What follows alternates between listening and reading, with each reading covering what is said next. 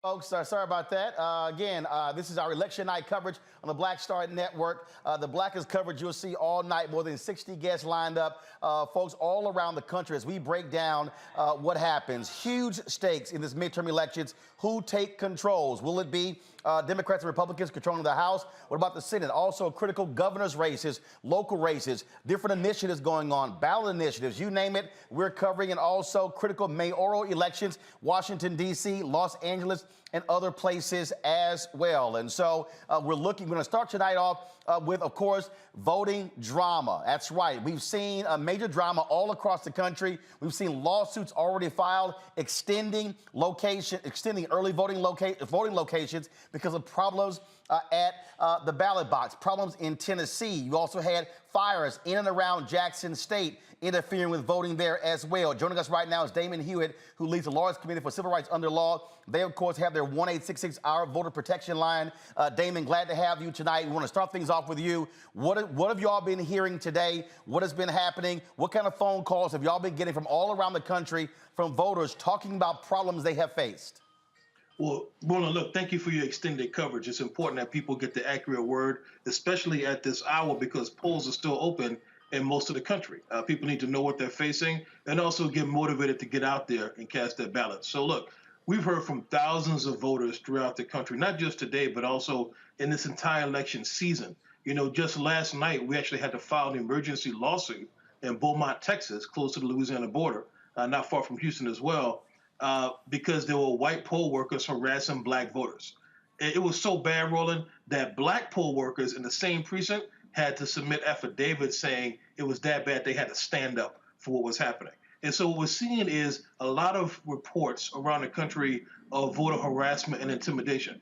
Now, we don't know that these are orchestrated by a particular group like the kind of the Proud Boys, the Oath Keepers, the kind of groups that we at the Lawyers Committee have sued a number of times in the past.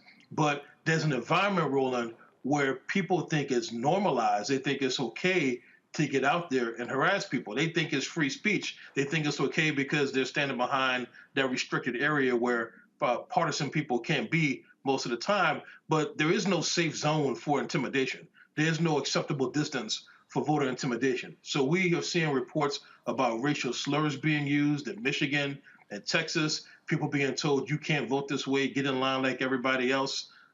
When they try to go to a drop box during the early voting period. We're seeing all kinds of things of that sort. We're also seeing some of the things that sadly are now expected. Give me an election cycle, Roland, when we haven't heard a problem with black students at Prairie View A&M being targeted and turned away. It happens every time, and we're sick and tired of it.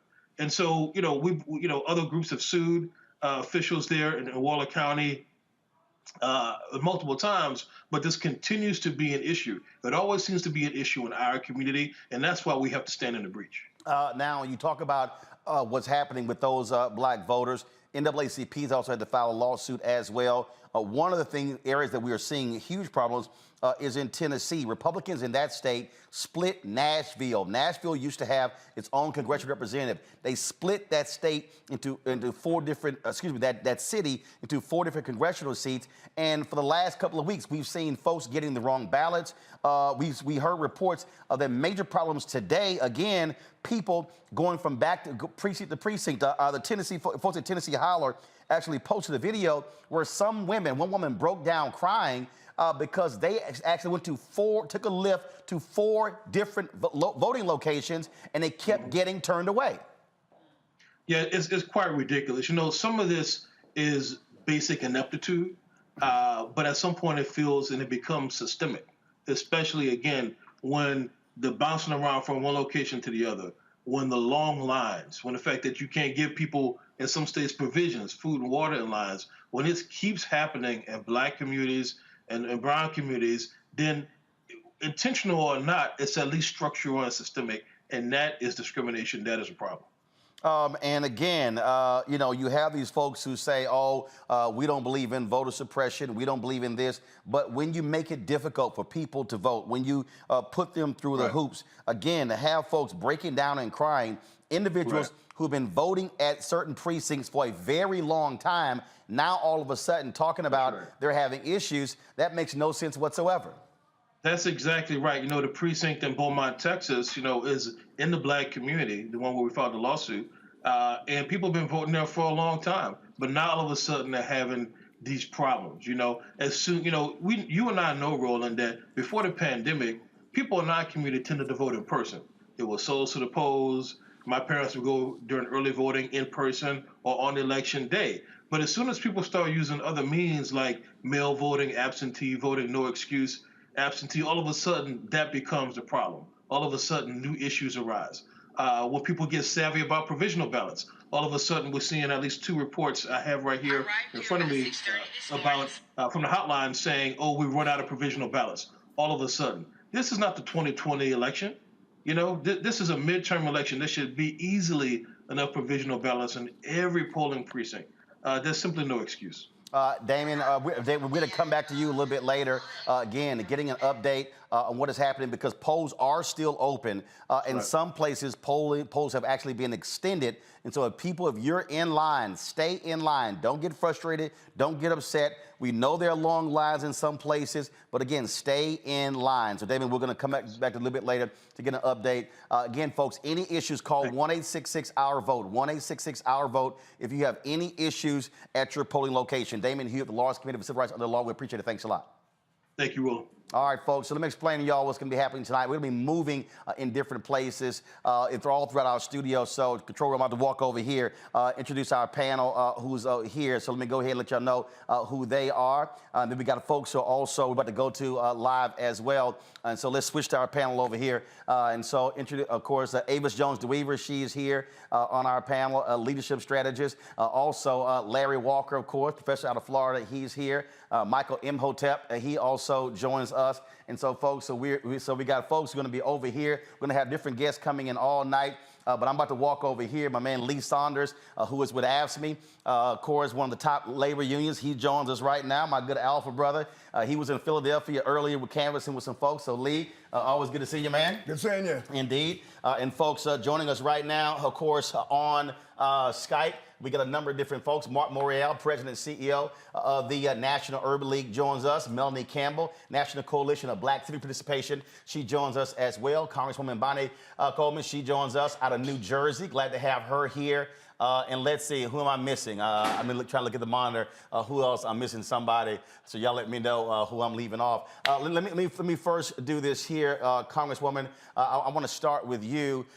Huge stakes today because obviously who controls the House, who controls the Senate. You got several African Americans in the CBC who lead congressional committees. They played huge roles when it comes to lending, dealing with loan discriminations in banks. That's Congresswoman Maxine Waters, Financial Services. The amount of money that's gone to HBCUs, you can give credit to Congressman Bobby Scott. You've got Congresswoman Alma Adams, the role that they play as well. You got an African American for the first time who is chair of the Agricultural Committee, Congressman David Scott, Congressman Benny Thompson, Homeland Security. We could go on and on and on. So if Democrats lose control of the House, that means those African-American chairs, they go into the minority, and it's a lot different when you're the minority as opposed to when you're the majority.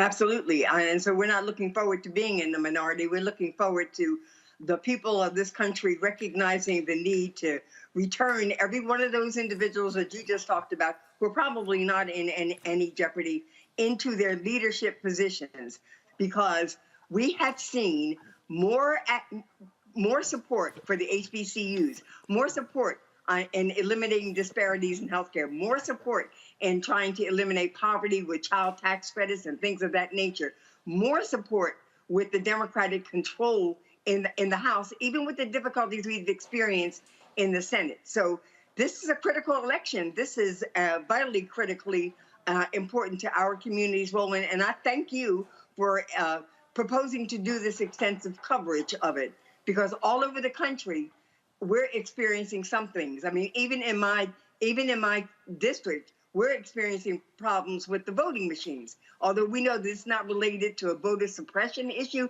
it is an issue. We don't want anybody to be discouraged. Stay in that line. Please come out here and vote. Vote until the polls close. And if it's necessary, because of things that have been happening that have suppressed the vote, keep those polls open as long as they need to be. Indeed, indeed. Lee Saunders. First of all, this looks a little bit different than the first studio. Y'all, Ask Me was, of course, with Lee. They were our first partner with Black Star Network. And actually, Black Star Network didn't exist. Roland Martin Unfiltered. So I can take it when you walked in here, this looks a little bit different from the other place, huh? I appreciate it. So, look, Lee, it has been a lot different for labor the last 2 years with President Joe Biden in the White House than it was for Donald Trump sitting in the Oval Office. And again, if Republicans take control of the House, take control and or the Senate, that does not bode well for labor unions in this country. Not at all. And not only in the House, in the Senate, but also the gubernatorial races across the country, the down ballot races, where our members live and work every single day. That's why we have been working almost a year now as far as going into our communities across the country. Labor activists, our community partners working very, very closely together to get the word out and talk about the importance of this election and how we've got to continue to support progress rather than go backwards. And we've been getting that message out in our communities across the country. I'm just getting back from Pennsylvania. I've been in Minnesota, Ohio, Nevada, and a whole bunch of other places. But we're really canvassing and we're getting the word out, and people are excited, I believe, about knocking on those doors and those folks listening to the message and us listening to what they have to say to really urge them to vote on this election day. It's extremely, extremely important for all of us. When I was in Texas on Thursday and Friday, I was talking with Claude Cummings of Communication Workers of America, and he talked about why he was putting money directly in the ground. He said, frankly, I'm tired of giving money to the parties because it's not going to our communities. And so we've also seen a lot of that where labor unions are saying, look, we know the typical Democratic infrastructure that they want those dollars, but look, if it's not going on the ground, the door knocking and directly to them versus these consultants who would have put all the money on television, at the end of the day, you can run TV ads all day, but you need boots on the ground and people showing up to vote in order to be able to win. And that's exactly what we're doing, and you know this. I mean, you and I have talked about this before, where it's just not only our members, but we establish those very positive relationships, and we actually resource some of these community organizations in the urban areas in the targeted states across the country so they can have those door knockers, people who care about working family issues, who care about their communities. So we've been doing this for quite a while now. We aren't going to be able to compete with the money that the bad folks are putting into the system. We'll never be able to compete with that. But we can compete with people power.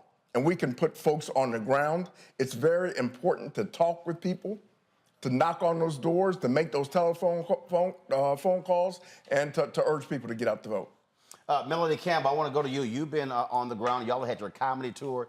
Y'all have been traveling to different states. Of course, being in Florida, being in Georgia, being in other places as well. Your sentiment of what y'all have seen and heard out there. For the last couple of months, we've heard a lot about Republican enthusiasm, less enthusiasm on the Democratic side. It looks like in the past 3 or 4 weeks, that'll sort of even out when you look at various polling. And so at the end of the day, elections are about turnout, and that's what it boils down to.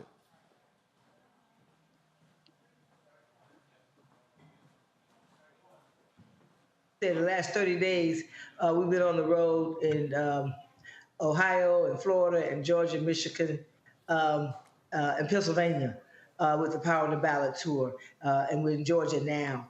And I can tell you, Roland, over those 30 days, there was a drumbeat going. In the African-American community, we have a drumbeat, and that drumbeat was getting louder and louder everywhere we went. People were concerned about issues around safety, but they were not anybody, whether we were talking to young folks to seasoned folks, who did not say they were concerned about this democracy, this election. Yes, issues for sure. Power on the ballot is about making sure we connect the dots to the issues, but I don't know at the end of the day, everywhere it will be high turnout, but I know there are going to be some significant places where we overperformed and also having to deal with those challenges that we heard Damon talk about as well. We're in Georgia at the National Command Center, as well as at Elsie Scott at Howard University. I want to thank you for helping us to tell the story from folks on the ground doing the work, and our young people who were at these institutions, at Clark and at Howard and other institutions. But that's what we heard, Roland. It was a drum beat, and the drum beat says, we know there's a danger here that could impact generations. And I think our people showed up and showed out. Mark Morial, President and CEO of the National Urban League. Look, it is about turnout. Gary Chambers posted a video a few days ago talking about the low black voter turnout there in Louisiana. There was around 10%. He literally was reading off the numbers, and it really was abysmal. You were the mayor there in New Orleans, and that's one of those places. I mean, when you look at Louisiana, when you look at, frankly, Texas, I mean, the reality is, if you have progressive organizations or even Democrats put the resources into those places can become a Georgia. We saw in 2020 with the New Georgia Voter Project and Georgia Stand Up, the work that they did taking that state and registering people, but you have to work it. And that's something that I keep yelling, if we're not maximizing our voting power, we can't have 20, 25, 30% of eligible and registered black voters showing up. We need to be at 60, 65, 70, 75%. We voted those numbers, we flip states. Roland, first of all, I want to thank you and the Black Star Network for doing this, for creating a focused election night coverage that focuses on our community, because we know the mainstream is not going to do this. And this has already been a powerful and rich conversation to listen to Damon and Lee, and to our Congresswoman and Melanie, my good friend, talk about this. Let's look at Georgia. And Georgia is becoming a model state for the New South. In Georgia, you have several things. Number one, you have two at the top of the ticket: strong, well-prepared, hardworking, more than qualified African Americans. One, Senator Raphael Warnock, running for re-election. The other, Stacey Abrams, running for governor. And those candidates are assisting in stimulating the possibility, the hope, the promise of a new Georgia. Second thing you have in Georgia is on the ground. You had it in 2018, you had it in 2020, and it is present in 2022. We're there, we're active, we have our Reclaim Your Vote effort. Many community-based civil rights, labor, activists, women's organizations are working hard in Georgia on the ground, on their own, to turn the vote out, knocking doors, texting, emailing, rallying, doing all the things necessary to register and engage voters. So I think we all look at Georgia, and if there's a possibility, if it can happen in Georgia, a black United States Senator Raphael Warnock, a black governor in a Stacey Abrams, and a coalition of blacks and whites and Asians and Latinos coming together, then that great possibility is there in places like Texas and Louisiana and Mississippi and Alabama and South Carolina and Florida and the other states. So I think you're right. Florida is a bellwether state for the New South. This is the Georgia that in 1972 sent Andrew Young to Congress as the first African-American member from the Deep South. This is Georgia that elected Maynard Jackson as mayor of Atlanta in 1973, a historic accomplishment. This is Georgia, the home of Dr. King and one of the cradles of civil rights, and a place where wonderful, powerful, historically black colleges, universities, churches, and other institutions call home. So we are all watching Georgia as an example and as what you can do if there's possibility, if there's groundwork. This work in Georgia began in 16 and 17 by registering people. It began with candidacy. Stacey's candidacy in 2018 was considered in the early days a long shot. She proved that you could begin to change the map. Raphael Warnock's candidacy in 2020 proved the possibility, defeated the odds. So I think you're absolutely right. There's got to be energy, and these southern states where there's 25, 30, Louisiana, 33% African-American voters can become the foundation for a different South and a new South in the 21st century. We've got to continue, Roland, to fight voter suppression. We've got to call out continuously the things that Damon Hewitt's voter protection system has outlined. The racial animus in Beaumont, the actual intimidation taking place under the guise of freedom of speech. We cannot let that die. We cannot let that go away. We have to call it out, which is why we have to have a new Voting Rights Advancement Act that we have not been able to get to the Congress. But even if the Congress changes, we're not going to stop fighting for our agenda. See, we're not going to stop fighting for our agenda, notwithstanding the outcome of the election tonight. But I believe, Roland, black voters are going to do their job tonight and turn out in Georgia and turn out in North Carolina and Florida and so many important states because of the energy and because of the effort of so many. Congresswoman Bonnie Watson-Coleman, when you talk about black political power, it certainly is on display tonight. Yes, you've got incumbent Senator Raphael Warnock there in Georgia, Stacey Abrams running there, but you've got Wes Moore, who, based upon polling data, leading by 30 points to become the third African-American elected as a governor in this country since Reconstruction. Douglas Wilder, of course, in Virginia, Pat, of course, then, of course, you had in Massachusetts, Deval Patrick, and likely tonight, Wes Moore. But not only that, African Americans will hold the top 4 positions in the state of Maryland. That cannot be overlooked, especially when you had a Supreme Court justice who actually made the significant ruling in the Dred Scott decision that said black folks, frankly, were not Americans, were not full humans. And so a lot of different ways. You got, of course, Booker running in Kentucky. You've got, of course, Sherry Beasley running there in North Carolina. Val Demings, Congresswoman Val Demings running in Florida. And so we see these things happening, but it's still a matter of getting over that hump. And the reason I just keep yelling this from the rooftops, trying to get our people to understand that when we maximize our numbers, I mean, the numbers are simple. Chambers laid it out. Senator Kennedy, John Kennedy, won with 536,000 votes in Louisiana 6 years ago. 536,000 votes. There are 900,000 eligible and registered black people in Louisiana. If black people alone vote at 50% of our numbers in Louisiana, that's 450,000. You pick up 250,000 white folks and Latinos and Asians, you win the Senate seat. And so I just really believe that, but after tonight, no matter how black voters turn out, there really has to be this centralized focus in these places where we have numbers. Same thing in Texas. When I sat with Claude Cummings, doing early voting turnout, African Americans comprise 8.8% of black turnout. There are more black voters in Texas than any other state. He said that if black turnout in Texas hit 12 to 15% of the total electorate, he said we went across the board. And so I think it's really getting African Americans to understand we have the power. It's about using it on Election Day. Absolutely, Roland. And I think that I'm talking about with what even Mark Morial just talked about.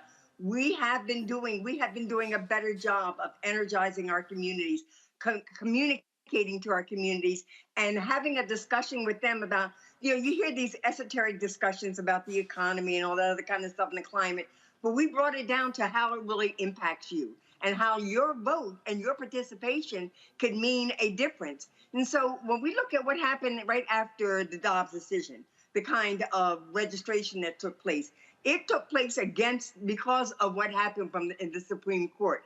If we look at all the young people that are coming out and who registered to vote and who are getting engaged now, I believe that those people are principled people. And so those are the individuals that they're going to support the Val Demings in Florida and the Sherry Beasleys in Georgia. They're going to support the Warnock in Georgia because there's like no contest. That is the most absurd campaign competition that I've ever seen.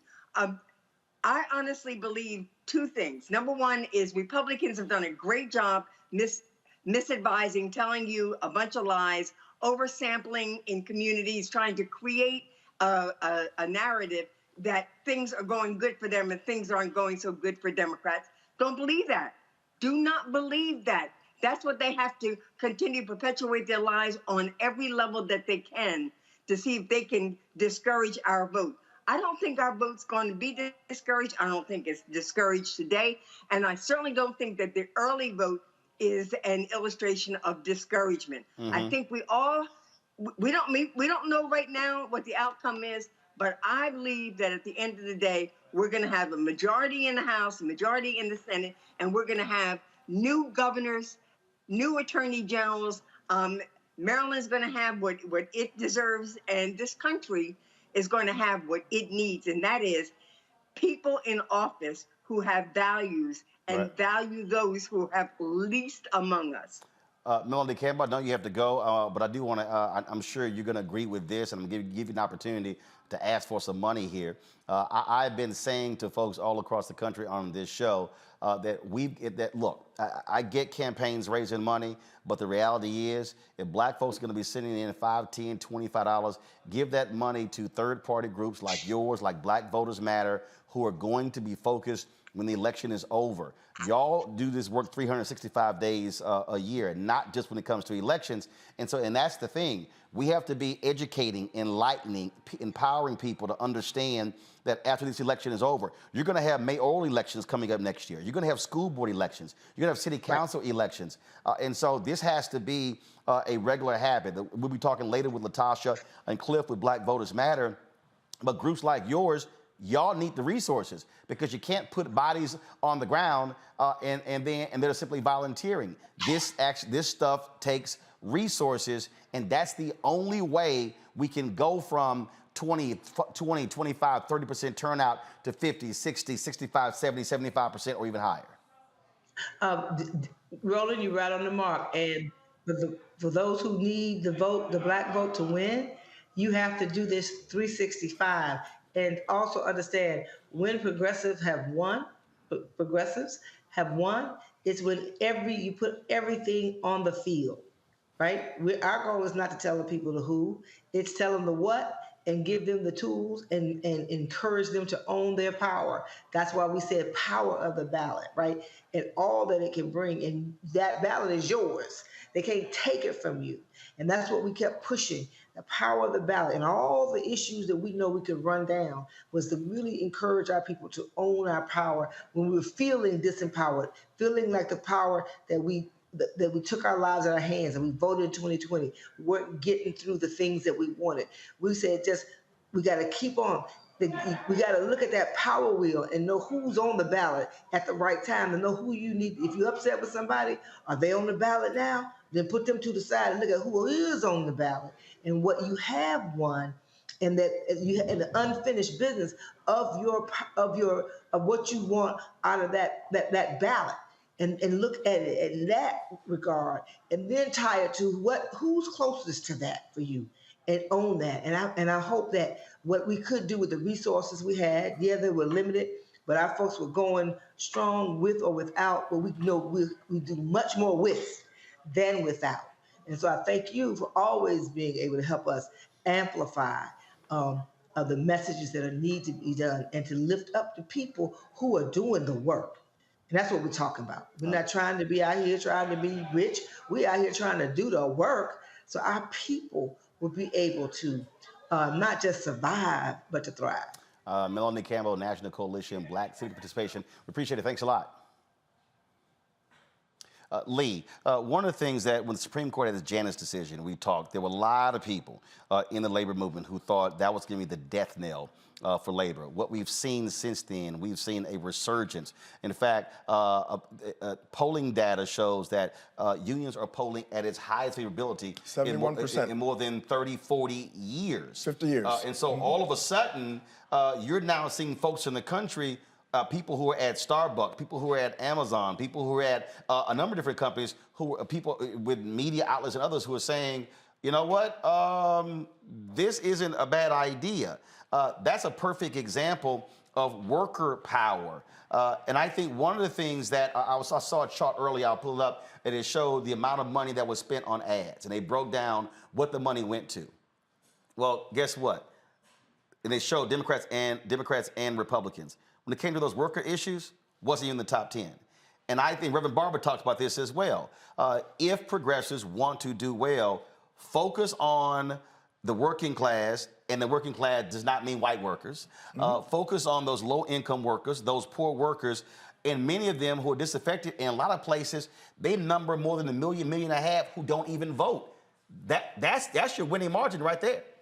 That's exactly right. And what we've got to do, we've got to take advantage of the situation. 71% of the American public believe that unions are absolutely necessary to be the counterbalance to corporations and folks who want to take that seat at the table away from them.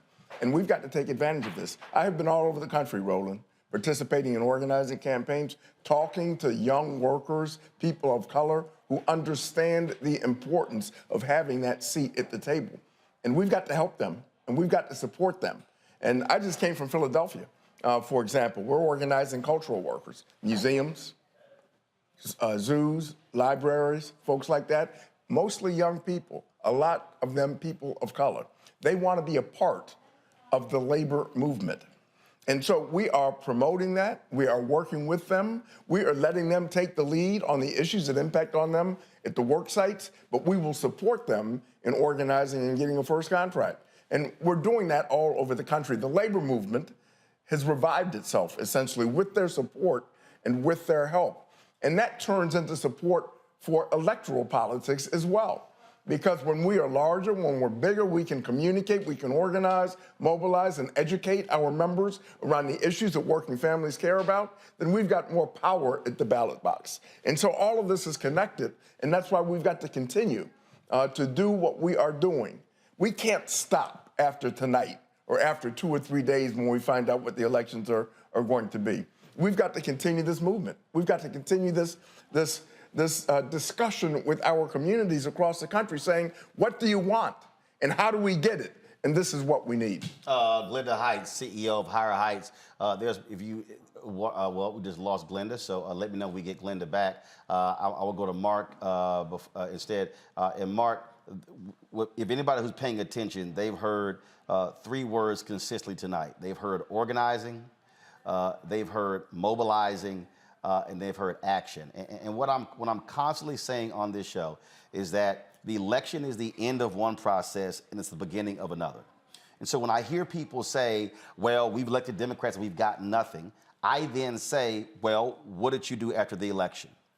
Because the reality is the people who are organized and mobilized, they are showing up at city council meetings, county commissioners meetings, school board meetings. They're showing up in the corridors of power, and they are flexing their muscles saying, okay, we elected you, now we want this. Or even if we didn't vote for you, we're still your constituency.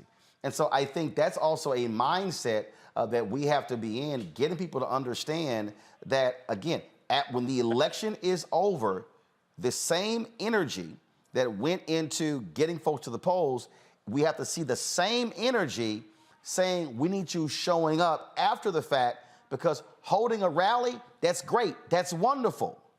But the work you do on Monday, Tuesday, Wednesday, Thursday, Friday impacts and is really more important than just having that one event. Roland, you're so right. Civic engagement is a 24/7 enterprise, undertaking, and movement. And this is why the National Urban League has dramatically shifted on my watch. For example, now we have a Reclaim Your Vote campaign. We are funding it with our own money we've raised from individuals, institutions across the board. We've got hundreds of organizers, thousands of volunteers working in 6 states, 18 communities. Our goal at the beginning of the 2022 cycle was to touch at least 2 million Black voters, 2 million plus. And we're going to exceed that contact level. But secondly, over the last several years, we've become much more of a digital advocacy and an organizing effort around, after the election, how do we make sure that we hold elected officials accountable? What does that mean? Campaigns that we have run for the George Floyd bill, for the John Lewis bill, campaigns we've run to ensure that there are equity provisions in the infrastructure bill when it comes to broadband, campaigns in favor of the child tax credit and the earned income tax credit and the minimum wage to address poverty. So you're right, we have to deploy our forces, whether it's civil rights or labor or faith-based organizations, after the election. Sometimes there's a tendency to vote and then become a spectator, as though we've transactionally voted. Now our job is to go sit in the grandstands and watch the game. No, we have to remain engaged, because the forces that are aligned against us have legions of lobbyists, legions of talk radio hosts, legions of digital advocacy proponents pushing their agenda and pushing back on our agenda. From the vantage point in our community, many times we don't see that clearly because it's not targeted towards us. We've got to bring the same kind of pressure. You're right. City council meetings, school board meetings, transit authority hearings, active online and sometimes in person if we can, to impact the members of Congress, going to the town hall meetings when the members of Congress come home, and going there to be heard on the issues that are important to us. So this is a level of new engagement. What's exciting to me, Roland, is the way in which, whether it's Black Voters Matter, the National Urban League, the NAACP, Melanie Campbell's organization, labor organizations, tenant organizations, student organizations, the way in which people are leaning in to do their own thing. I call it self-propelled, not waiting on a candidate, not waiting on a party, not waiting on some sort of established order. When we vote, and this has been our message, we want people to vote for themselves. We vote for our agenda, not just for a personality. And this is what we have to do. We have to change, we have to evolve, we have to embrace this whole spirit of activism in furtherance of democracy, and activism in furtherance of public policy that improves the quality of life in Black America. Mark Morial, President and CEO of National Urban League. We appreciate it. Thanks a lot. Thank you. Congresswoman, your final comment. I have to say that listening to the conversations from my brothers and sisters here tonight, I'm quite moved, because I do understand that we have been having this conversation with our communities and our younger people more consistently than we've ever had before. We're at a turning point in this country. We are very pivotal about as to what's going to happen in the future.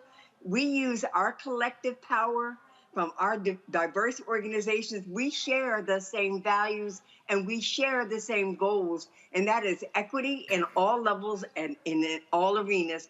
How we get there may change from time to time, but recognizing our collective power and what that means when we show up in the collective and when we represent different agencies and organizations, but we're here for this reason together, that's very strong. That's very powerful. And I actually think you're going to see the manifestation of a lot of that tonight or in the next couple of days as a result of this election. People have voted, and they voted out of their self-interest and their needs. Congresswoman Bonnie Watson Coleman, we appreciate it. Thanks a lot. Thank you. All right, then. Lee, Mark was just there talking about the Urban League using their own resources and what it is we have to do. And as he was talking, I really thought about this speech that Dr. King gave, where he talked about signing our own Emancipation Proclamation. So I just want to go ahead and play that before I get your final comment. Listen to this, folks. Believe in yourself and believe that you're somebody. And as I said to a group last night, nobody else can do this for us. No document can do this for us. No Lincolnian Emancipation Proclamation can do this for us. No Kennedysonian or Johnsonian Civil Rights Bill can do this for us. If the Negro is to be free, he must move down into the inner resources of his own soul and sign with a pen and ink of self-assertive manhood his own Emancipation Proclamation.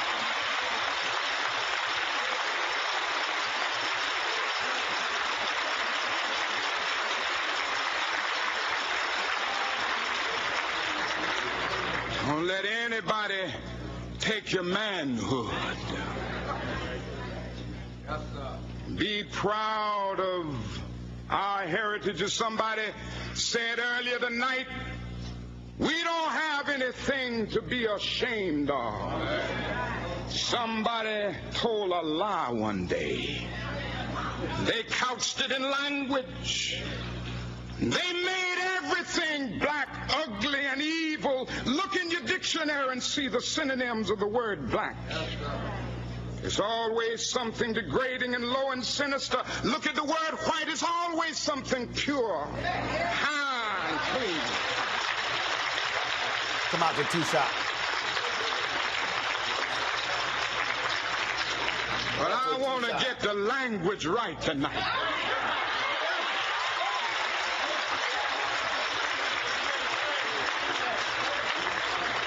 I want to get the language so right that everybody here will cry out, yes, I'm black, I'm proud of it, I'm black and beautiful. Really jumps out there what we have to do for ourselves. And when we're talking about, when you were earlier talking about, what do you want? I got folk on social media, I got other places, they're hollering tangibles, tangibles, tangibles, tangibles. We need this and we need that. But you can't get any of that, 1, if you don't vote.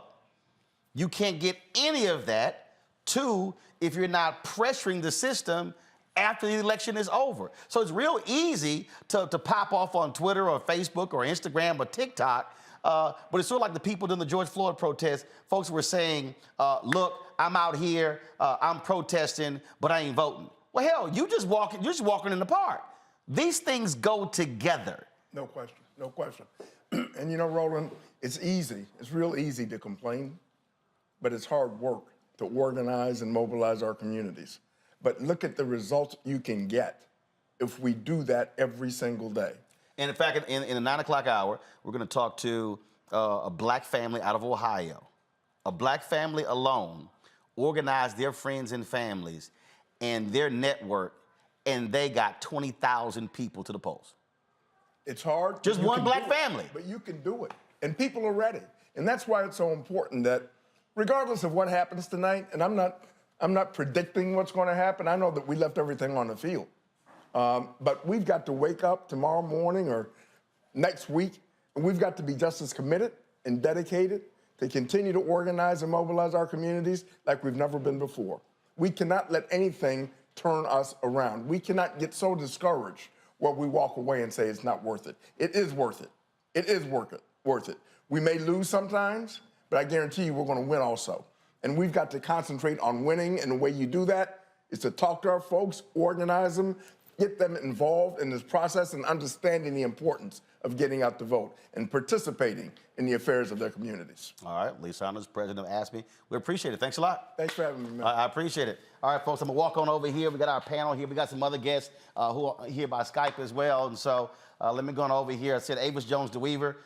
She's here. We got Larry Walker. Of course, we got Michael Imhotep. Monique Presley joins us as well. And so let's kick this things off. I'll start with you in Florida, Larry. What is your expectations for tonight? You've got, of course, huge Senate race there. Val Demings, you've got Aramis Ayala running for the Attorney General. You have Democrats who have not done well in Florida. So are they in a position where they might score some upsets tonight? Roland, I think it's going to be a tough night in the state of Florida, particularly when you look at the Senate race with Val Demings and Rubio.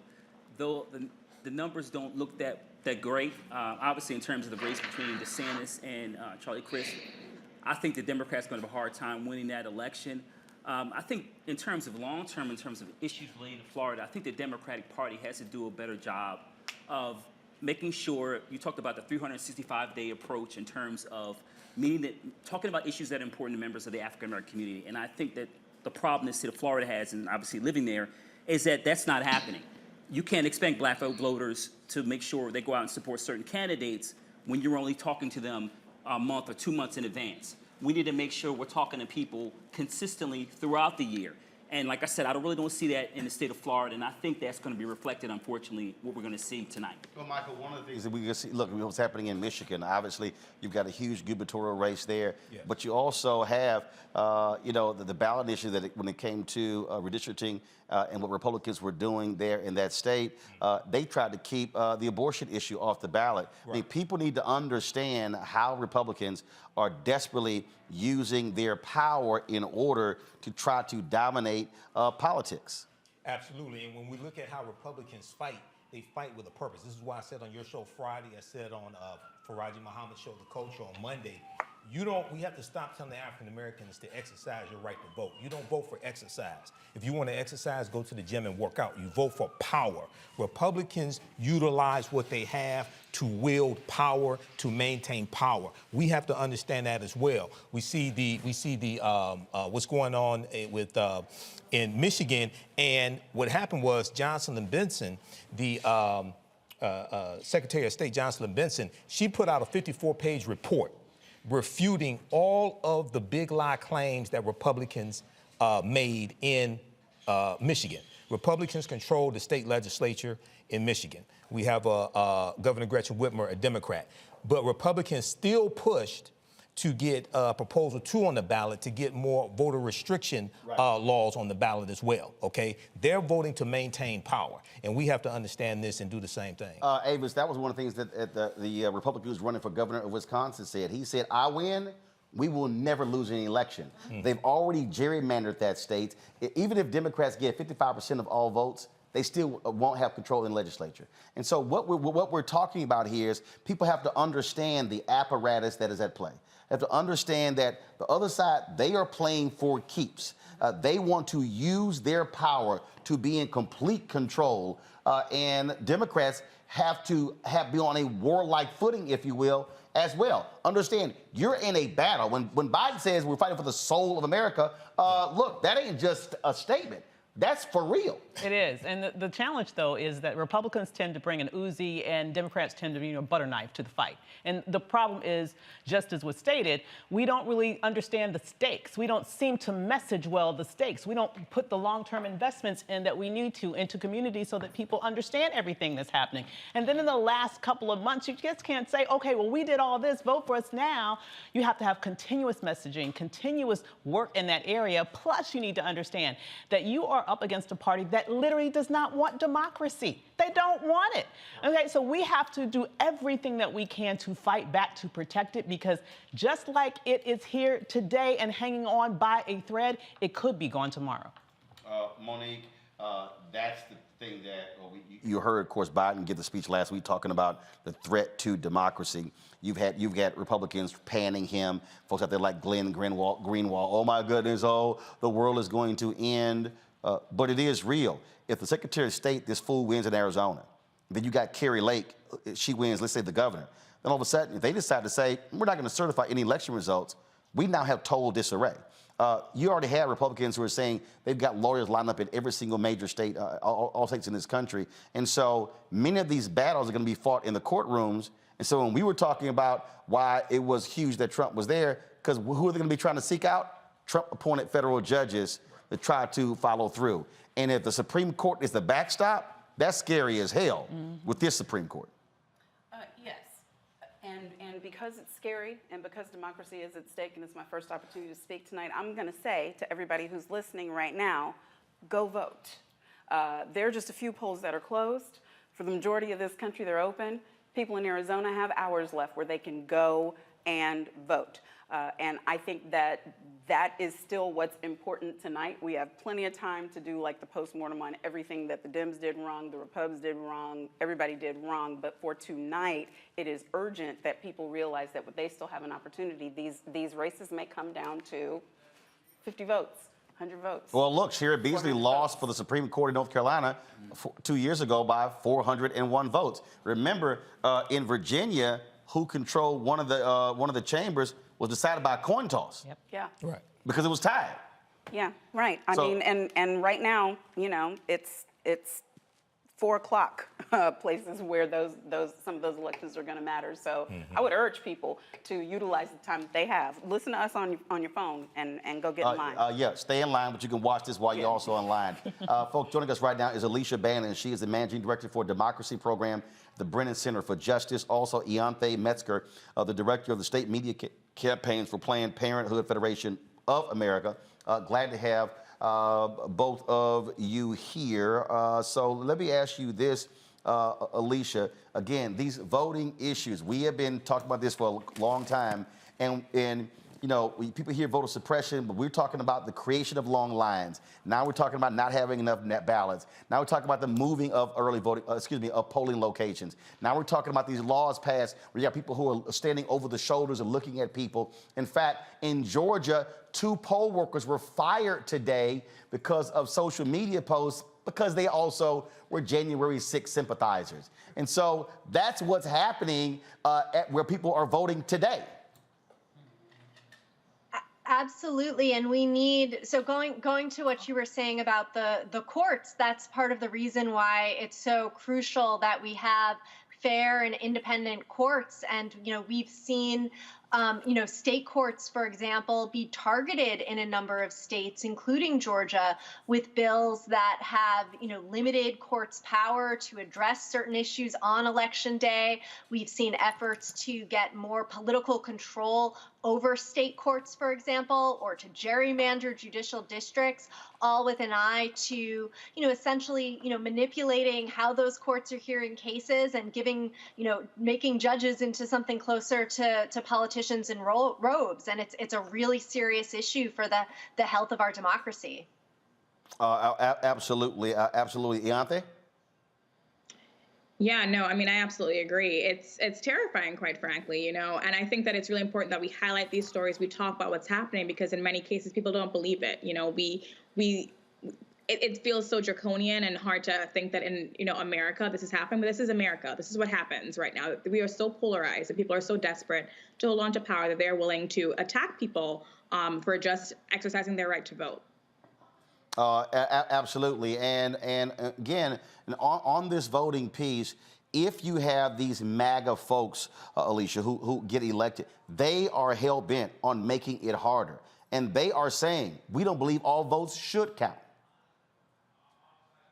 It's a chilling thing to when we think about the stakes for our democracy. And, again, I think this goes to the importance, of ensuring that we have strong institutions. And in a whole bunch of fronts, our institutions have been under threat, have been put on defense. And so, I think this is, somebody was saying earlier, the importance right now of voting and, the importance as voters and as members of the public for holding our officials accountable, calling, saying that we want our courts to be fair, saying that we are going to be paying attention and making sure that our officials are doing what they should be doing. All of that is so critically important now and every day. I'm going to bring in Dr. Amara in here. She's a public policy expert with the Movement for Black Lives. Amara, glad to have you here. Look, there are people who are watching, there are people who are listening who are saying, you know what, you guys are saying the sky's falling, and so I'm just not believing it. But I don't think people really understand. January 6th was the first quarter.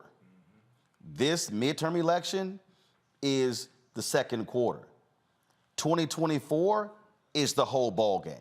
Folk better understand what is at play right now. Absolutely. I mean, I think you're exactly right. And actually, there's an even longer time scale at play as we see how the composition of the Supreme Court has changed, as we see the sheer number of pieces of legislation that are being proposed and passed across the country designed to try to restrict people's access to voting, as well as on gerrymandering and a number of topics. What we're witnessing and what gives credence to the notion of the urgency of this moment is the fact that we are witnessing a very long-term strategy that has actually generated significant results in areas that are harmful, particularly to Black people. And so there is an urgency about not only voting on election day or voting in the elections, but also the work that has to be done in between elections to ensure that these policies are not getting passed, whether in state legislatures or in the courts, whether at the state level or even the federal level. And on that particular point there, Alicia, again, as we talk about state legislatures, who controls them, this is going to be even more so. If you see more Republicans take control of legislatures with veto-proof majorities, look at what was happening in Wisconsin. Depending upon what happens tonight, they may very well have veto-proof majority. So even if Democratic Governor Tony Evers wins re-election, if he vetoes it, they can override him. They can then do whatever. We already see that in Florida. We see that in Georgia and other places as well. And so people have to understand why their state representative and state Senate races are equally important to what's happening in Washington, D.C., because that's where the battles are taking place.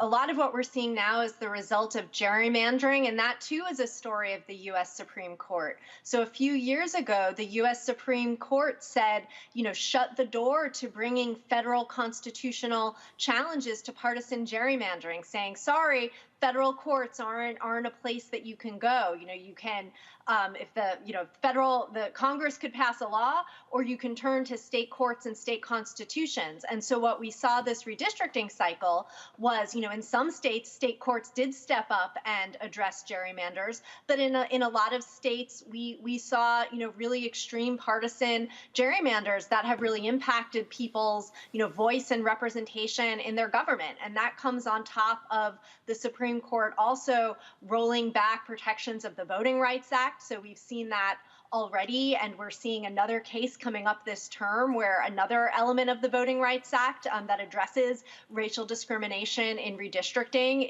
is up for consideration and is at risk of being dramatically weakened. And so, it's just one example of how the courts are such critical players in, the functioning of our democracy. And time and again, the U.S. Supreme Court has had rulings that have really undermined the fairness of our elections and, real representation for communities of color.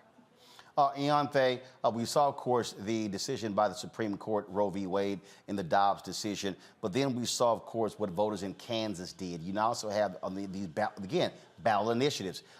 They got it on the ballot there in Michigan. Also, there's a ballot initiative in Kentucky as well. Yes, there is one in Kentucky. It is similar to the Kansas one in that it is about voters rejecting or approving no right to abortion in the state constitution. So we're hoping that people vote no on that. And, I think that people need to remember that abortion in general is what made the midterm elections competitive. We were expecting a wipeout on the Democratic side, but voters saw what happened with Dobbs. And within a month of that ruling, voter registration was up amongst women in all but 4 states. So people really are motivated, are energized, and we hope that we can carry that to the polls today and see some results that show that reproductive freedom is a winning issue, because we've long said that people want to control their own bodies and make these decisions for themselves and not have politicians inserting themselves in these decisions. So in Kansas, in Michigan, California, Vermont, we are really hoping that we can get positive results for state constitutional amendments on abortion rights. And Amara, for the Movement for Black Lives, look, the ground game is going to be important. So what is your focus over the next 2 years doing this work every single day? Because again, you can't demand policy changes unless you change the politicians. Absolutely, and we have really focused, even the previous 2 years, on the ground game. So our work never ended after the election with this most recent presidential election. And we've also been through the many organizations on the ground, been working at the state level, been working at the city level to mobilize people, not just when it's time to vote. Again, it is helping them dive into the issues that they care about. So we have organizations that are diving into local budgets, municipal budgets, state budgets. They're getting involved in legislation around the criminal legal system. They are getting involved in issues that are relevant to them when it comes to access to voting, access to the right to protest. This legislation around critical race theory in schools. We have been through so many organizations. I mean, There's Decarcerate Kansas City, there's Action St. Louis, there's Block by Block Milwaukee. There's so many grassroots frontline organizations that in between elections are working to organize people and educate people on the issues so that when it comes time to vote, we're not just telling people to blindly walk into a voting booth. We are making sure that the electorate, one, the imagination of the electorate has been expanded so that they know what they're demanding, so that they have a sense of what they're looking for, and then they can align that with the candidates or candidates that most closely reflect those values. We want people to vote with context, not just, just to be in there. We want them to vote with context because at the end of the day, the goal is to build power, and it is to have people who are in these elected positions who actually share our values and who we know, yes, we can hold accountable, but we know that they're at least going in with some shared set of values that we hold. That's the goal. And so our work never ends. I mean, our organizations, our people are on ground in between when people think an issue has fallen out of the news cycle. We're still out there organizing. When people think that we should fall back and sort of relax and let things just kind of play out, we're still out there organizing in our communities and taking a lot of the flack, quite frankly, on the tough issues that we want people to take a stance on. So the work, it really doesn't end. The election is a moment, but the work it happens, once the election is over, that's when the next round of work begins for us. Amara, we certainly appreciate it. Thanks a lot. Alicia, thanks a lot. And as well as, thank you so very much, Yante. Thank you very much for all three of you joining us. Thank you. Thank you. Folks, going to do a reset. At the top of the hour, we have 5 more hours to go. Lots to cover. Some races have already been called. We'll give you an update on the Senate race in Florida, races in Kentucky, other places as well. You're watching the Black Star Network's election night coverage. Black Votes Matter. We'll be right back. Don't forget, folks, tell your friends we're live up until 1 a.m. Y'all can skip CNN, MSNBC. First of all, y'all see more black folks in the past hour. You're going to see on those networks the whole damn night combined. So y'all know that. So let everybody know, if they're looking for the blackest coverage, this is the only place to go. And by the way, ain't no other black-owned media doing what we're doing as well. Some folk doing 1 or 2 hours. We got 6 hours of live coverage right here from our Black Star Network studios right here on Black Lives Matter Plaza in the nation's capital. We'll be right back.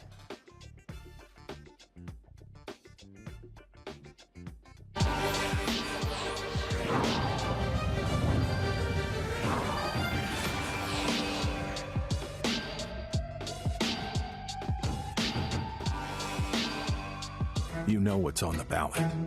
It's not just legislation and policies we believe in. It's democracy. Our democracy.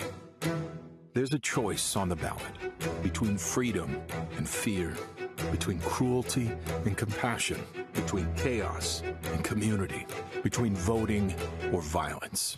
And the end of rights generations have fought for. The extremists have a plan, a roadmap for a nation where your voice is silenced and your vote is a memory, where they count their votes and cast ours aside. That's why this year, this fight, this vote is so important. Register, engage, volunteer, fight back against the disinformation and despair, and most of all, vote, because your vote is all that stands between our future and theirs. It doesn't happen like we think it does. No one rolls the tanks. No armies meet in pitched battle. It happens quietly, little by little. And because so many think it can't happen, it does happen. Little by little, the rules change. It doesn't seem shocking or sudden. And that's the point. Fewer places to vote, longer lines. Don't worry, they say. We're just improving the system. They hope we won't notice the rules are changing because they lost the last election. They hope we just won't care enough to stop them.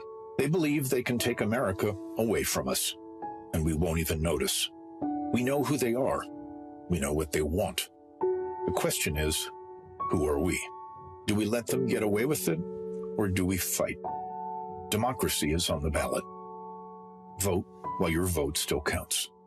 The Lincoln Project is responsible for the content of this advertising. We've got to stand up. Republicans are banning abortion rights, tearing down democracy, blocking progress. But when Democrats stand together, we win. Because we voted, Democrats stood up for Black lives, voting to ban police chokeholds, stood up for Black women, putting one on the Supreme Court, stood up for our families, lowering cost of health care and prescriptions and capping insulin, and stood up for millions by slashing student debt. This November, let's stand up together and keep making progress. It's time to know your rights. If someone is questioning your right to vote, call or text 1-866-OUR-VOTE. For more information, call or text 1-866-OUR-VOTE. Exercise your right to vote. If the lines are long or you're getting turned away, call or text 1-866-OUR-VOTE. For more information, call or text 1-866-OUR-VOTE. Know your voting rights. If you are unsure where to vote or don't know if your polling location has changed, call or text 1-866-OUR-VOTE. For more information, call or text 1-866-OUR-VOTE. I want to be fearful every time I'm in an open area in a public place. I want to think about how completely vulnerable I am while I'm closing my eyes to pray at my place of worship. I enjoy practicing semi-annual lockdown drills with 6-year-olds who don't fully understand what's happening. I like going to the movies and making a mental note of every exit in the theater to plan my escape. I hope that our set is interrupted by loud percussive sounds that cause the audience to scream in horror and run for their lives. I want to think of this dumpster as a hiding place for my kid. I enjoy when the only way a family member can identify their mutilated loved one is by the make of their shoes or a DNA test. I want to drop the carton of milk and eggs that I just bought and race frantically to a dingy back room where I'll be locked with 14 strangers for 7 hours and no air conditioning until the police say it's okay to come out. I want to celebrate our nation's freedom by worrying that I'll end up bleeding out on the pavement while being trampled by terrified parade colors. I like that anyone can easily access weapons of destruction, weapons of war. Designed to kill the greatest amount of people in the shortest in the least amount of time. Just a little bit longer.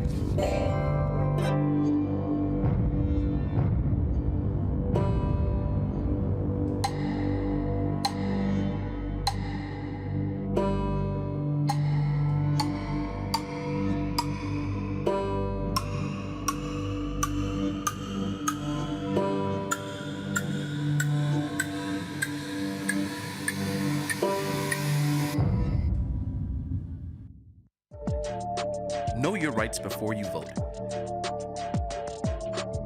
If you have any questions or a problem voting, call or text 1-866-OUR-VOTE. For more information, call or text 1-866-OUR-VOTE. My name is Charlie Wilson. Hi, I'm Sally Richardson Whitfield. And I'm Dodger Whitfield. Hey everybody, this is your man Fred Hammond, and you're watching Roland Martin, my man, Unfiltered.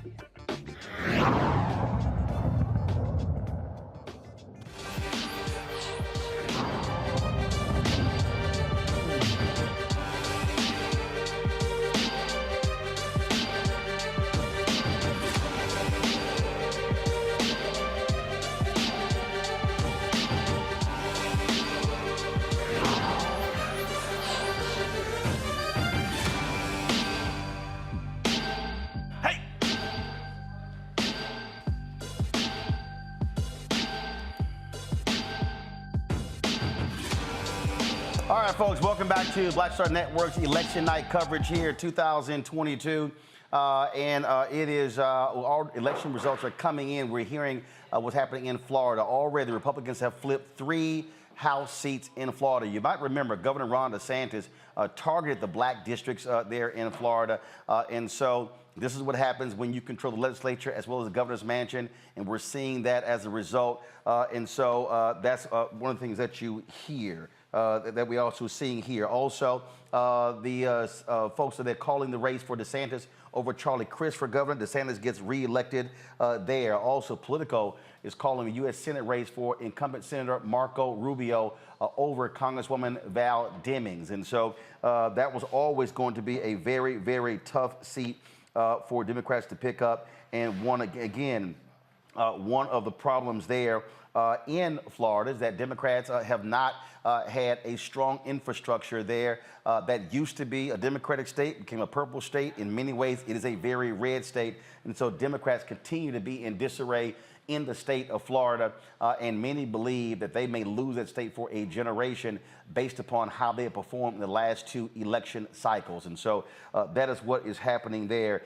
And remember, as I said, Governor Ron DeSantis, look, he overruled the legislature. He illegally redrew those districts, and he specifically targeted African Americans.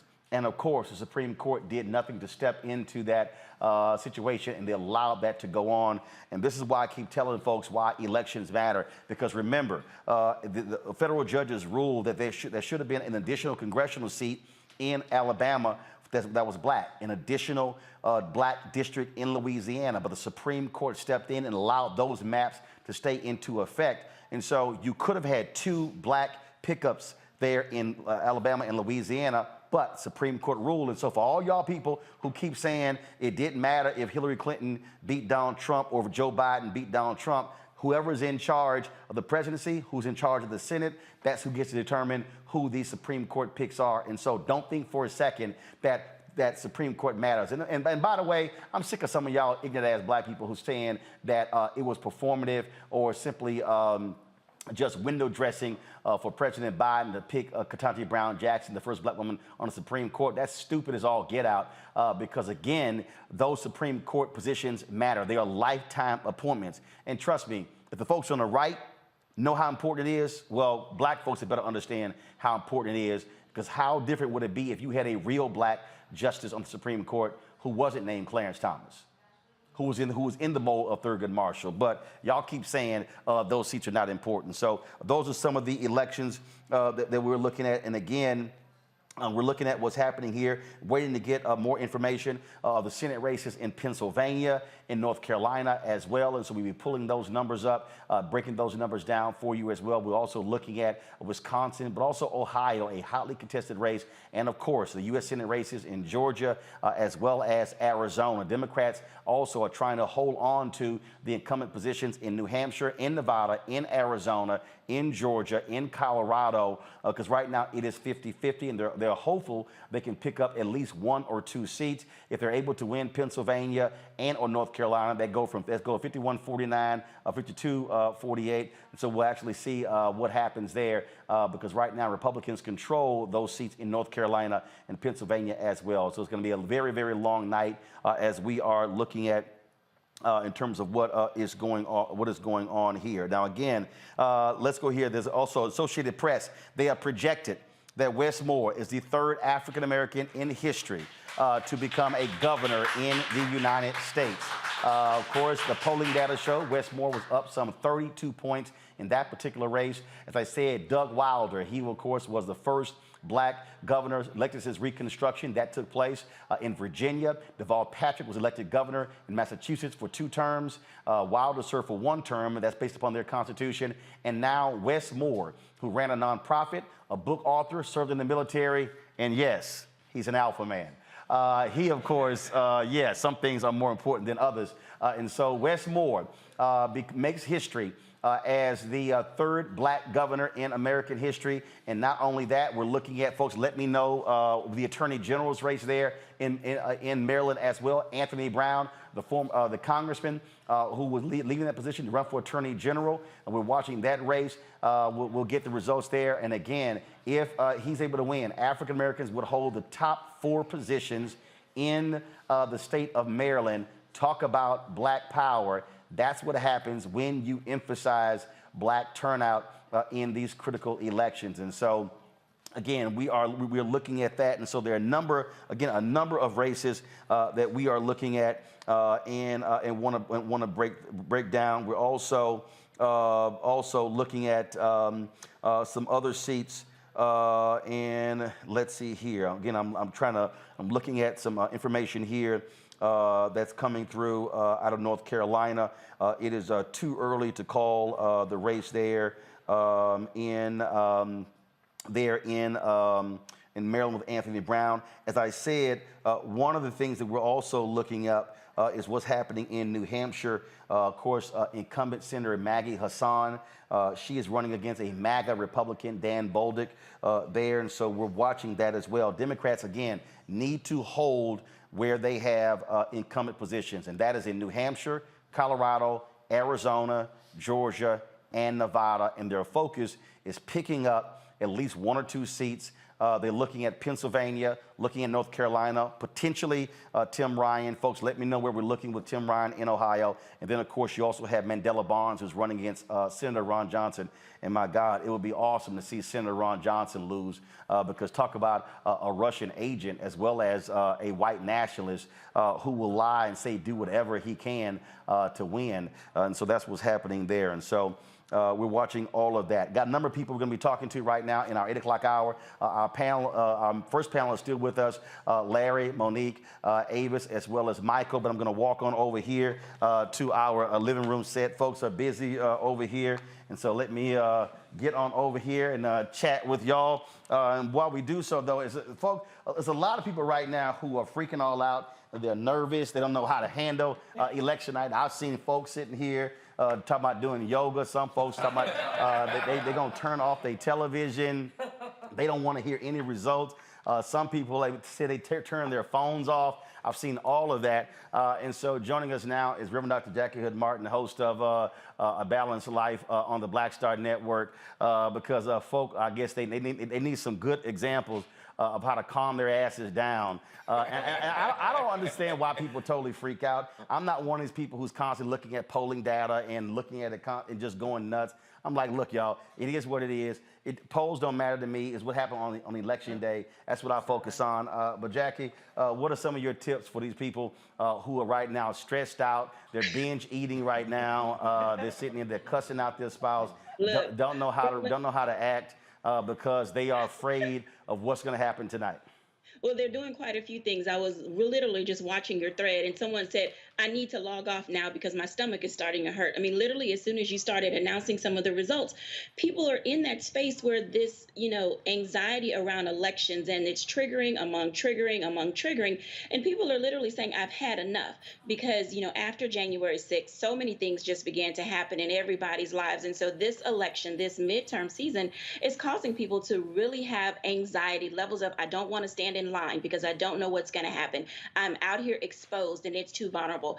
All of this ignorance and hate that is out there literally has people charged in such a way where they are physically feeling their emotions in a negative manner. Headaches, stomachache, backache, all types of panic attacks are happening to individuals because they're in this space where they feel as if they're not wanted. Even though we know that our voice and our vote matters, they're saying to themselves or getting worked up in such a way that I'm exposed. And it's that type of exposure that causes people to find themselves in stressful situations. So when you think about ways in which to cope, one, we love our social media, but sometimes you have to limit how much you take. Two, you have to also look at who you're around. You can't be around negative people talking trash in your ear constantly about the elections and what if this happens and what if that happens. A lot of this doomsday talk gets people tied up in knots in a lot of ways. But then also you have to know your capacity. How much can you take as an individual? Is it too much for you to be in a line too long? Are you with people who cannot control their conversation? I think if any of us got one more robocall from some small town that never existed, we were probably going to throw our phones against the wall. So this constant... No, that's mean all these damn emails asking to give. And I don't know about y'all, I cannot get the hell off of that punk-ass Donald Trump emails. I mean, like, you hear, I've unsubscribed about 10 times, but the same thing, if I get the one thing I will be happy when this election is over, I don't have to see a damn email from any Democrat. Because I swear, it's like, I'm telling you, I want to cuss out anybody who's in fundraising. But also that's part of it. I just think that, and look, here's my whole deal. Yeah, I'm not freaking out by this. On election night in 2020, I never forget when that idiot won, and there was a producer at TV One. She came up to me and she was just going nuts, and she was like, "Roland, you okay?" I said, "No, I'm fine." I said, "I done seen crazy white people act crazy before." This was a white producer, and I told her, she's like, "Well, what's going to happen?" I said, "Baby, this is called war." I said, when you get ready for war, I said, you go to sleep, you take your nap, you get you a good meal, and you come back fighting. And that's the whole piece. And that's why my whole deal is, again, I'm not freaking out about whatever happens tonight. So I have a war posture. That's the mentality that you have to be in. And so you can lose battles, but you have to also focusing on winning the war. So for the people who are watching, all right, so give them some breathing exercises or something they can do, because because I'm gonna be cussing some people out in the YouTube chat in just a moment. So you might want to go ahead and give some tips. Look, Roland, that's your way of dealing with things. Hell yeah, that's keep my blood pressure low. You cuss people out, blood pressure stay low. People who are trying to figure out what they can do, literally these exercises, whether it's deep breathing, taking a walk, doing some form of exercising, or just shutting things down for a moment, are really great ways, as you already stated, to come back and be prepared for war. Because when we think too forward about what can happen and what may happen or may not happen, we literally can get ourselves in a state of flux. So knowing, one, that you have the capacity to manage how much you intake. Knowing that about yourself will give you the ability to be able to deep breathe, hold it for a couple of seconds, and then exhale. So look at some deep breathing exercises. Go for a long walk.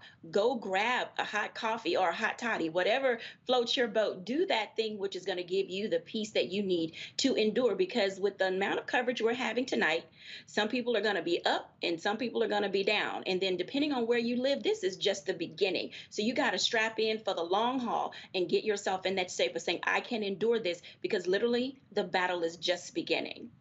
Oh, well, somebody just hit me. They said cannabis works. Yes, it does. All right. Folks, be sure to watch Balance Live on the Black Star Network. We're Dr. Jackie Hood Martin. We appreciate it. Thanks a lot.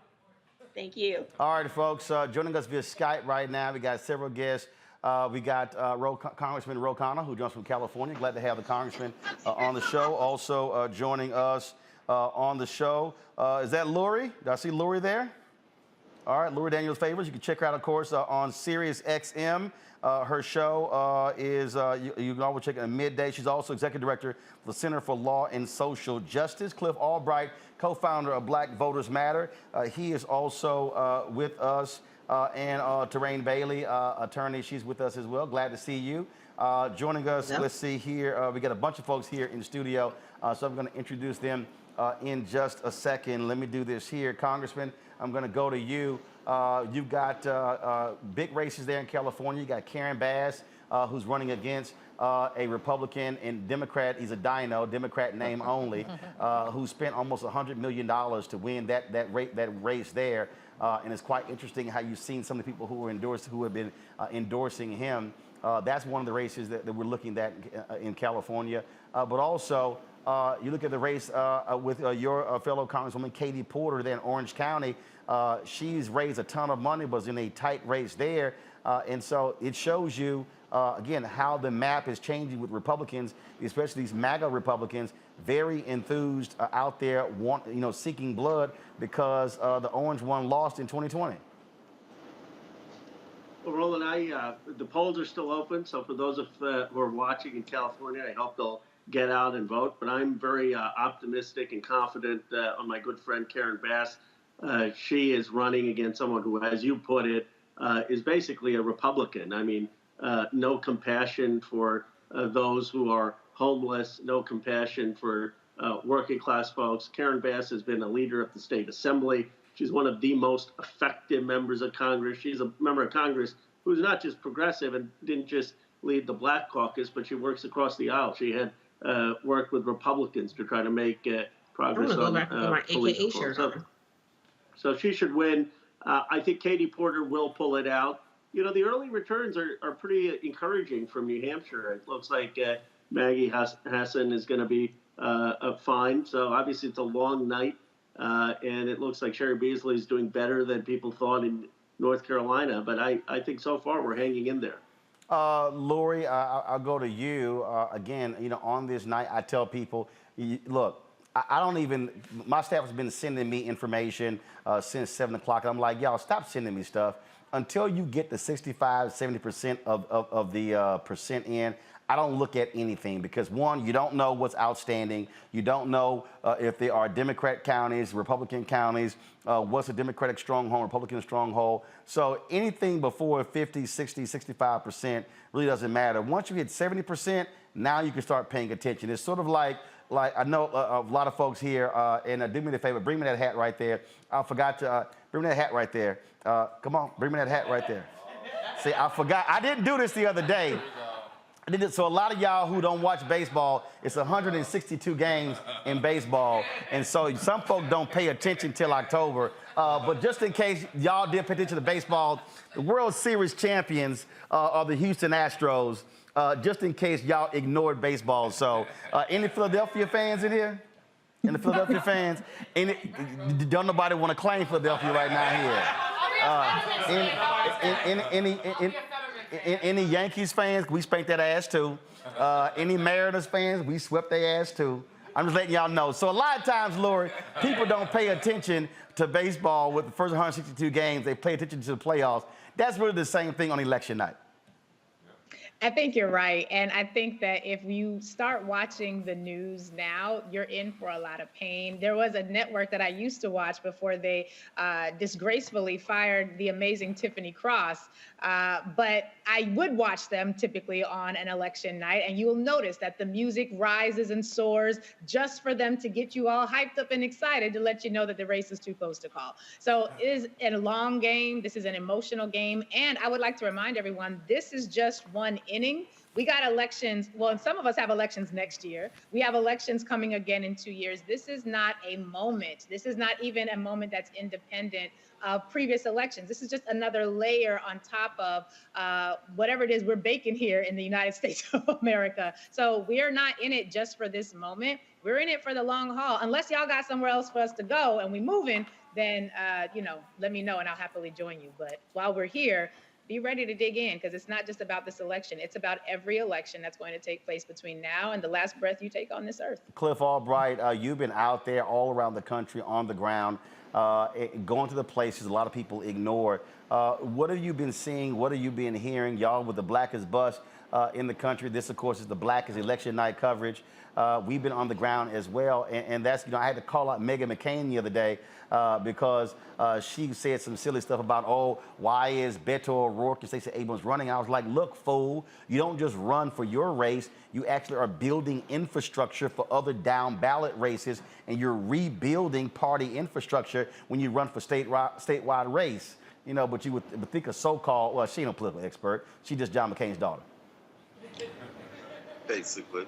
Yeah, I mean, we've been through 11 states on our bus tour. I think I've personally probably hit 8 of those myself on the bus tour over the past month or so. Spent the last 5 days right here where I'm sitting now in North Carolina. We went to about 6 different cities and counties over those 5 days, and right now I'm sitting here in Charlotte. And, going back to your point about, not being able to make predictions off of polls and things like that. But, what we have done, and when you're doing work in the state, sometimes you can look at like some of the early results. You can look at the early vote. Like we knew looking at some of the early vote results and where votes were coming from and which precincts and things like that in this state as well as in Georgia. We knew that things were looking good in a couple of these races. And even tonight, as we drove around in the Blackest Bus in America to a couple of polling places, one, seeing the energy that was out there, the conversations that we were having, but more importantly, just looking at the vote tallies. I mean, we were seeing, there's a couple of the biggest precincts here in Charlotte that topped their 2018 turnout. And so when we see those numbers to match the conversations and the energy and the enthusiasm that we're seeing and feeling when we're having conversations, we've been feeling pretty good. I've been saying for the past 5 days that North Carolina, actually longer than that, Roland, I've been saying for some time that I thought Democrats might actually pick up 3 seats tonight. And I'm standing by that, and I'm convinced that one of those will be right here in North Carolina. Absolutely. Now, Terrain, look, you're an attorney. This is also a big night for civil rights attorneys. You've got Republicans who've got their lawyers all around the country. Well, Democrats, same thing. And what we have seen when it comes to these elections lately, if you don't have damn good lawyers, you're in trouble.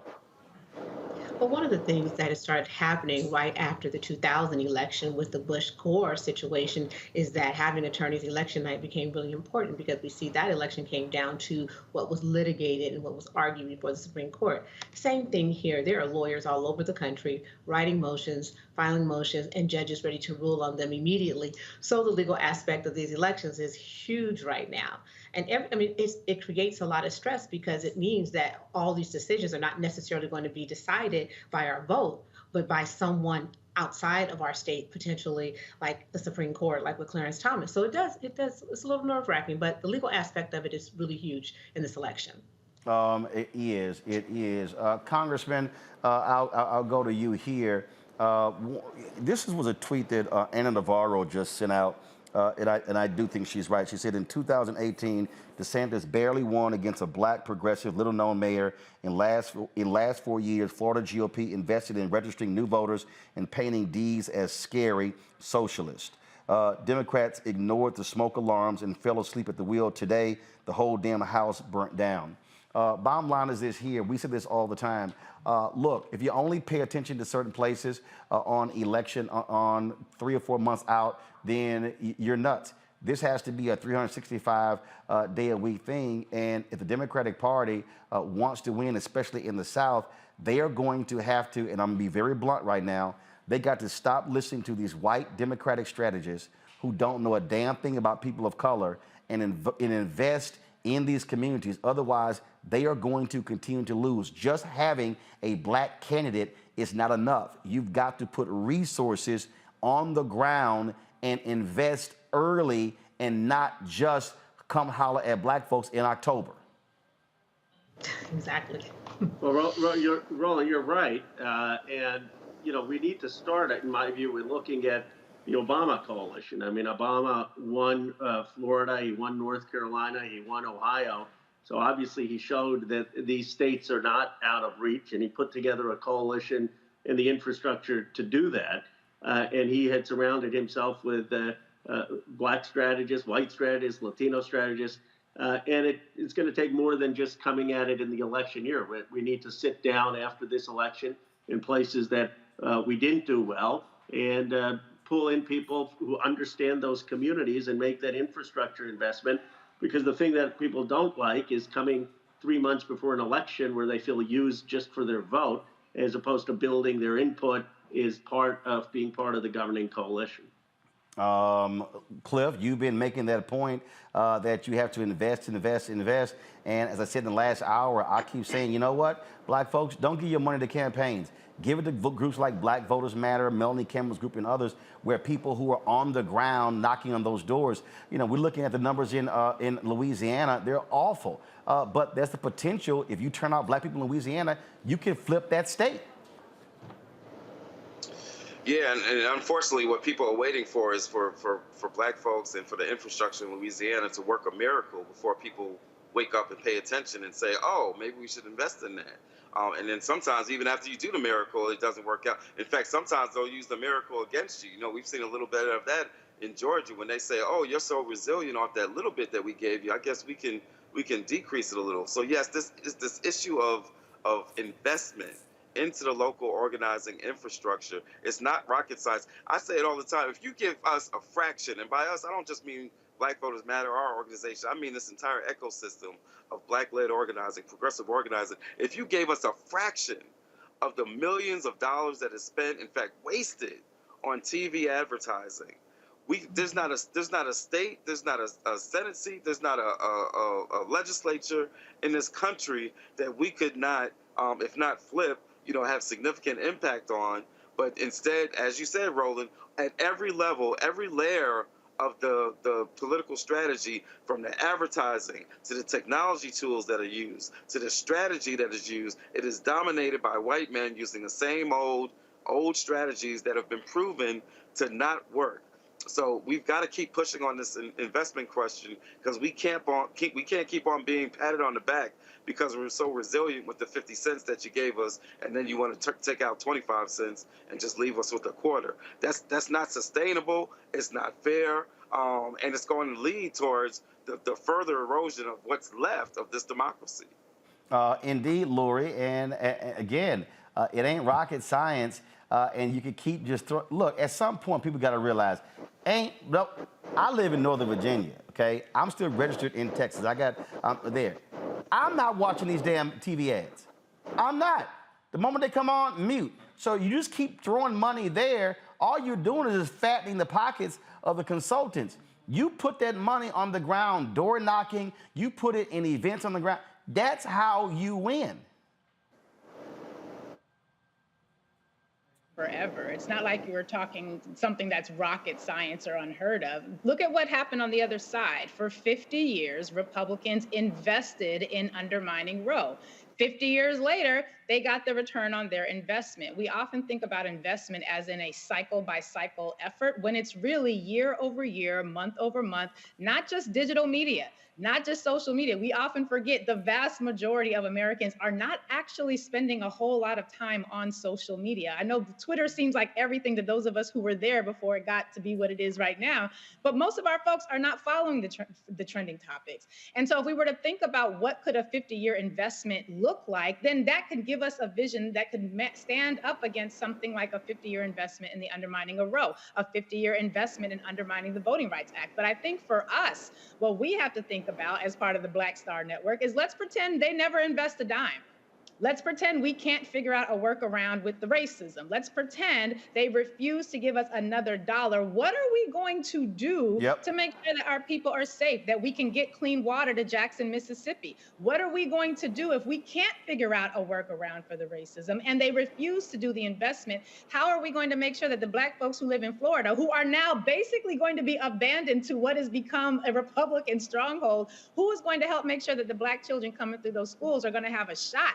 Who is going to make sure that they're going to get access to the resources and the power that they need for their communities to thrive, let alone survive? And the idea of investment, it's becoming, at least for me, and this is just my personal perspective, we have to pretend like they're never going to invest another dime because clearly they have not decided to do that. And if they don't, what is our plan B? How are we going to duplicate what Albright and Brown that we're able to do with the blackest bus in America? How are we going to replicate that independent of the investment that we all know that we need? And if we can't, then we're gonna have to have another conversation because white nationalists, white supremacists right now are preparing to run the table, and we have yet to see an effective response to that. I'm gonna get a final comment from Cliff, final comment from the congressman.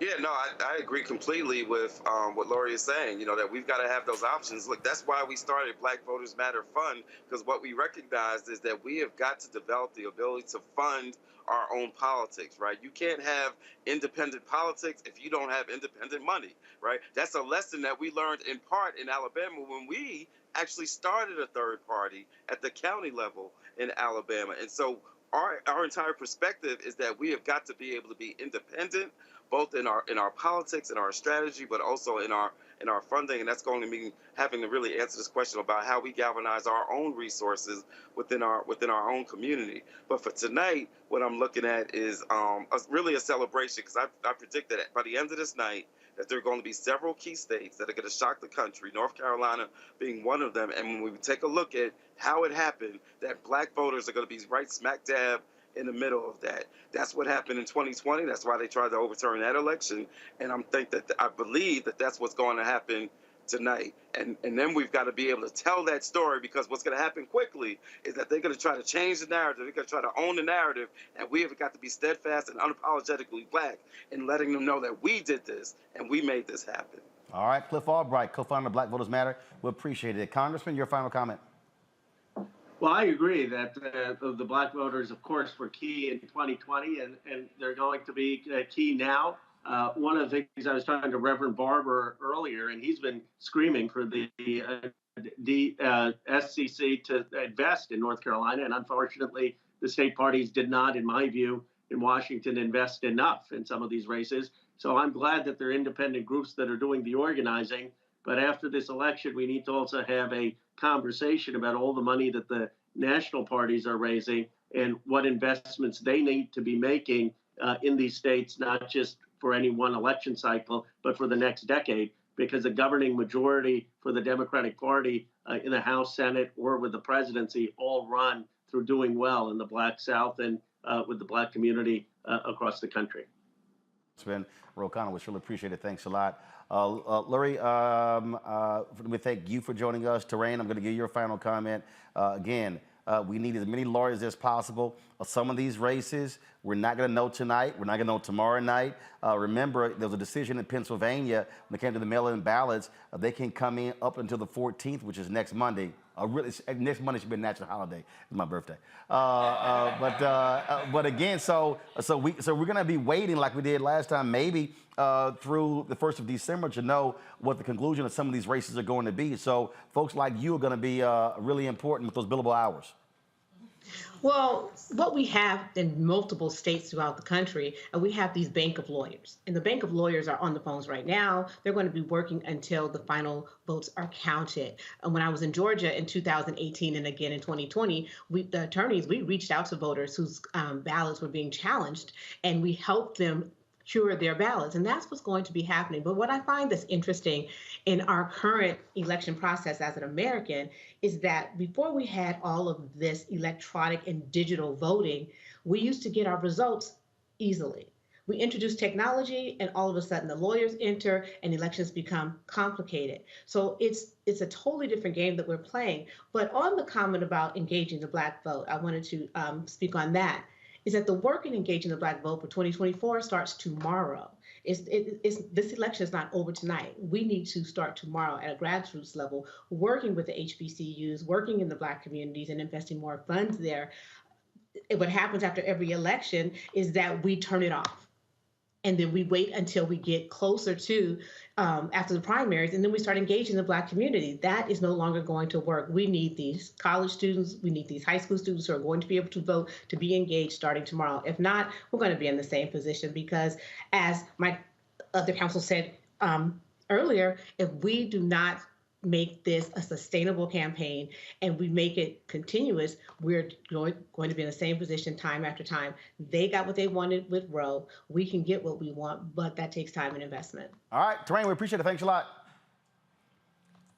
I appreciate it. All right, time for our free fall panel. We know how this is going to be. It's going to be buck wild crazy.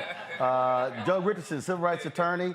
To my left, you got Eugene Craig, CEO of the X Factor Media. Rebecca Carruthers, Vice President, Fair Elections Center. Amakongo Dabinga, Professor and Lecturer, School of International Services, American University. Dr. Julian Malveaux, Dean, College of Ethnic Studies, California State University, Los Angeles. We also have, of course, with us, Brianna Cartwright. Brianna, of course, political strategist, and of course, she'll likely be sticking up for her millennials and that whole crew. Yeah, you know exactly what's coming. Tammy Allison, Esquire, presidential pardon expert. Did I miss anybody? Got everybody? All right, cool. All right, because a whole bunch of y'all. Of course, we still got the panelists over there as well, and so I'll get back to them in a second. And then Monique, stop texting me. Seriously, I don't need all these updates from you. Okay, it's too many damn text messages. So here's the deal. Governor's race. Give some update. Governor's race in Georgia. Kemp up 5 points against Stacey Abrams. About 44% of the vote is in there. They're calling the race in Arkansas for that fool Sarah Huckabee. Now, the race that we're watching, also Warnock and Herschel Walker, 2 percentage points. Warnock is at 50.3%. Warnock is at 48%. And again, if it's 50 plus 1, no need for a runoff. And so that's really what the Warnock folks are hoping for. So we're watching that. The race that everybody's watching, about 53% of the vote is in. Let me just double check that again. 56%, Sherry Beasley, 51.5, Ted Budd, 46.7. And so, yeah, Sherry Beasley is up in North Carolina. And so that could be the big story of the night if she's able to hold on there. Now, it's only about 31% in Ohio. Tim Ryan is at 55.5%. J.D. Vance is at 44.4. There's about a 10-point gap between DeWine, who they've already declared him the winner, the Republican governor of Ohio. So a lot of people voted for DeWine for governor, not voting for J.D. Vance for U.S. Senate. Same thing happened in Georgia. Split ticket there. People are voting for Warnock, not voting for Walker, but they voted for Kemp and not voting for Stacey Abrams. So that's what's happening there. Just I'll throw it out there. Anybody can jump out and go first. What do you find the most interesting tonight so far? I think you're going to have a lot of split ticket across the board. I think you're going to see a Kemp Warnock situation. I think you're going to see a Tim Ryan situation, particularly in Ohio. Ohio Republicans can be pragmatic. I mean, for a very long time, they had their delegation be Sherrod Brown, Rob Portman. Right. And Sherrod Brown has been winning in Ohio. Winning. Even though Hillary Clinton lost Ohio by 450,000 votes to Donald Trump in 2016. And then the other part of that is that if you look back at COVID, DeWine was one of the few Republican governors, along with Governor Hogan, that was willing to fight the fight the presidency on actually putting in COVID restrictions in place to save lives. You also had a Republican Ohio Supreme Court that was also blocking Republicans when it came to their voter suppression. That, Rebecca, was a huge thing right there because, in fact, the Chief Justice is retiring, and she wrote an op-ed blasting Republican legislature what they were doing when it came to the vote. Yeah, so we're really watching to see what's happening in the Ohio Supreme Court tonight. We're really encourage a lot of our students on the campuses that we engage and do work in because we really want them to understand that they have a true voice in what's going to happen tonight with the Ohio Supreme Court. Brianna, you should feel good in Wisconsin. I saw a tweet earlier where young voters were up 360% in Wisconsin today over 2018. That's why you're beaming so, because I've been killing y'all. I'm beaming because it's for my friend Barnes, okay? I'm beaming for my friend Barnes. Well, I certainly hope so. But again, this is what I have been saying for the longest. If young folks show up, y'all should have that video. I sent y'all folks in the polls at the University of Texas, other campuses. You see that this is right here, long lines. People were in line there. And again, you look at the last two elections, young voters represented 24, 28% of the electorate. If that number goes to 35, 40, again, it's game over. And that was, that was the thing that, look, if you got to show up, and you can't just say, hey, we got great numbers, we're tired of these boomers. Well, guess what? Them boomers vote.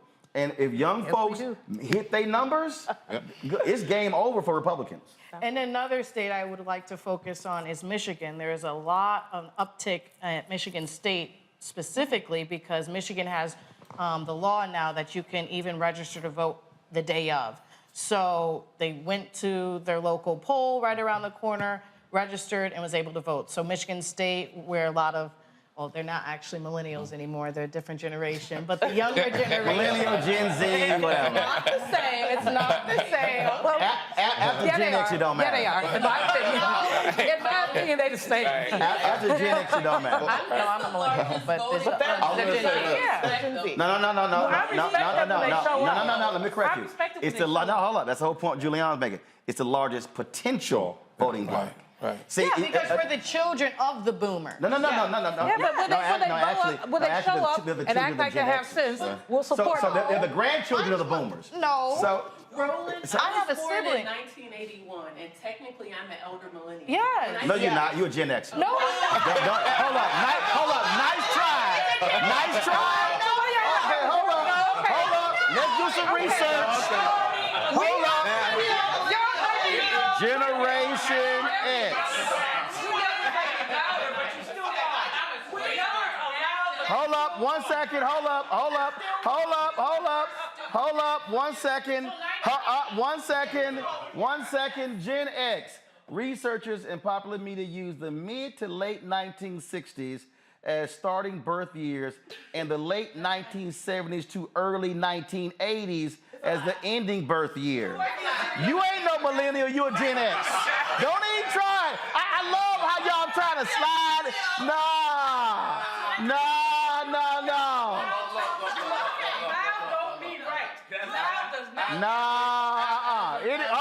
Hold up, 1 second. So again, the point I was making there, Julian, the point I was making there is the exact same point I'm making about Latinos.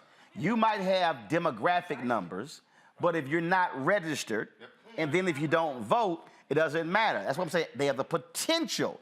And I've been saying, look, vote, because vote your numbers. When you vote your numbers, then you can truly say, hey, we are the largest voting block. Voting block means you vote. Exactly. So, Roland, 25-year-old, I don't know what they call them, but a 25-year-old, I'm not dealing with y'all. A 25-year-old brother just won Val Deming's seat in Florida. Yes, Yep. that's right. He's the first millennial to win in Congress. Black Latino. But it's really exciting. Yeah. It's really exciting to see him win. That's what young people can do. But y'all who are organizing these youngins need to organize them effectively because they talk a lot of smack, but they don't do anything. And let me say before y'all start jumping, I just want to talk about LA for a minute because you know I live in LA sometimes. And y'all see me here. Right. But I'm very worried about the LA race. Caruso is outspent Karen 13-1. Right. Yesterday, I was in my office watching TV. I was supposed to be doing something else. Literally, in 1/2 hour, 7 Caruso commercials. Yeah. Wow. 7. That was like, that's my Betterman. That's all I saw. But the thing is, so the concern, Roland, is the folk. I also participated in the NAACP thing last evening where they were trying to get people out to vote. And the concern is the indifference that so many of our people have, whether they're youngins or even, I mean, baby boomers, we do vote, but not all of them. Well, you're now, a lot of right. the conspiracy theorist black folks and those 80s people who they're not going to vote until they get reparations when they never go vote. But here's the thing. Congo, I want to go to you because you teach on the college campus. Again, I keep going back to understand how to get people to vote. There's an actual process here, okay? Just saying go vote ain't it. That's one. Yeah. 2, there has to be an education and enlightenment phase, okay? I got to educate you and enlighten you. Then once I do that, then I can register you. That part. Right. Then after I register you, then I got to get you to the polls. Yes. Come on. And so the part of the problem here is that when we talk about how the infrastructure works, it's, bombard with ads, but that don't work if you're not enlightened and educated, okay? Right. And so there has to be an actual structure. One of the things that I have said to civil rights groups, I remember doing a panel at the CBC probably a decade ago, and they were talking about voter suppression. And I said, hey, y'all keep talking about Black and Latino. Y'all need to include these white students. I said, because they're moving voting locations off of college campuses. Yeah. Look, Texas A&M, my alma mater, that's a conservative university. Them Republicans moved the early voting location off the Texas A&M campus. That's 65,000 students at the school, and they tried to actually say, well, you know, there's low turnout. It's one of the highest turnout places. They're even moving early voting locations off of Republican strongholds. Yeah. And so that's a part of the education process to get to tell these white students, hey, they ain't just targeting black folks, they targeting you. Yeah. Oh, most definitely. And teaching at American University, these students, having seen them just 2 years ago versus now with the Dobbs decision and the like, when you talk about educating them and they're looking at— Hold on one second while you talk. Steve, get off the floor. You was trying to fix the microphone. Y'all, we don't worry about all that. Steve, get off the floor and go ahead and walk into the studio. Steve is laying on his back trying not to be seen, and all I'm seeing is feet and his knees. So Steve, go ahead and fix up microphone. While Steve, stand up. While Congo is talking, fix up microphone. Congo, keep going. Just seeing their level of activism just 2 years ago versus now, when we have the Dobbs decision and the like, and they're seeing at the beginning of their reproductive stage of their lives, they've just lost the right. And many of them are very progressive as relates to LGBTQ plus rights, and they see that now that might be on the chopping block, because Clarence Thomas is like, put it on the table for me. And so like you said, Roland, when you inform them that this stuff is not just going to affect people in poor communities or those people over there, that they're coming for you too, I'm seeing just a night and day difference as it relates to their level of activism. And so when we talk about these young folks as it relates to potential, now they're at a point where many of them are seeing that people are really going to come for me. They don't care about my rights. We thought it was just going to be about those quote-unquote people of color in the hood, attack them, prison reform, and all that other type of stuff, lock them up. But now you see that these Republicans don't care. All they want is power, and they will step over anybody to do it. Tammy? Roland, you know my credentials. So, I remember. No, I don't, but go ahead. I'm just messing with you. Go ahead. Go ahead. Just go. My Nigerian self like to go through my list, but we don't need all that. Just talk. I think it's important to your comment, and also to your comment, Roland, about informing and educating, right? So my run in Texas District 6, which is now District 30, shout out to Jasmine Crockett because she's leading the race. Okay. So, as a first-time politician, never ran for Congress before. I was shocked when I got the call, like, you know me? But what I did was I informed and I educated. And I recognized that most Americans at our 8th grade reading level, right? That's right. So That's why Trump relates to right. So That's Texas right. District 6, where I ran for Congress, it's like, okay, you want me to run? I'm going to run on my terms. Not code switching, just being just like this from the southwest side of Houston, Texas. You're impressed by all these credentials, but I'm here in Texas, which for the most part, as you know, Roland, a lot of it is kind of purple, right? So I appealed to both, like you said, those white voters that understood that their rights were being suppressed, as well as what we're doing for black people. So as soon as I recognized that, whoa, I can do the same stuff I did while I was at DOJ as a senior attorney, infiltrated at the highest levels, right? Quit, and I brought that information out to everybody. Gave y'all the cheat sheet for clemency, right? I did the same thing with the congressional run. Gave them the cheat sheet as to how it works. Let me not alienate the majority group in this predominantly red district, Ellis County, Navarro County, Tarrant County in Texas. Ran as a pro-Second Amendment, pro-cannabis Democrat. And as a first-time politician, with that strategy, as you said, informing and educating, including these white people to see, like, listen, they messing with your rights too. They don't know that I'm really talking about our rights, but I'm talking to them, and it's gonna benefit us, right? And I'm able to come in 3rd place out of 10 Democrats as a first-time politician with less than $50,000 raised. No major endorsements at all, had the lowest cost per vote, and I shook it up to the point where no Democrat made the runoffs. It was 2 Republicans. Wow. That was probably what was going to happen anyways because it's a predominantly red district. So they redistrict. But I was able to endorse Jasmine Crockett whenever they made it District 30. And those same white people that was messing with me because, oh, she pro-Second Amendment. Yeah, I'm pro-Second Amendment because in this country, when you have a conviction, the only way to get your federal gun rights back is through clemency.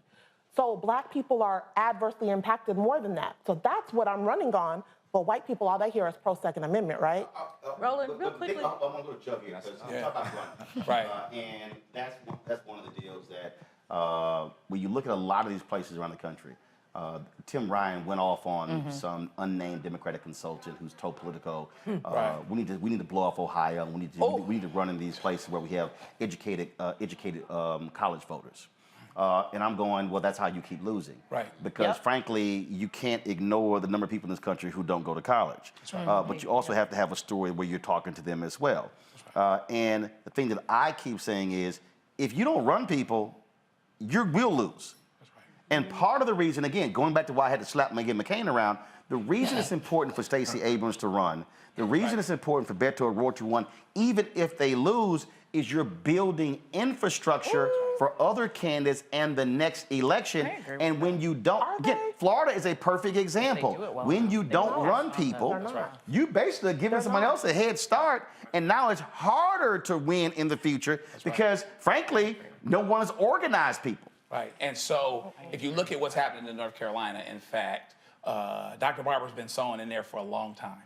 And you cannot make a withdrawal if there's no deposit. And Democrats gave up on North Carolina line. We'll never win. Right. Yeah. But again, and even this year, Chuck Schumer, they came in late. Right. When it came to put money into Beasley, and it was like, look, you guaranteed to never win if you never invest. That's right. That's right. And it has to be multi-pronged, right? So absolutely, you have to educate. You have to put seed in the ground. You have to be bottom up. You can't just be top down. Okay, I'll show up when it's time for you to run. I'll flood you with ads. You know, Lord willing and creek don't rise, you go vote for me. You know, and it's worth it for a lot of them because a lot of black folks will still vote together. But if you invest at the beginning, and you know, this is an interesting irony tonight.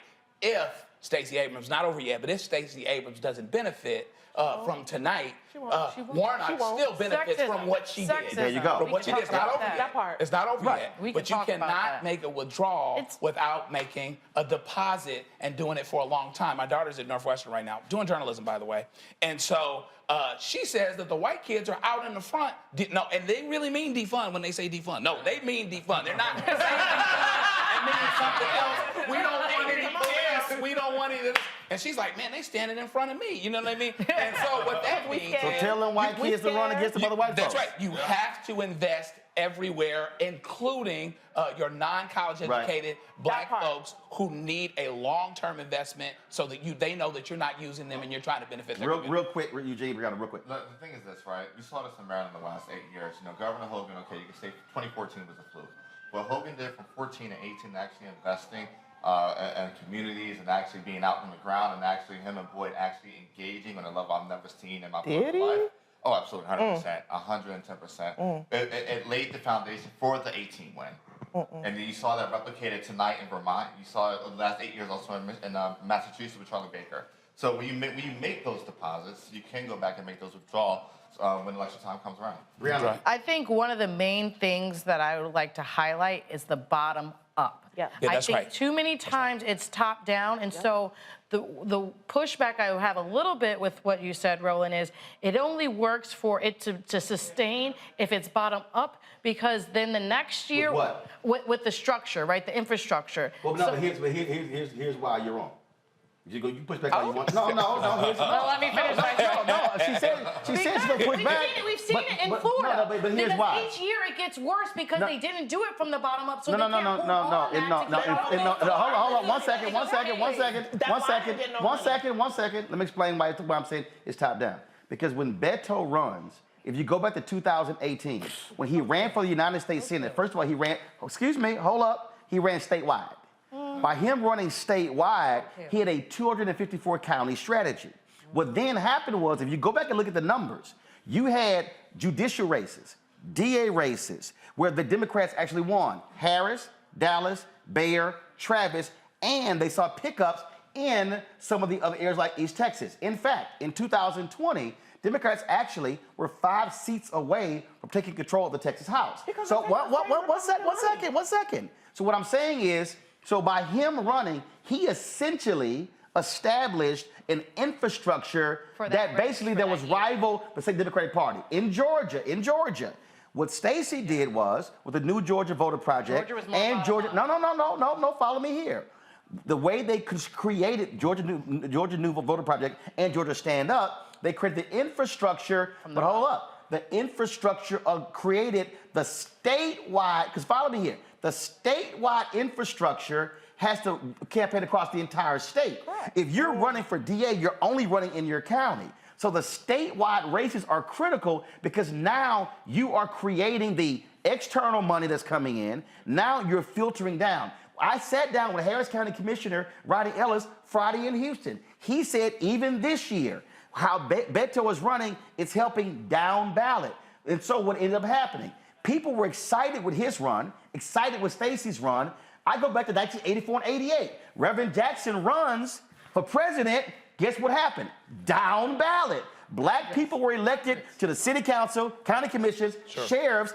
So what I'm saying is, you have to have that top piece that then cause somebody to go, wait a minute, I can run for that local race. I can run for the school board. And so now the voting rolls, as Richard Shelby, the reason he became a U.S. Senator from Alabama as a Democrat, because Reverend Jackson put 2 million new people on the rolls. Now he rewarded Democrats by becoming Republican, but if it wasn't for Reverend Jackson running here, they don't win U.S. Senate, congressional, county, city council, sheriffs, judicial, DA. And so that's why I'm saying you got to have that top race that creates the statewide infrastructure that helps everybody below. Sherman Chisholm, Roland, they're bought and bossed. They take money from these organizations that we're fighting from. When you talk about first Beto, off, sorry. you can Sorry, follow who's the they? paper trail. Shirley Chisholm? No, who's they? You said they take money. Beto, for example. If you follow the paper trail of donations, it comes from the same people. First of all, of course he's getting donations, but again, I'm walking. AFL-CIO, biggest union. Okay, how do you think you're going to win without money? Unions and put those police right back in positions, just like Derek Chauvin. AFL-CIO also supports working black They men do, but they're also the biggest union for police Well, they're officers. not a union, they're a collection of unions. They support police unions, and those.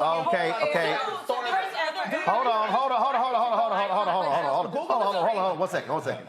You can complain about him getting money. You can't run. Change. What are you talking about? You can't run if you don't have money. I did. Hold on. In what place you came in? Stop. What place you came in? As a first-time politician. Stop. Did you win? Third out of 10. Did you win? No. Thank you.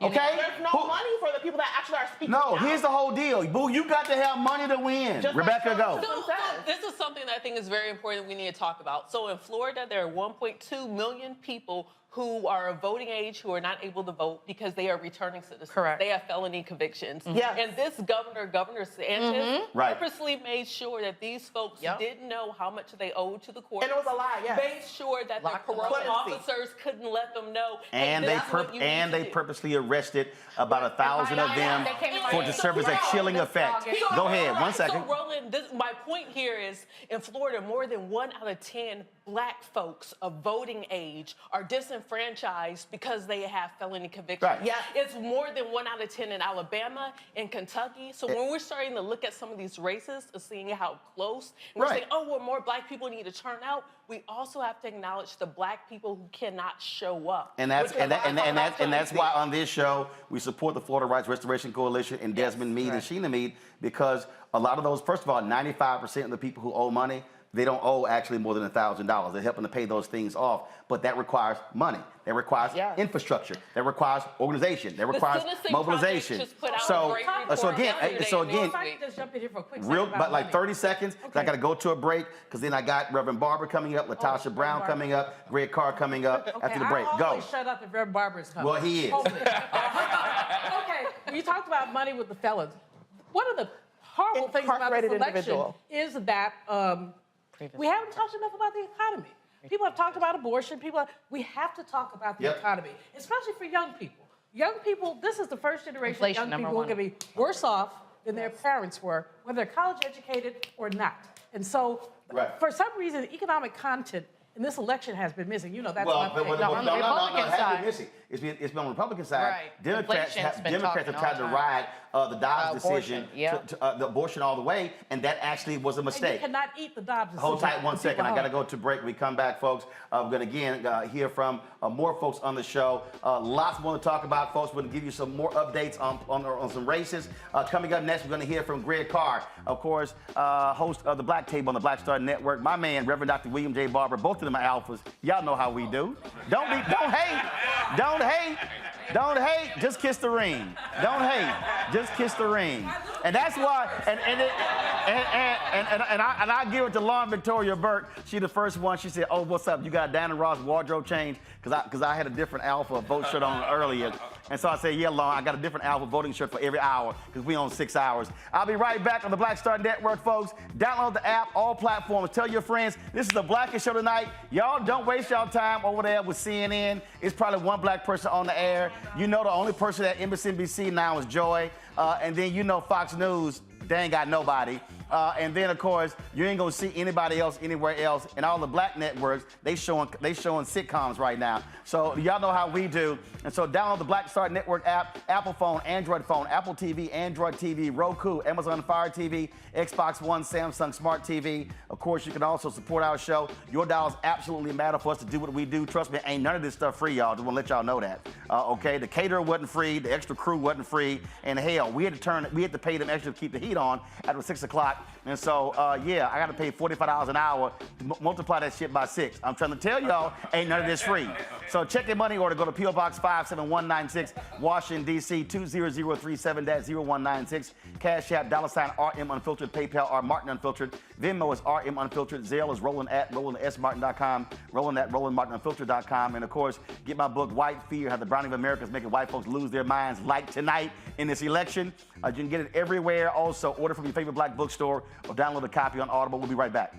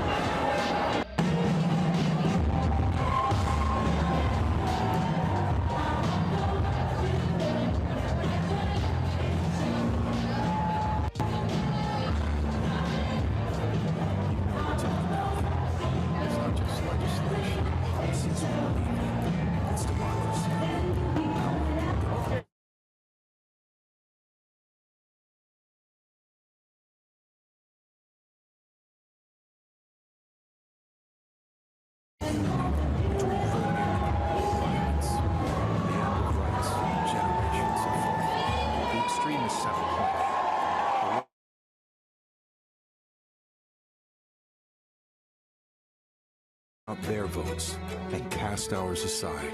That's why this year, this fight, this vote is so important.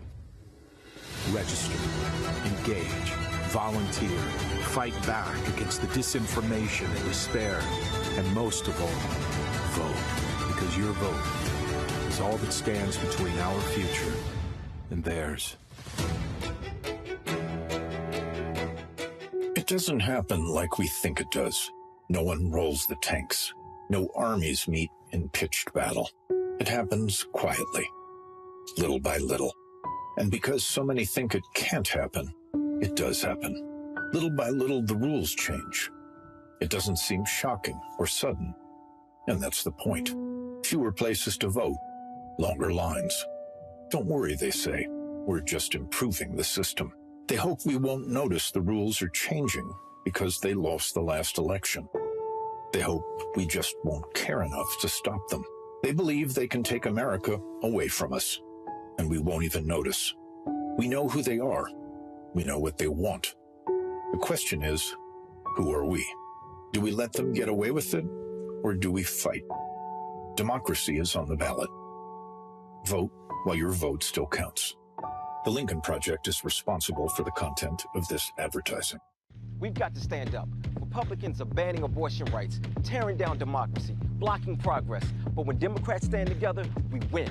Because we voted, Democrats stood up for black lives, voting to ban police chokeholds, stood up for black women, putting one on the Supreme Court, stood up for our families, lowering cost of health care and prescriptions and capping insulin, and stood up for millions by slashing student debt.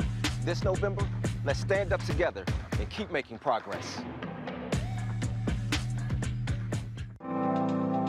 It's time to know your rights. If someone is questioning your right to vote, call or text 1-866-OUR-VOTE. For more information, call or text 1-866-OUR-VOTE. Exercise your right to vote. If the lines are long or you're getting turned away, call or text 1-866-OUR-VOTE. For more information, call or text 1-866-OUR-VOTE. Know your voting rights. If you are unsure where to vote or don't know if your polling location has changed, call or text 1-866-OUR-VOTE. For more information, call or text 1-866-OUR-VOTE. I want to be fearful every time I'm in an open area in a public place. I want to think about how completely vulnerable I am while I'm closing my eyes to pray at my place of worship. I I enjoy practicing semi-annual lockdown drills with 6-year-olds who don't fully understand what's happening. I like going to the movies and making a mental note of every exit in the theater to plan my escape. I hope that our set is interrupted by loud percussive sounds that cause the audience to scream in horror and run for their lives. I want to think of this dumpster as a hiding place for my kid. I enjoy when the only way a family member can identify their mutilated loved one is by the make of their shoes or a DNA test.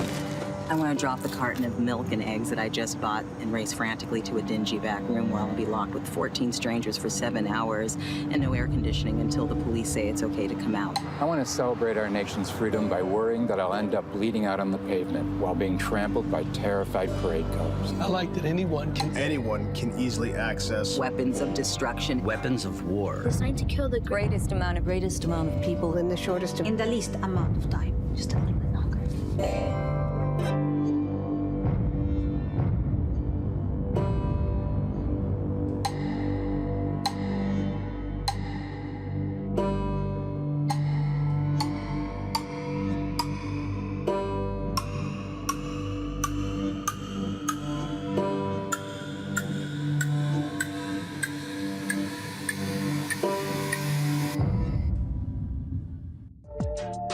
Know your rights before you vote. If you have any questions or a problem voting, call or text 1-866-OUR-VOTE. For more information, call or text 1-866-OUR-VOTE. Hi, y'all doing? It's your favorite funny girl, Amanda Seals. Hi, I'm Anthony Brown from Anthony Brown and Group Therapy. What up, Lana Well, and you are watching Roland Martin Unfiltered.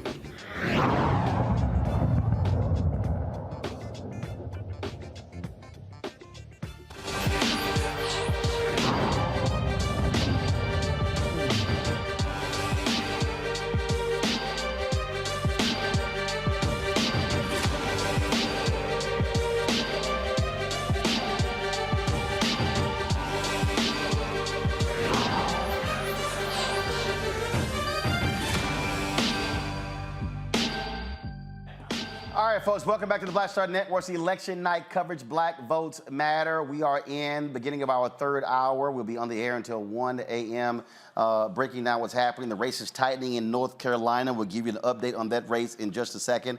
The sister in Iowa, she loses in the governor's race. AP is calling the race for Republican Governor Kim Reynolds in that particular state. And of course, the brother who was running for governor in Arkansas, they've already called that race for Republican Sarah Huckabee Sanders. Joining us right now, folks, is Reverend William Barber, President, Senior Lecturer for Repairs of the Breach, Poor People's Campaign. Also, Dr. Greg Carr, Department of Afro-American Studies, Howard University. Dr. Shonda Macias, founder, National Holistic Healing Center.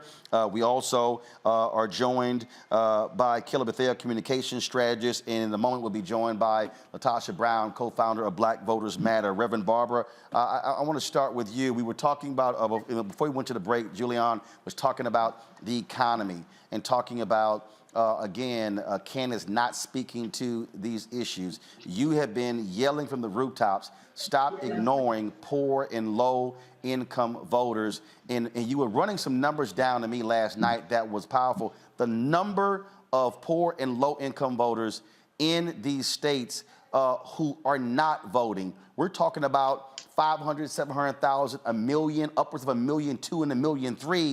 That's how you win elections if you target them. That's what you've been saying for the longest. You're right, Roland. And as Julianne said, you can talk about both the economics and the abortion. For instance, there's 73 million poor and low-wage women in this country, and poor and low-wage women are the ones that will be hurt the most by denying voting abortion rights.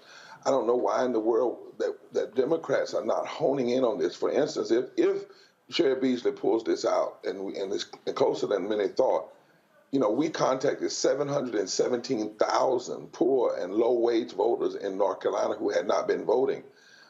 56,000 formerly incarcerated people received their voting rights back because we were part of a coalition with Second Chance that fought to do that. The numbers are there. In North Carolina, the margin of victory in 2020 was only 70,000 votes for Trump, but 1,179,000 voters, poor and low-wealth voters, did not vote. In Ohio, the margin of victory was only 470,000 votes, but 1,695,000 poor and low wealth voters did not vote. In Florida, the margin of victory was 370,000, but 2,826,458 voters, poor and low wealth voters, did not vote. And in Pennsylvania or Georgia, the margin of victory was only like 12,000. But the number of poor and low wealth voters who didn't vote in Georgia was 1,076,000 people. You cannot have those kind of numbers and not have intentional on the ground, not on TV, on the ground campaigns to reach those people. You cannot run campaigns and not talk about economics where you have upwards of 1 million people, and as I said, in Florida, 2 million people who are poor and low wage, and you not even talk to them. And what we also know now is in 2020, when Biden and Harris were talking about living wages and voting rights together, that 54% of poor and low wealth people, not black, poor and low wealth people, voted for that ticket because they at least heard something about their experience. So I think when Democrats didn't talk about all that they have done, but also when they failed to pass living wages and didn't have a second vote on it to make sure people knew where people stood, and then did not have a direct campaign to poor and low wealth vote. If the Poor People's Campaign, a national call for moral revival with voters, with volunteers, can reach 5.1 million low propensity voters in 50 days, what should a party be able to do? It's trying to get through, and I'm going to keep hammering this, and you know this, when you have these white strategists who control the money, who control the messaging, who control the candidates, they keep trying to say, oh, let's go after all those white suburban voters. You win by turning out your base voters and the people who you can likely convince to actually vote. And if you have an economic message that's appealing to working class workers, we talked about that earlier when Lee Saunders have asked me, then you can turn those people out. And guess what? You don't need those suburban voters because you got enough folks out there, but you got to talk to them. You got to show up. You got to speak to them. You got to go touch them. We put people on the ground. We created another C4 as part of repairs called Rev Up, and we put people on the ground in key places in North Carolina. People literally were crying when folk knocked on their doors and said people had not talked to them in 10 to 15 years. That is untenable. That is morally indefensible and economically insane for any politician, group of folk trying to win, to be that politically inept that you don't go after this data. And you keep saying, well, poor whites are voting against their own. First of all, it's not true when you look at the numbers. But more importantly, Roland, what you just said, I wrote an article in the USA Today about the real swing voters are poor and low-wage voters because there's not one state in America where if just 25% of poor and low-wealth voters who have not voted in the last few elections, if they could be organized in a block, could not change that election and close the margin of victory. And in most states, Martin, like Florida and Georgia and Pennsylvania and Michigan and Ohio, it's under 10%. And then in North Carolina, it's 19%. But the party cannot continue to walk away and think that what you can do is just bring some high-powered speaker in at the last moment. It's going to be planting the seed over and over again, even when we're not in the middle of an election, and then talking to people and going to them door by door, call by call, and reaching out to people. Otherwise, we are literally leaving the victory off of the field. Greg Carr, that whole point there in terms of organization, that's how you do it. This here, early, go to my iPad. This is, as Brianna, I think, spoke about this here. This is the University of Michigan, how folks are voting on that campus. There were similar lines at the University of Houston. And so if you're not targeting these people in a concerted way, that's the University of Houston right there, Greg. You know the case at Howard University as well. Those are the folks who are likely going to be appealed to a message that Democrats and progressives offer. But if you keep trying to get, they just keep trying to get that mythical white suburban woman, and the bottom line is she gonna let you down every time. No question, Roland. Well, our brother Barber, Reverend Barber, has framed it. This is what Gary Chambers was screaming for a better part of a year. Get those people who haven't voted to the polls. I spent all day today in conversation with young people, with my Howard students, talking about this. And, a number of them, and, didn't get their absentee ballots. I had students who drove home to Georgia, to Pennsylvania to vote, and because they didn't get their ballots in time, flew to Texas to vote, all these things that were going on. But one thing that we are encouraged by, and we certainly saw this, we saw the students at North Carolina A&T lined up to vote. Virginia State, our frat brother up there, the president of Virginia State, Makola Abdullah, they closed the university today for people to go out and vote. And maybe that makes the difference in those 3 House races that we are looking at, Spanberger and the other 2. One of them is leading. I think Wexton is leading in the D.C. suburbs. But at Southern University, the young people took the second line to the polls. And of course, Raphael Warnock and Angela Robert on the campus of the Atlanta University Center today, Morehouse, Spelman, and other places. So young people are engaged. But one thing the young people were saying to me today, and we were deep in conversation about this, is that there is a sense that this electoral system is not working.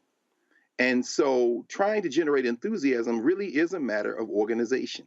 And as Reverend Barber has said, and we were all together with him and Reverend Thea Harris down at the Poor People's March this summer, we've got to now engage in the next leg of this cold civil war. Whatever happens tonight, it's very clear that we are in a moment now that is getting closer and closer to that moment in the 1890s, 1900, 1910, when these white nationalists, having recovered from Reconstruction, are fighting with everything they have. They're trying to roll back this clock to the 1950s, and we're simply not going to stand for it. Reverend Barber, I'm going to go to you. And look, no matter what happens tonight, the next wave is going to be local elections in 2023 and then what happens in 2024. And you see what happened in Florida. Republicans, for the first time since Reconstruction, control all the levers of power in that particular state. We're seeing what is happening. Same thing in Texas. You don't change that if you keep doing the same thing that led to you losing. This would be allowable if Democrats had fought and won the voting bill that John Lewis put in place and restored the Voting Rights Act, and it said to Manchin and Sinema, you can get your infrastructure, but you will not get it if you do not vote for voting rights, for the John Lewis bill as it was written, and for living wages. Those 3 things should be pushed together. What we need now is we're going to have to organize deeply. One of the things we're fighting for with Rev Up is to have at least 4 poor and low-wage workers who are organizers for every electoral college vote in a state. So in North Carolina, it would be 60, working year-round, going into the communities, building from the bottom up, and raising these issues. Also, Roland, we brought a group of ministers to the Capitol Hill that represented over 50 million people in September. And we said to the Congress, have one more vote on living wages and voting rights and women's right to choose, even if you lose the vote, so that the public could see clearly who's not with them. You're talking about 55 million people when you talk about the need for a raise of a minimum wage of at least $15 an hour. And that's 43% of African Americans. This business of having one vote and then quitting and not pushing and organizing is hurting us. But what we must do now, can't wait on the party anymore, Roland. We've got to, and in the Poor People's Campaign, a national call for moral revival, we've now got 38 coordinating committees. We're going to continue to go deep. As I said, we tried this year. Last time we did 2 million voters. This year we did 5.1 million touches in 50 days. We're going to analyze where that made a difference. We're going to analyze how it got things closer, and we're going to continue to drill down, because what we're not going to do is leave the sleeping giant of 27 million people. That's how many folk out there, Roland, poor and low-wage folk, did not vote in the last election. I think it was 52 million that voted, but something like 27 was left. 27 million. And 80% of them in some states are already registered to vote. They just need to be touched directly. And we need to articulate an agenda of these candidates do that appeals to them and pulls them into the polls. Indeed. Reverend Dr. William J. Barber, we surely appreciate it, sir. Thanks a bunch. Keep up the great work. Thank you, my brother. All right, then. I'm going to walk over here to our panel over here. Then I'm going to, that's right, Monique, put your damn food up. You didn't think I was coming. Yeah, you busted. Go ahead, Scott. Go on over to the other side. Go on. Y'all walk on over. Go on with Randy. Go ahead. That's right. Go on. That's how we do it here. Just stop talking and walk. Just go on. Stop, Kappa, just go on. Sit your ass down. Sit your little short ass down. Go on. I don't want to hear all that nonsense. I want to hear the, hey, Coke ain't paying no bills over here. Take that Coke can down, Sprite down. They ain't get no freebies. What's wrong with y'all? All right, if they would cut the check, all right, we'll do that. So they cut the check for Essence, not for this. All right. So let's. Randy, you over there? So let's break this thing down. And also, y'all flip this monitor. Hey, I don't know who my man right here is. I need you to flip the monitor, bro. Let's talk about. I'm gonna go ahead, Larry. You called it earlier. Total wipeout. Democrats in Florida again. You got to. Hey! We got a live show going over here. I think they're a family reunion or something. All right, Larry, go ahead. Listen, Roland, you said it a few minutes ago. I called it. Listen, Democrats in Florida really need to figure out what the message is. Not only that, let me put another word for it. What's the consistent message to members of the black community, but also to the Latino community in the state of Florida? Listen, it was a wipeout. Like I said, we called it. DeSantis. And now we have to have 6 more years of Rubio. And I say we, well, me really, because I live in the state of Florida. But what happened in Florida is really a microcosm of the bigger issues in terms of the Democratic Party, in terms of the consistent national message. And like we talked about earlier, it has to be 365, 24/7, And listen, Roland, you've talked a lot about black media and the lack of support of black media, particularly your show and other black shows. We, Democrats, and particularly Democratic leadership, the DNC, et cetera, has to put money into black media to get black folks energized throughout the year with a consistent message.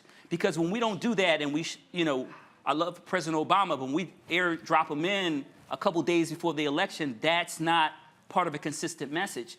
And look, we know we live in a celebrity culture, but we have to do a better job of explaining to black folks why you should vote Democratic, what we can do for you, and also what have we done for you. And when you don't do that, you get wipeouts in Florida, and then we have to wait and see what happens in some of these other states. Kelly, on the point Reverend Barber was making about what bills get voted upon, Joe Biden spent a whole bunch of political capital on his infrastructure bill, and it was a dud with voters. Again, you talk about, a calculation. Even if they had made another run at a voting bill and that economic bill Barbara was talking about, if you at least make the attempt, you show folk you're trying. And I think that's the crux of the problem when it comes to the Democratic Party. It doesn't feel like they're trying, especially when it comes to outreach for black voters. For the past 2 weeks or so, I've seen this push towards black voters as far as politicians reaching out to us and the like.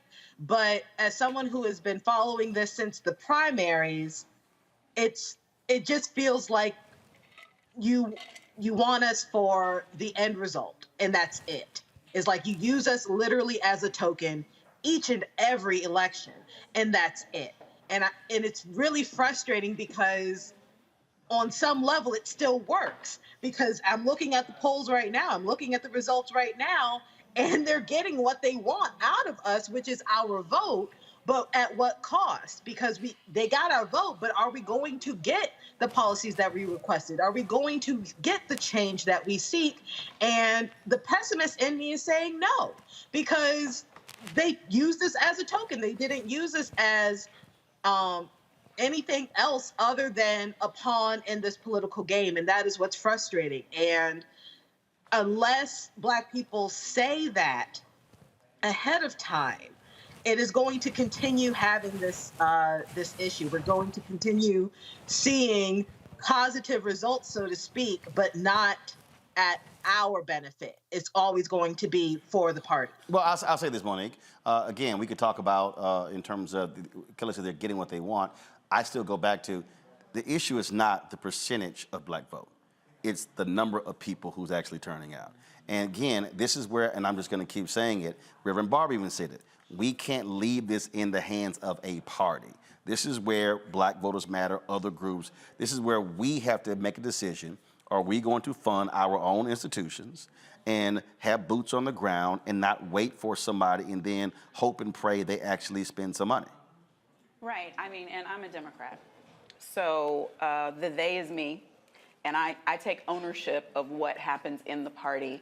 And I think that black voters who are Democrats, who don't just vote the way they, whoever they is, want us to vote, but instead are on the ground and actively a part of the process. And I know you have Mel and some others on here who are nonpartisan, but who work year after year, I believe we do see results. I agree with what Reverend Barber said, that we can't wait for a particular political party because we align wherever our interests align. But I think it's clear, at least in this country right now, that there is no part of the Republican Party, there's no part of the Grand Old Party that has any interest, any desire, or any follow through in terms of doing things that matter in the black community. And that is what Democrats have done during the Biden-Harris administration, and I can name enough examples of it that I believe everybody has been touched, whether it's by healthcare, or whether it's by PPP, or whether it's by infrastructure, or whether it's by cheaper prices on drugs, or whether it's by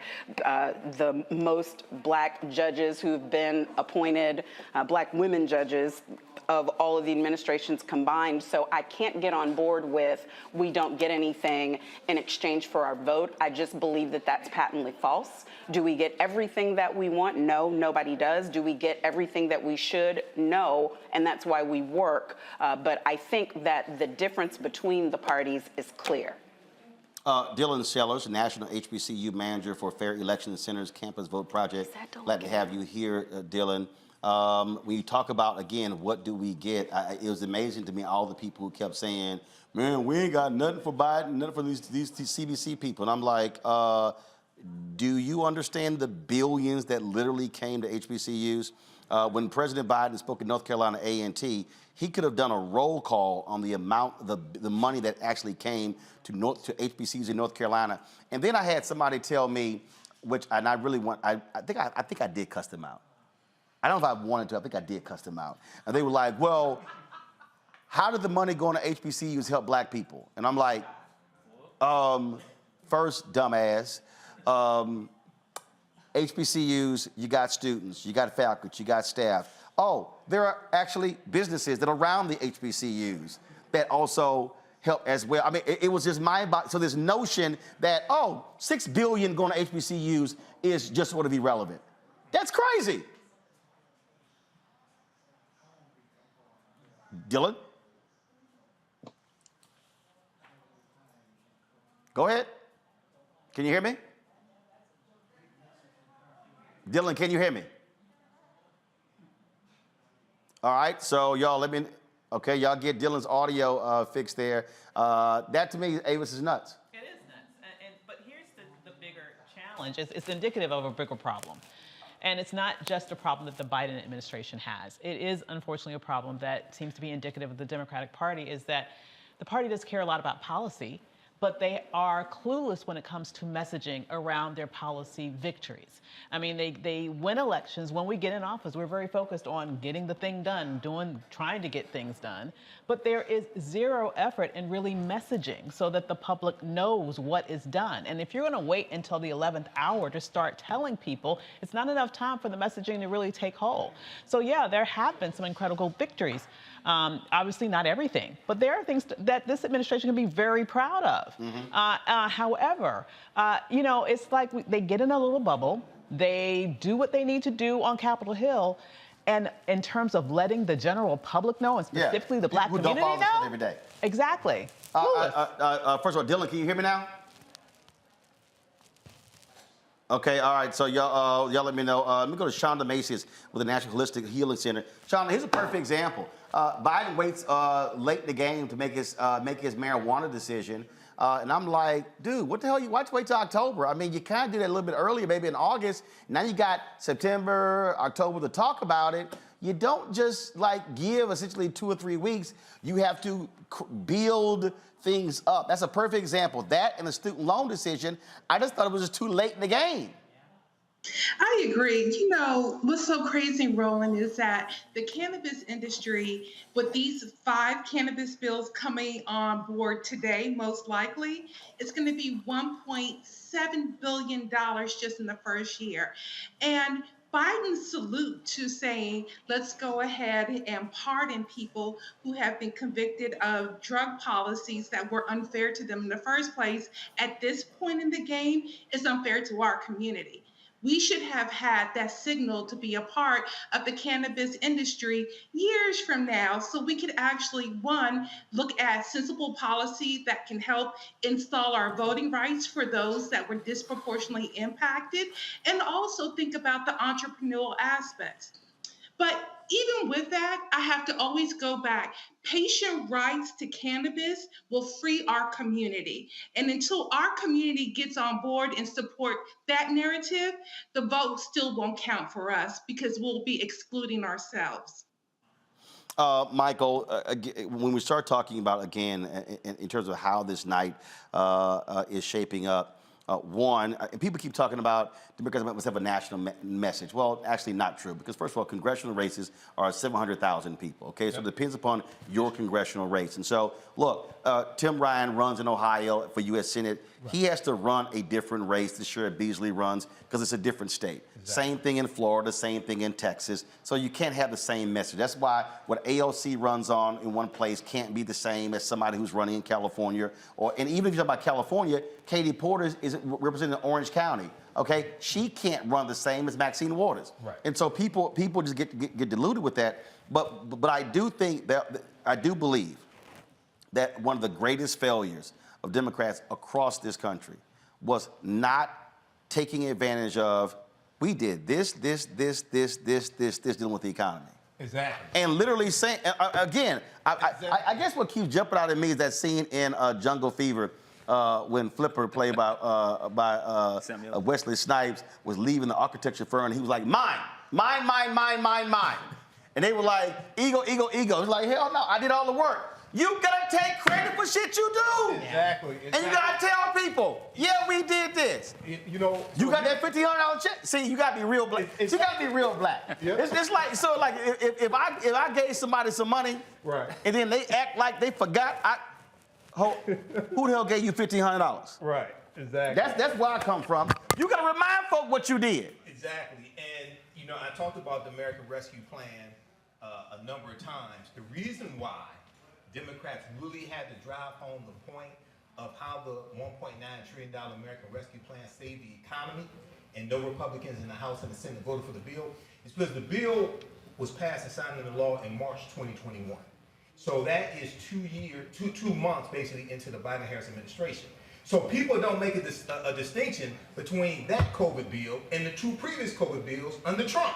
You have to explain to people. And what was in it? And what was in it over and over again. $46.5 billion for renters assistance and landowners, property owners. Hold up. And this, what? Okay, something wrong with your mic. So come fix it then. Y'all come out, your mic failed. Your mic failed. Okay. Well, find your mic, Michael. It's on the floor. What's Michael? I didn't know it failed. I'm telling you to find your microphone. So I'm like, it's on the floor. Pick that shit up. What's wrong with you? But here's the whole point here, again, as you're laying out. See, here's what Biden and the Democrats would do. We have $46 billion for rental assistance. No. You got to say, who helped y'all pay your rent, Greg Carr? Right. There you go. Who helped you from getting evicted? There you go. We did. Who didn't help you from getting evicted? Right. Them. Exactly. It's the same thing with insulin. Well, we tried to cap insulin at $35. Republicans didn't. No. Big Mama spending $400 a month on insulin. We wanted Big Mama to spend $35. Right. Hey, Joe, what does my man Joe Madison say? You gotta put it where the ghost can get it. Yeah. You gotta make it plain, Greg. Uh-oh. Guys, pull up Greg. He's on mute. And I got my mic fixed too. Yep, I can't hear Greg. There we go. Go ahead, Greg. Yeah, no, I was saying, even as we enter the first stages of what's going to be a long night in the next long few days, that is the kind of messaging that has to be done, and it has to be done between election cycles. We know that. That's what everybody is saying. I mean, but unfortunately, here we are. And of course, the early results seem to indicate that things may not be, certainly not going to be what the pollsters were talking about, but we've seen the young brother, the 25-year-old Maxwell Frost, the Afro-Cuban, take Val Deming's seat in Florida. We've seen, unfortunately, we should all pray for the state of Arkansas since they seem to have elected Sanders as the governor. But Massachusetts has elected Healy, so that's a seat that's been flipped, and Shapiro is being called in Pennsylvania, and this is before all the votes are coded, of course. Well, there are 2 Supreme Court seats in North Carolina that are very closely being contested, 51-49 for the white nationalists at this point. But of course, we know that as we put it where the goats can get it, something is going to happen in the next election cycle between 22 and 24 that may change everything. The Supreme Court is going to hear this Moore case out of North Carolina, where they may turn over the legislative control in the state legislatures in the state to the white nationalists to basically wreck the federal elections. We are facing a moment when this election may set up a better scenario for Democrats for 2024, because we're going to have real enemies to run against for the presidential election. And God help us if Kerry Lake wins in Arizona, because while everybody's looking down at that charisma-less pufferfish in Florida, DeSantis, you better be worried about a female Trump who's been on TV, who talks a little slicker and doesn't turn down any interviews and ain't too crazy. It might be Kerry Lake we're looking at in 2024. And at that point, if they lock in these legislatures to really rig the election, we got a real problem on our hands. Earlier, folks, I was on social media and I saw this tweet, and I said, look, we got to get them on the show. I'm always talking on this show, and y'all know this. Anybody who doesn't watch this show and they say I don't discuss mobilization organization, they lying. I'm always talking about how you can use your circles and begin to build your circles to get folks registered. So joining us right now, folks, a group of folks who actually have done that. First of all, Prentice Haney is co-executive director for Ohio Organizing Collaborative. He's joined by Ebony Deloach, as well as Michelle Deloach. And Prentice had a tweet, and he was talking about what the Deloaches did, organizing their friends and family. And we're talking about what Prentice, what jumped out. So the Deloaches, y'all use your network and y'all registered or got what, 20,000 folks voting? So explain, what did y'all do? How did y'all do this? We just recruited people in different neighborhoods to recruit family, friends, whoever they think probably wasn't most likely to vote. We just recruited them to tell their family and friends to vote. So y'all just said, look, we got to do something, and it began to build and just kept building and building? Yes. That's exactly what happened. So these two are a part of our canvas team with the Ohio Organizing Collaborative. They've been with us all year. They started off registering thousands of voters. We registered 40,000 voters this year, which crossed our 400,000 voter goal since the inception of our program a couple of years ago. And then when we switched gears towards Get Out the Vote, we decided that the most important thing we could do is reach out to our friends and family to vote, because it's the most potent way to get people to vote, especially Black voters. And so when we went out, we had a goal of 50,000 relational contacts throughout the state. And to Ebony Deloach, she's a little shy right now. She was like, oh, 50,000, I know I could do that with just my family. And so over the course of 25 days, she sat down, made a list, went out to the park, went to the churches, went to the schools. Her daughter here, Michelle, was a first-time voter this year, and they recruited over 1,000 volunteers, which we call democracy builders, to contact 15 to 20 of their friends and family. And over the 25 days, 20,000 Cincinnatians in Hamilton County were contacted to go out and vote. And when we look at the data, 86% of those voters were African-American voters.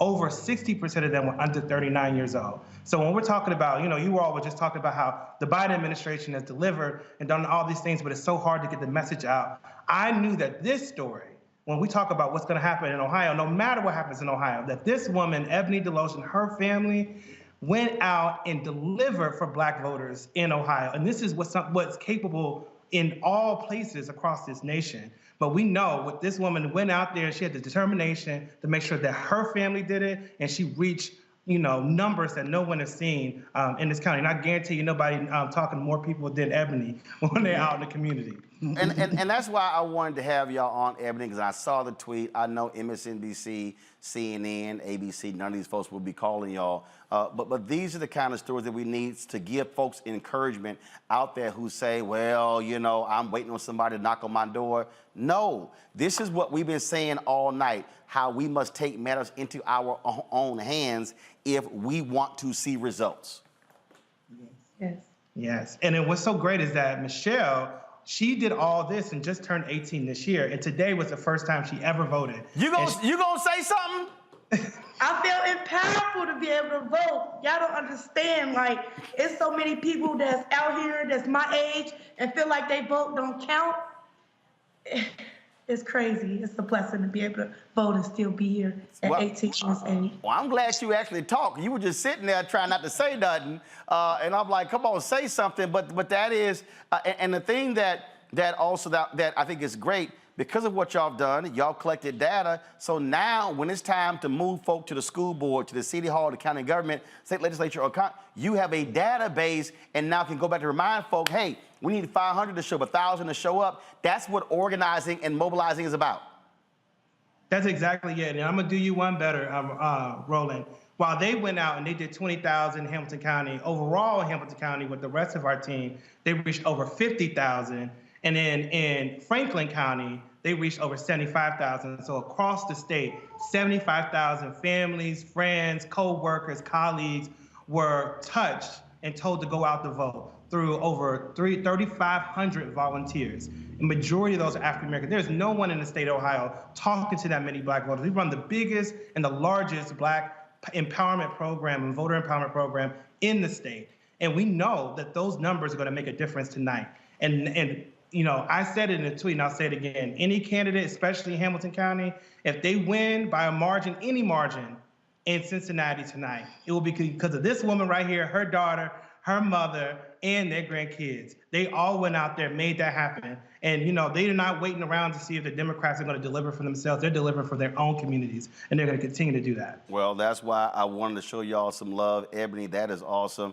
Michelle, that is awesome, being 18 out there doing your thing. Prentice, thanks for posting that tweet. That's how I saw it, and we're certainly glad y'all were on the show. Thank you.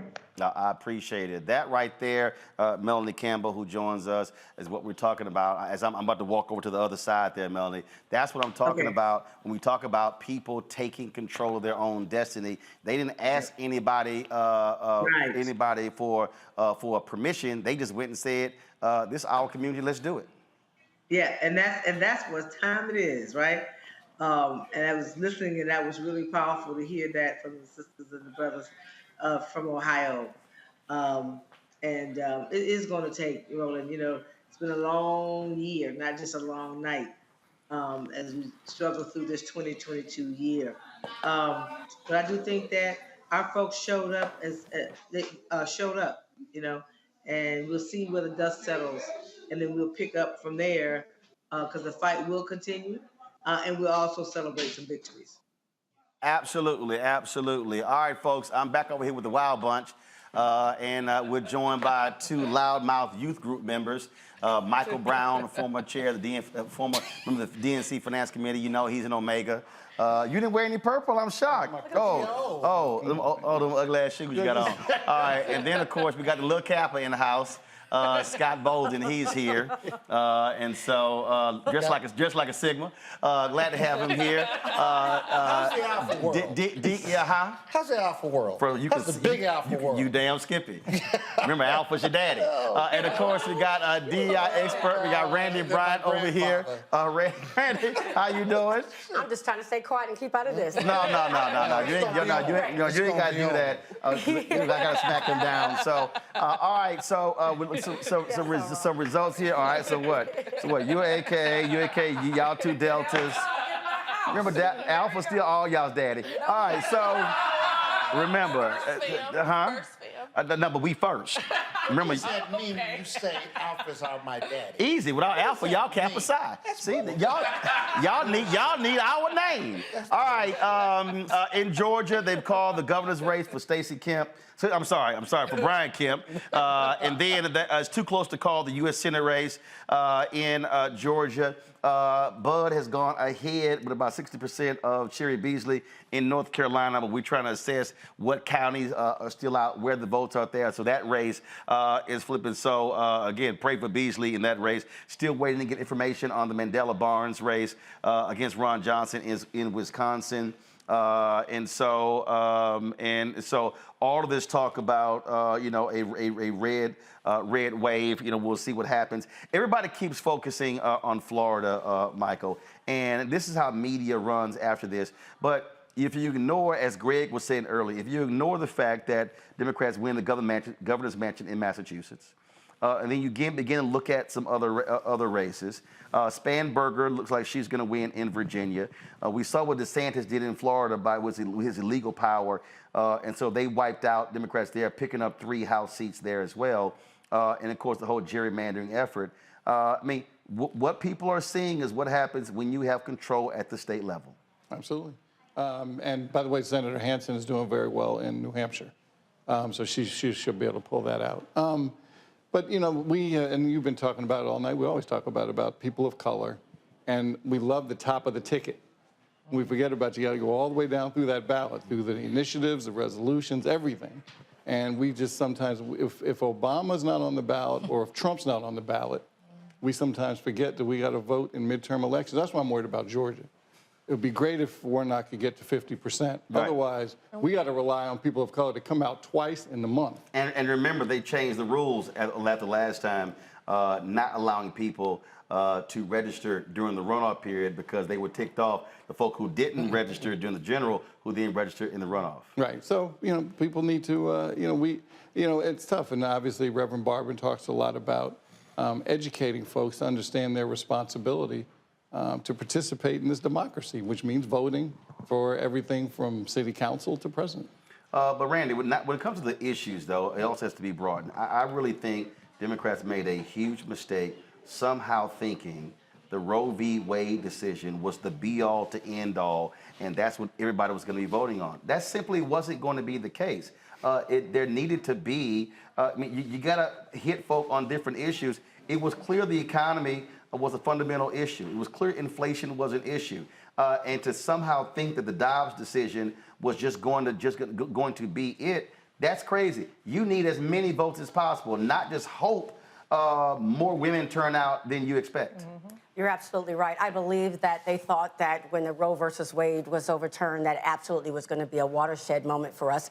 And I believe they somewhat got comfortable and lazy, to be honest. And it looked good early in the summer. It did look but that was early. People forget. Right. And we have... inflation kept rising. Right, and that's it. And at the end of the day, people are going to vote with their pocketbooks. Can I get to work and not spend so much money on gas? Can I pay my rent? Is the rent affordable?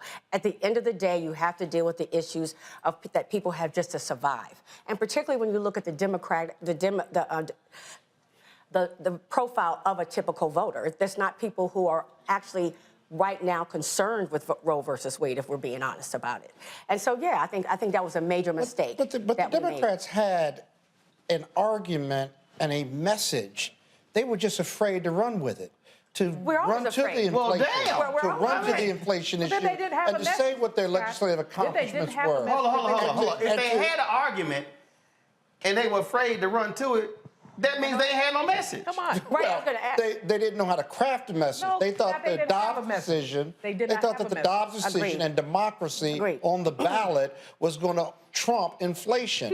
That's crazy, but that's what they decided to do strategically. I think it's because a lot of people actually blame Biden for inflation. And so the issue is, it's saying, okay, the reason why Republicans can say inflation, because someone was in office who should have been able to, or they say, cause inflation, right? So I think it was more that the Dems were running from that because there was too much causal for who was already in power. Well, the president's always going to get blamed. But Julian, here's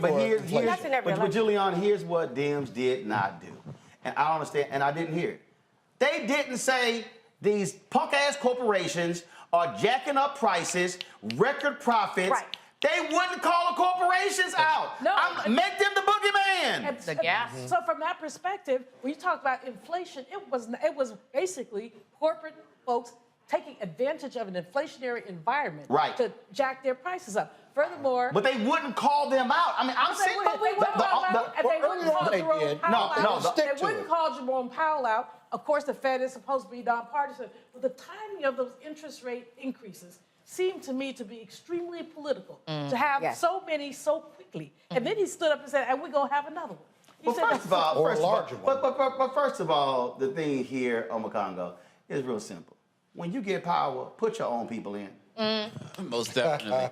They should have bounced Powell's ass. Right. I'm like, Republicans don't keep nobody. They don't. I'm serious. This is probably one of the biggest things that drives me crazy about Democrats. It's like, Democrats say, well, you know what? I want to show bipartisanship. The other side don't give a damn about bipartisanship. They don't care.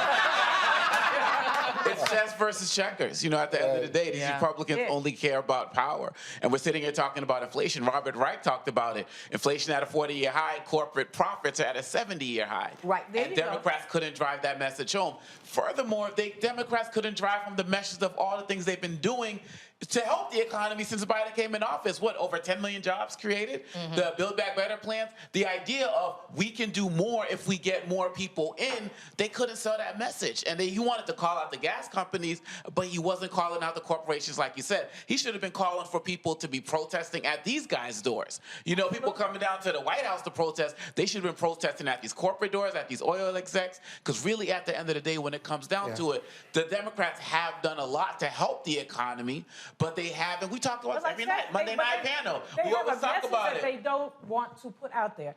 For two reasons. Remember, Barbara said they're afraid of talking to poor people. If you start talking about prices, it costs 10% more to buy food. 10% more. Now, anybody around this table is not bothering us. Some of us need to eat less anyway. But you know, poor people and black people that Democrats are afraid of. And the other part of it is but they're afraid of embracing their base. They're afraid of embracing their base. Exactly. They'd rather cuss than say black. But they were also afraid to show that Republicans don't have a plan. Long time ago. Hold tight 1 second. Melody Campbell, I'll bring you in here. I give a perfect example. It was late in the race when somebody said black businesses get less than 1% of state contracts in Georgia. I'm sitting here like, well, who in the hell gave a narrative that somehow Brian Kemp was good for black folks economically in Georgia? I'm like, that's one of those things that should have been hammered home, Melody. Melody, go ahead. I think you're on mute. There you go. We got you. Okay. Can you hear me? Yeah. So earlier this summer, late fall, when I've been down here quite a bit, and one of the things you kept hearing was that people were looking at Kemp as actually being better for the economy, and he was selling a really good shell game. And unfortunately, it seems that it works, at least at this point, in where they're saying that they're calling the race. But it is a shell game.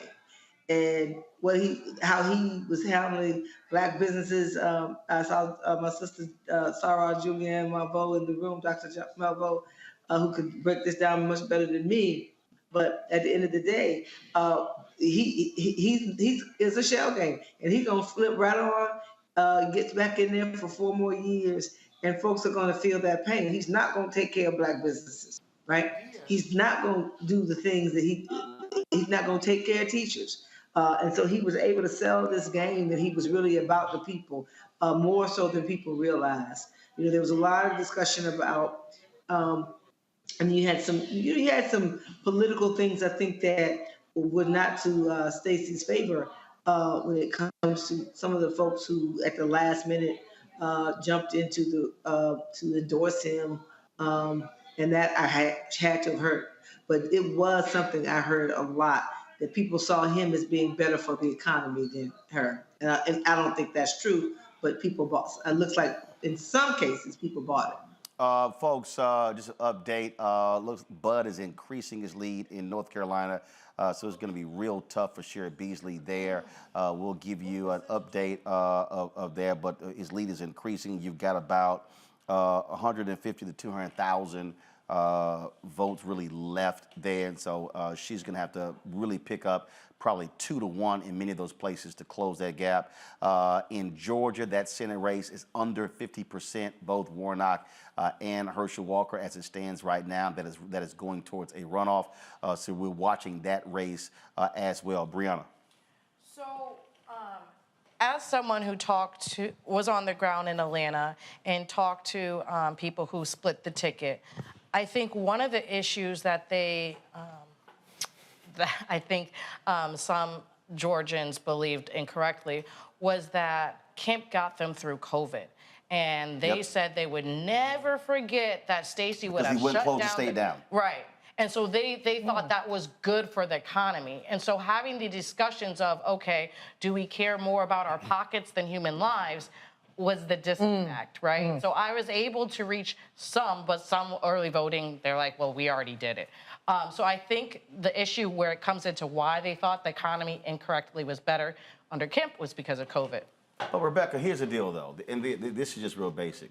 If I know what you're going to say, look, I do this when I'm debating on TV all the time. If I know what you're going to say, I'm going to figure out my counter to what you're going to say. And frankly, you know, Stacey's camp and Democrats, they allowed that to take root, as opposed to, yes, he kept the state open. But you know what I would have done? I would have ran down all those black folks who died because of COVID. Correct. I would have ran down the funerals. I forgot the city we had them on, and the first wave of COVID, that was a funeral, and literally there were like 20 or 30 folk who died. The morgue was backed up. We had the funeral home director on and talking about the bodies that were stacked up. I mean, you have to be able to counter that, as opposed to, and what ends up happening, how national media works, when that story hops here, then all of a sudden it became, Stacey has a black male problem. Right. And then it becomes, it's a black voter problem, and all that. But here's the other thing. The polling data showed it last year. That Biden was unpopular among black voters. Folk were not paying attention to that. They assumed, oh, black folks are gonna come around. No, folk were actually concerned. You gotta have a counter message to that. Yeah. Well, there are two things. Randy, you're next. Rebecca, go ahead. One, we need an explainer in chief. We need to have someone who is unafraid to speak truth to power and to take a complicated policies and sometimes uncomplicated policies and use plain language to talk to people. The second thing that we need is these labels. The parties label black voters as low propensity voters, meaning that they only show up during presidential years.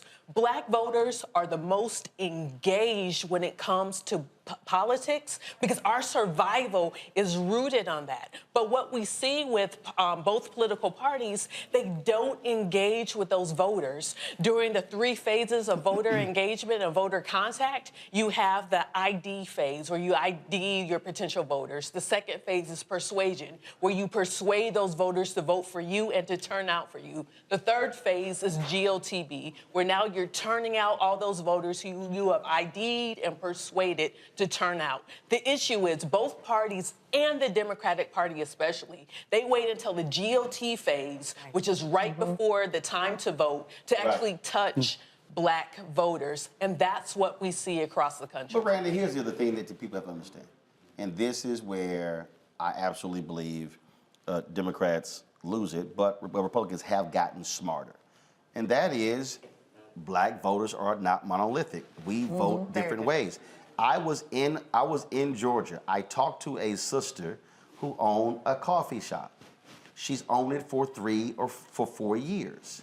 She said she was undecided. Why? Because as a business owner, she was attracted to the tax policy of Herschel Walker and not Warnock. Now, a tradition. No.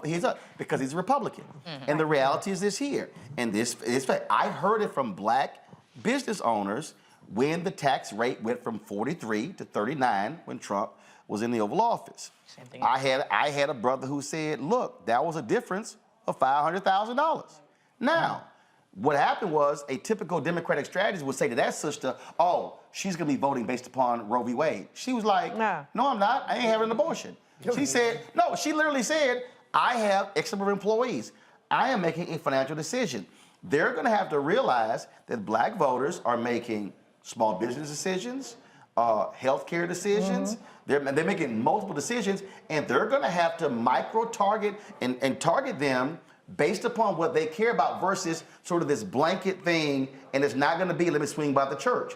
It's going to have to be tailored, targeted messaging, and also a tailored message to black women that's different to black men. You're absolutely right. I feel as if they do see us as monolithic. We're just seen as one group. And even when you go back and you were talking about the corporations and how they didn't play on how corporations have been greedy, if they could have taken that narrative and drilled it down to the human story. Remember, people couldn't even get formula for their babies, right? If they could make them remember that, if they could make them remember how these corporations were gouging us on prices when it comes to gas, when it comes to formula, and how did that affect us? When it comes to small businesses, how are we affected? Even when on the outside, yes, it looks like there may be a tax cut. On day to day, how are we being affected by that? And that's what we need to do, is really speak directly to a person's day to day. And I think that we oftentimes speak theoretically and talk about things like democracy. And like you said earlier, we can't eat democracy. Democracy doesn't fund my business. Democracy doesn't help me feed my baby. Democracy, and that's what we need to get out of. Michael. Messaging is so difficult, especially in our party, where, I don't mean our, because I don't know everybody's party affiliation, certainly mine, Democratic Party is because when you have, the problem with, it makes it easy for Republicans because you have such a small tent. Michael, hold tight one second. Yeah, I got to interrupt you right now, folks. Update. Let's go live. The third African-American elected governor of the United States of America, West Point of Maryland, speaking now. We are keeping these illegal guns and these violent offenders off of our streets. Okay, go ahead. In our Maryland, you will feel safe in your own neighborhood, and you will feel safe in your own skin.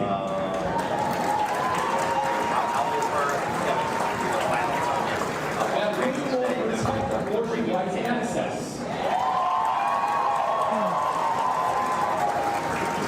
And we will empower women to make decisions about their own reproductive health. Here, right here in Southwest.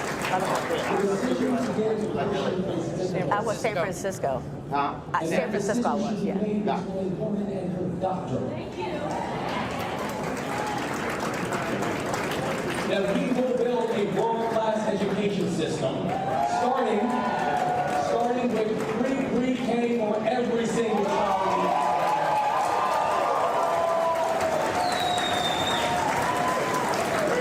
And we will invest in apprenticeship programs and trade programs so that every Marylander, every young person, knows that there is a pathway to their long-term economic viability and long-term economic success.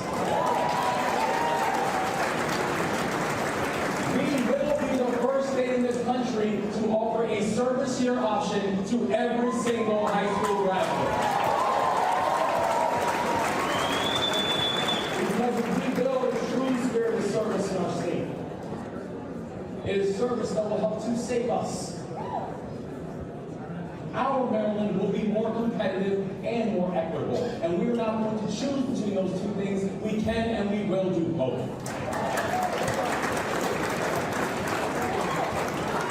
And we will make this state a true hub of innovation and economic growth. A place where small businesses can thrive. A place where small businesses can thrive, but also labor unions are strong. A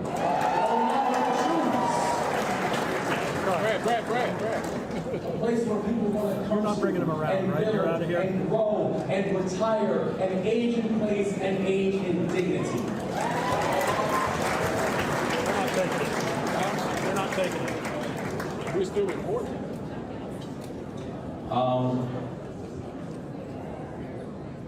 Last week, my grandmother passed away.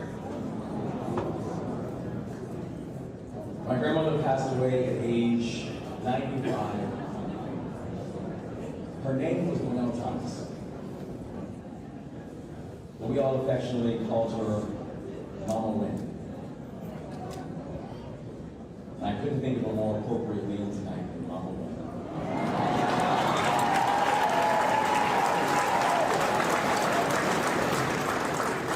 And I know that despite us losing her last week, that tonight, she's got the best seat in the house.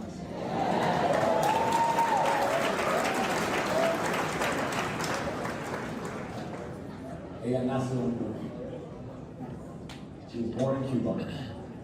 She immigrated to this country from Jamaica. And she taught public schools for nearly 40 years.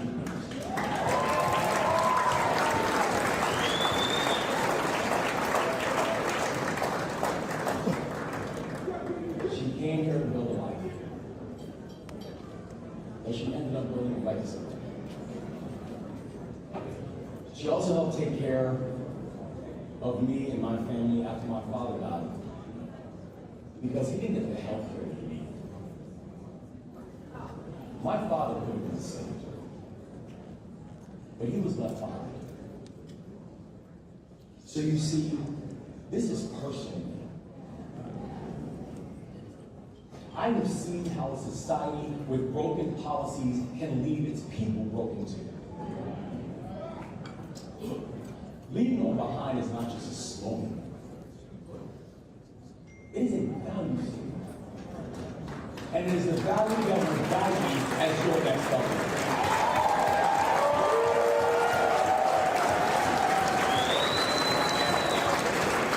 Our administration will fight every single day for every single Marylander and make sure they have a chance to succeed, and this is our time to do it and to make it happen.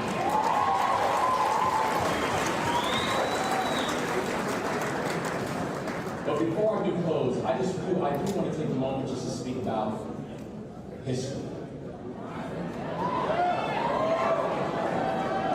You know, this state is blessed because we've had a lot of firsts tonight.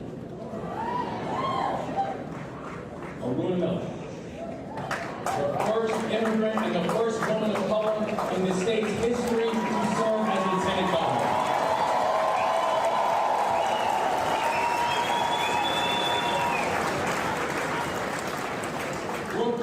Our first female comptroller. Anthony Brown, our first black attorney general.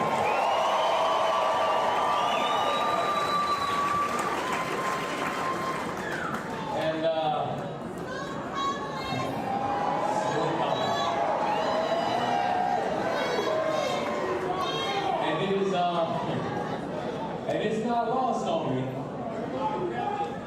that I've made a little history tonight myself.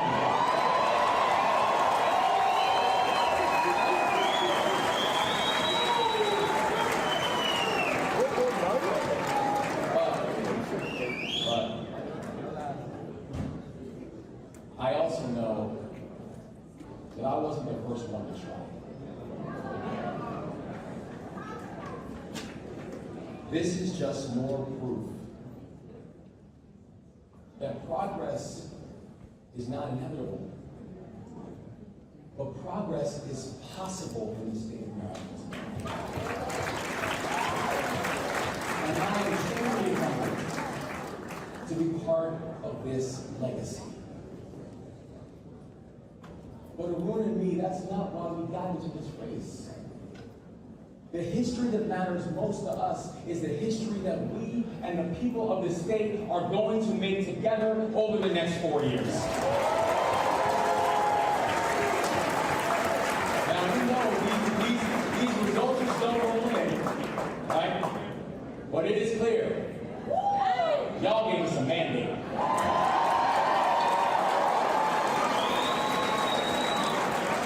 And that mandate is for a vision for a healthier and a wealthier Maryland.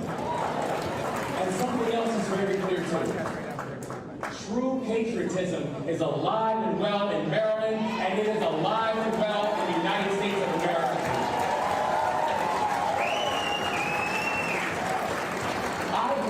I grew up in a family of people who love this country even when the country didn't always love him back. And my entire life has taught me that patriotism does not mean waving a flag around. It doesn't mean telling our neighbors that we're better than them. Patriotism isn't a boast. It isn't self-righteous. You cannot love your country if you hate half of the people in it.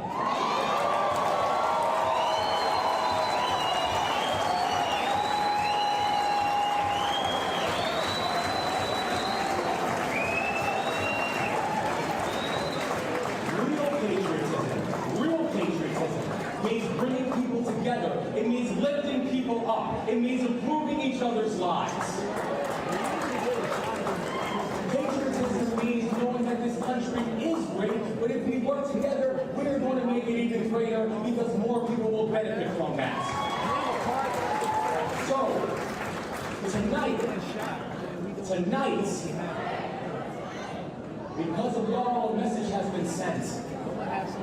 So tonight, we celebrate.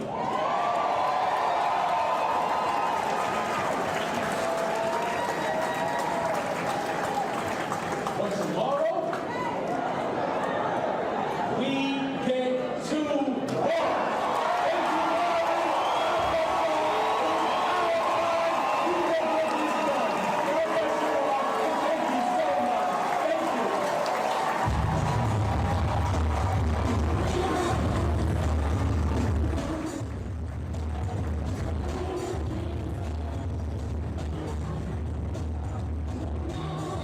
Speech there. He is the next governor of Maryland, a certainly bright spot on this night. Lots of red on the scoreboard. That is a huge win. Michael made the point earlier, Democrats gaining that governor's mansion, gaining the governor's mansion in Massachusetts. That is important. Now, granted, you're talking about two blue states. Democrats control the legislature there. And so, but the it's a flip. opportunity is It's there. a flip. It is a flip. It's a flip. And that is a huge win there. And keep in mind, when Hogan was governor of Massachusetts, he did not want to sign Maryland. He did not want to sign the settlement with the HBCUs. In fact, he told them it was a red line. I'm not crossing $200 million. The Black Caucus, nah. They passed the bill. It went through the legislature. It passed. He vetoed the bill. They came back in the next session and passed the bill again, had a veto majority proof, and they dared him to veto it. He didn't. That's why they got the $577 million settlement for the 4 HBCUs in Maryland. And so, again, this is what happens when you control politics. And so Wes Moore, the next governor there, and I hate when, I really hate it when folks do this, and I'm going to allow, I'm going to bring in Greg Carr. Sean, I'm going to give you your final comment here because they want to ask you a question, because with Wes Moore being governor there, becoming governor there, one of the issues Maryland has to fix is cannabis laws. It's because you have not had enough African Americans getting dispensaries there. I would hope that is one of the initiatives that black folks focus on, having Democrats, now they control the governor's mansion, House, and the Senate, fix that, because to have one or two African Americans with a dispensary in Maryland is absolutely idiotic. So right now we're waiting for the results to see if Maryland is going to legalize. If the bill passes today, and we think it is with 70%, what will happen is adult use will come into effect in July 2023. So what that means for us is that that bill, when the legislation was written, was to include expungement and to make sure that we could actually have a chance to gain our lives back by having our records cleaned up. But Wes Moore has always supported what the voters said, and Maryland has always been a center point for African Americans in Prince George's County. We supported him 100% for the governor's race. He supported the cannabis community to say that if you select it, I'll back you up. And this is something we continue to look for with state to state. You know, right now, the other big issue is that in the South here, there is Arkansas on the ballot. And believe me, they don't have policies that support our community. So I'm really proud about Maryland today taking the step. People say Westmore is going to have such a lovely future in politics, and we're going to continue to support him. Prince George's County is behind him 100%. Cannabis is behind him 100%. And we just hope the Black vote simply continues to push forward equitable policies that keeps our community, one, funded for schools, infrastructures, and just cleaning our records so we can have gainful employment. We can work in the industry that is the 5th largest crop in the nation. So it's time for these changes to happen, and I'm excited about it. First of all, we thank you for joining us and for contributing on tonight's show. So thanks a bunch. Thank you. I want to bring in Greg Carr. Greg, you are the historian here. And Greg, of course, you know I had to go ahead and show this photo right here. Y'all, go to my iPad. I'm just saying, Greg Carr. Give it up for that alpha man who's the governor of Maryland. I'm just saying. Philip Lewis is frat. He posted this on Twitter, and he said Westmore, the new governor of Maryland, is a member of the only real fraternity that exists, Alpha Phi Alpha Fraternity Incorporated. Larry? That's what I'm saying.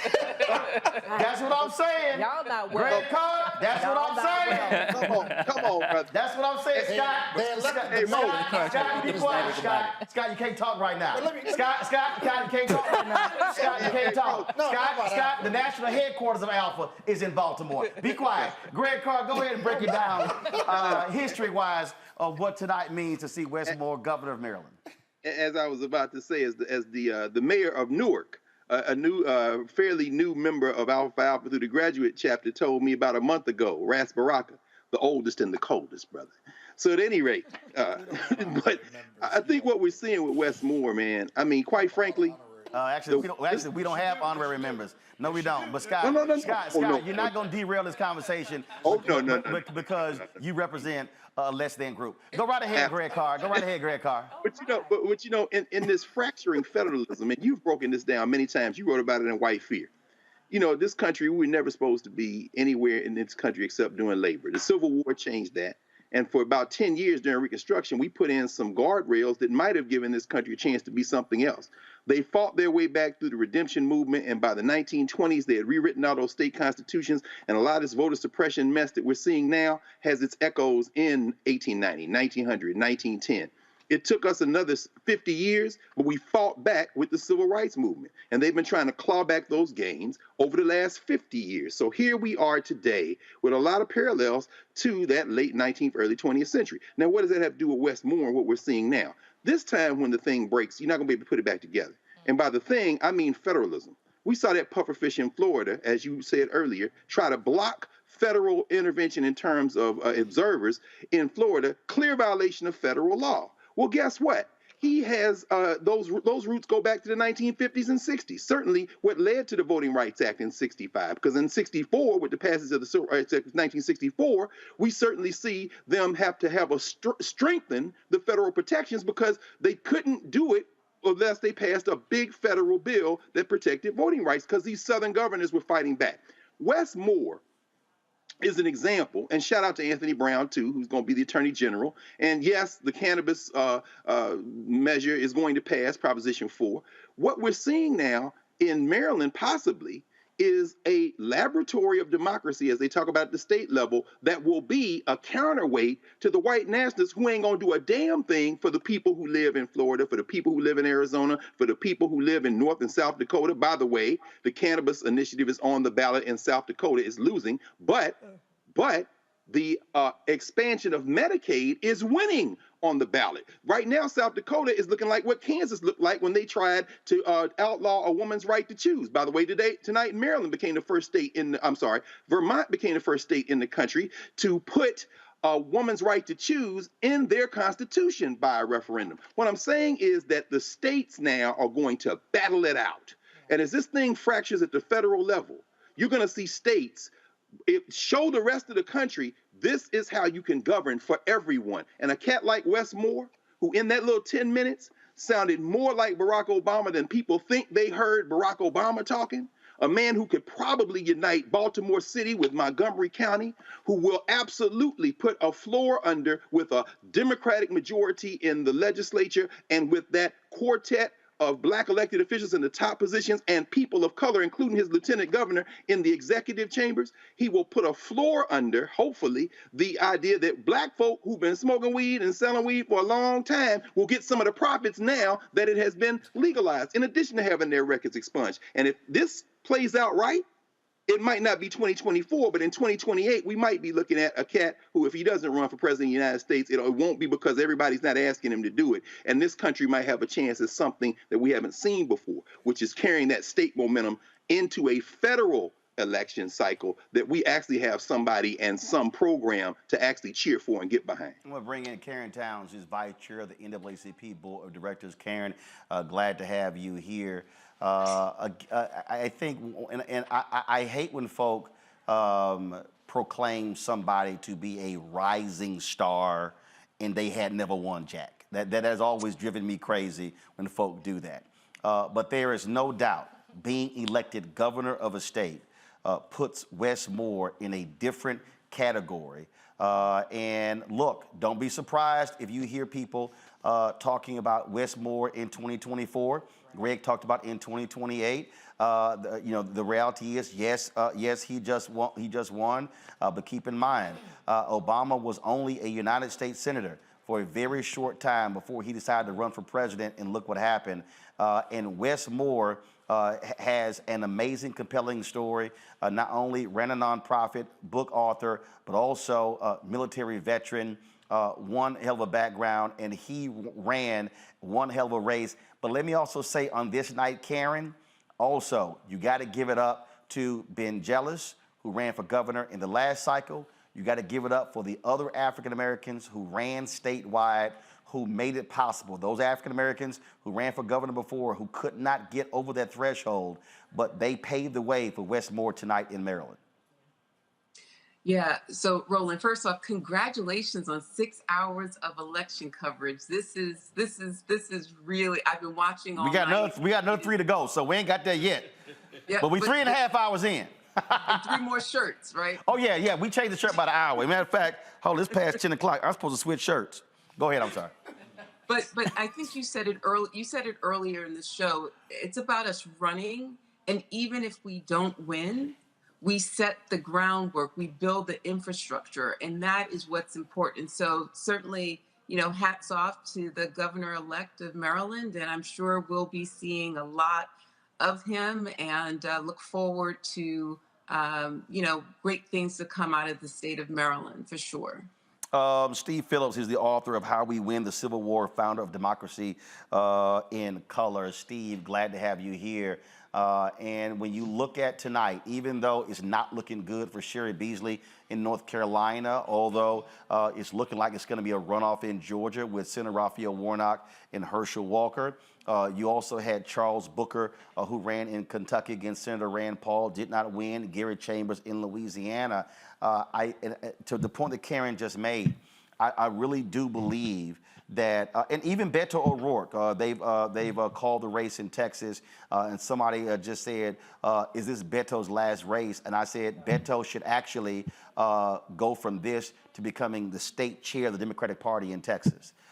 Because I go back to organization. When I talked to Gary Chambers, Gary's an activist in Baton Rouge. I really think the next thing for Gary, he's run for Congress, he's not for the United States Senate. I think he should Gary Chambers should assume the Stacey Abrams role in Georgia, there in Louisiana, and really focusing on leading an effort to get black folks registered, but also to get them out to vote. Charles Booker can do the exact same thing in Kentucky. For the folks who lost tonight, Congressman Jim Clyburn reminds me all the time, he lost the first 2 or 3 times he ran before he won. So nobody always wins the first time out, but you have to build the infrastructure. Steve, you talk about that all the time. That's what has to happen for wins to happen down the road. 100%. And that what we don't appreciate is that the closest thing we have to a national referendum around where voters fall is the presidential elections. And the Democrats have actually won the popular vote in every single presidential election since 1992, with the single exception of 2004. And Steve, hold on just real quick. They're calling the race in Louisiana for Senator John Kennedy. So they're calling that particular race there also. Give me 1 second. And if you want to talk about what's crazy, Greg Abbott did nothing with the shooting in Uvalde, yet he won Uvalde County by 14 points. That is unbelievable there. Democrats are ecstatic. Hassan has retained her U.S. Senate seat in New Hampshire, and Democrats win the governor's race in Pennsylvania. Shapiro wins that race. We're still waiting to get information on Fetterman and Oz. Steve, go right ahead. Right. And so I think what all this is showing is that a lot of people miss about the midterms. I think what you're laying out here and what a few other folks understand, but many don't, is that these are all about turnout. And so if you have the infrastructure, if you invest in the organizations, if you build up the capacity to get as many people out to vote in the midterms as come out to vote in the presidential, we should be winning all of these different races, the vast majority of these different races. I mean, Maryland, as you guys are talking about, is a classic example. It's been a crime that Maryland has had a Republican governor these past 8 years, given us how progressive and how black that Maryland is. So, but there's just not been the investment in creating the organizations, in creating the leadership, the precinct captain operation, the community-based organizations, faith-based organizations, to get people out to the polls. And there's a lack of belief. We've talked about this, a lot, Roland, in the Democratic Party, the progressive movement, around that's where you should move your money and your resources. But we are seeing it is where you have large turnout, even within Texas. There's 3 million eligible non-voting people of color in Texas, 2 million eligible non-voting people of color in Florida. And so these are places which really should be, and if we invest now, we will get to the point where we can flip them over the next few years. But there has to be a commitment and a allocation of resources to do that. Indeed.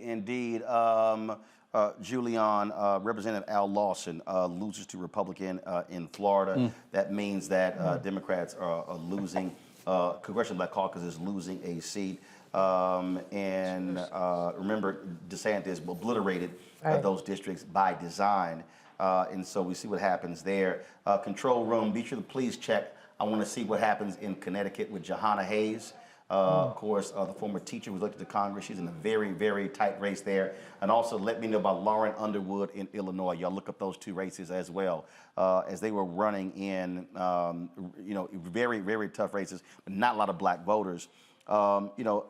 This is one of those things where when we talk about protecting black political power, again, we go back to if you're losing power in the states, then it makes it even more difficult in places like Florida where they're going to cement.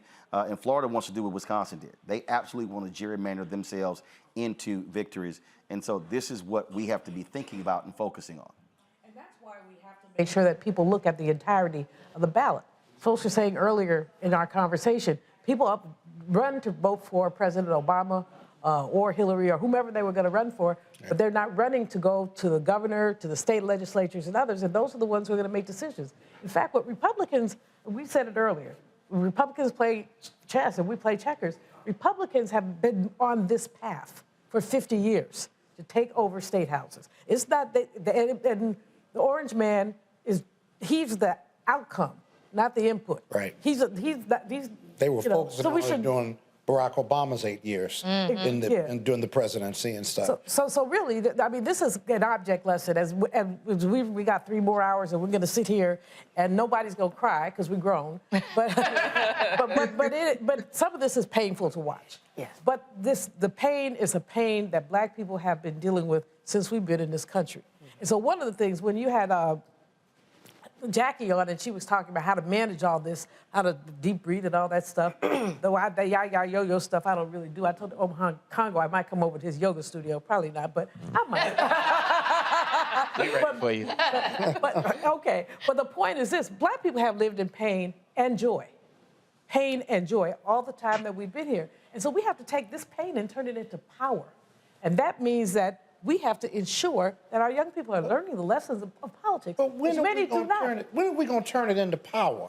Because I've sat on this show for years, over the last 4 years or so. I understand voting, and the message is the same, right? But we keep undervoting. That's why we keep losing. But right? Now, let me say one other thing about Maryland. Finish your point. Real quick. Then I'm obliterated in a minute. Go ahead.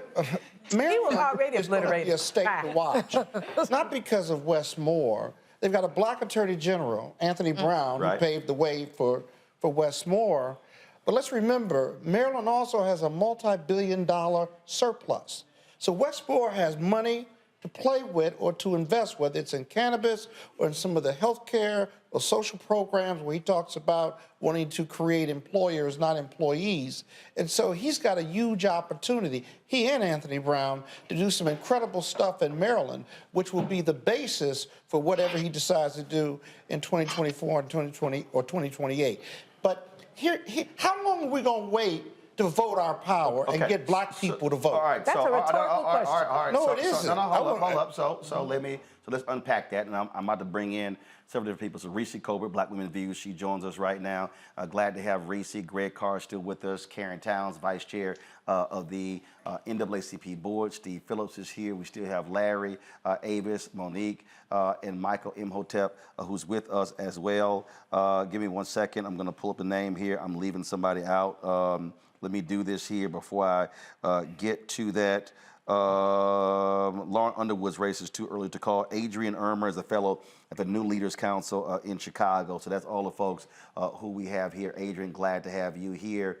And of course, sitting here, Michael, Brianna, Randy, Julian, Rebecca, Omakongo, and Kappaman, Scott. All right, so here's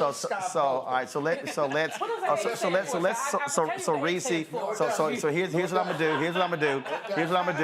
So I need folks. It stands for Aloysius. So what I need folks to be real tight, because I'm about to sit here and bounce back and forth. And so Reese, to the point that Scott made there, it really ties into what Steve has been talking about, what I've been talking about, and that is, first of all, we got to remember, you get this Voting Rights Act in 1965, you begin to see the numbers go up, and then you begin to see the attacks take place. Keep in mind, on this night 12 years ago, when Republicans flipped 16 state houses and governor's mansions, and they won the midterms, leading their way to taking nearly 1,000 seats during the Obama presidency, that's when they began to attack voting laws. Why? Obama wins North Carolina by 14,100 votes. They saw how well he did in Florida and other states. They saw the future, and that was to attack voting.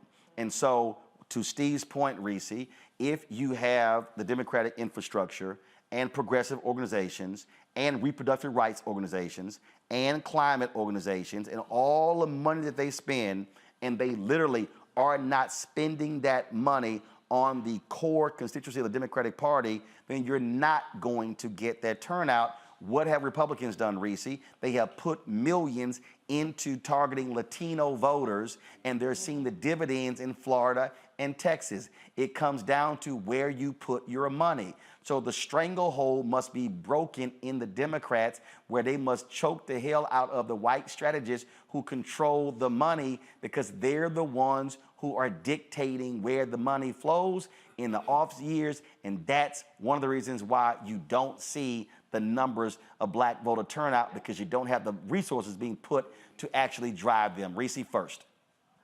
Yeah, I mean, all those are good points, but we're also missing the part about how much money is put into dissuading Black voters from being engaged. I would reckon to say that Republicans put far more money into dissuading Black voters than they do into courting Latino voters or Black voters. And so that's what we have to reckon with. Democrats rely too much on quote unquote or so-called organic content, organic engagement.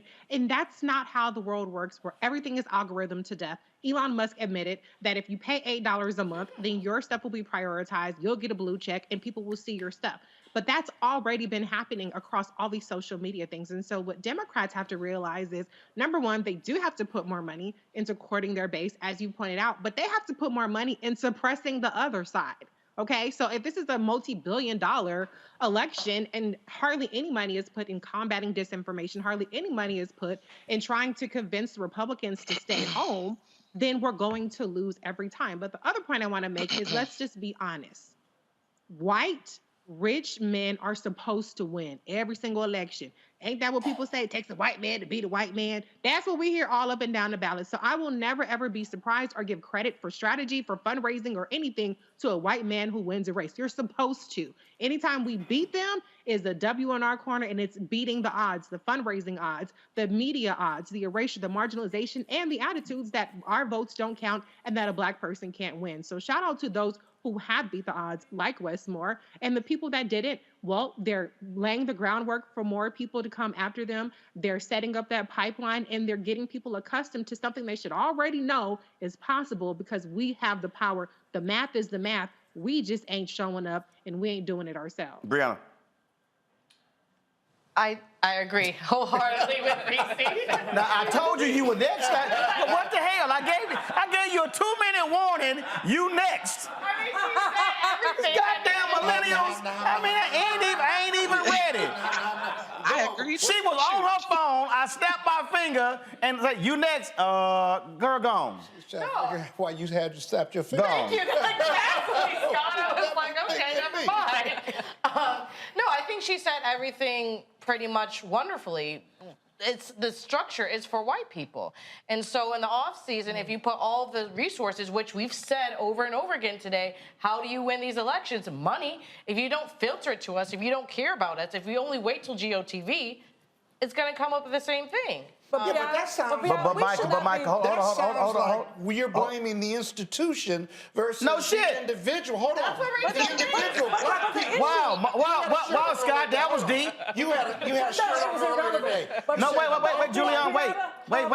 Julian, wait. Scott, go. You can blame the institution, but what is the responsibility for Black people to come out and vote? You had a shirt on earlier today. You said, vote like your ancestors died. And I responded on Twitter and said, yeah, and they did, right? So when is this Black vote that's going to turn these elections going to come out due to personal responsibility, whether they get touched or not? No, one second. Hold on. I'm gonna go to Adrian after I go to Michael. Hold on. Michael, you've been on the finance committee of the DNC. The reality is this here: the DNC that your dad ran, that ain't the same culture we're in now. That used to be the place where all money was funneled into. Now you've got PACs, you've got DCCC, DSCC, DGA, all of the different groups. And so really, it's a smaller amount of money going to the DNC, which has to fund its 50 state party. It's really the other millions of dollars that are pouring in that's determining this. And so now this thing is totally changed. And so from an African-American standpoint, it's a matter of going to all those people saying, y'all gonna keep playing the same game because guess what? You're not gonna win a majority of the white voters. Republicans are gonna win a majority of the white votes. If you don't get Black, Latino, Asian, Native American votes, you can't win. The facts are the facts. That's the coalition. Yeah, but those we've talked a lot about kind of the power, the inside power game. And Scott, you were chair of DC State Party. The inside power game is such a difficult game for folks to understand because they don't see it. Yeah. The reason my father was so successful is because he put all the money on the table, all those people you mentioned. And for all the folks who are watching, Ron Brown was the first Black chair of the Democratic National Committee, Michael's daddy. Go.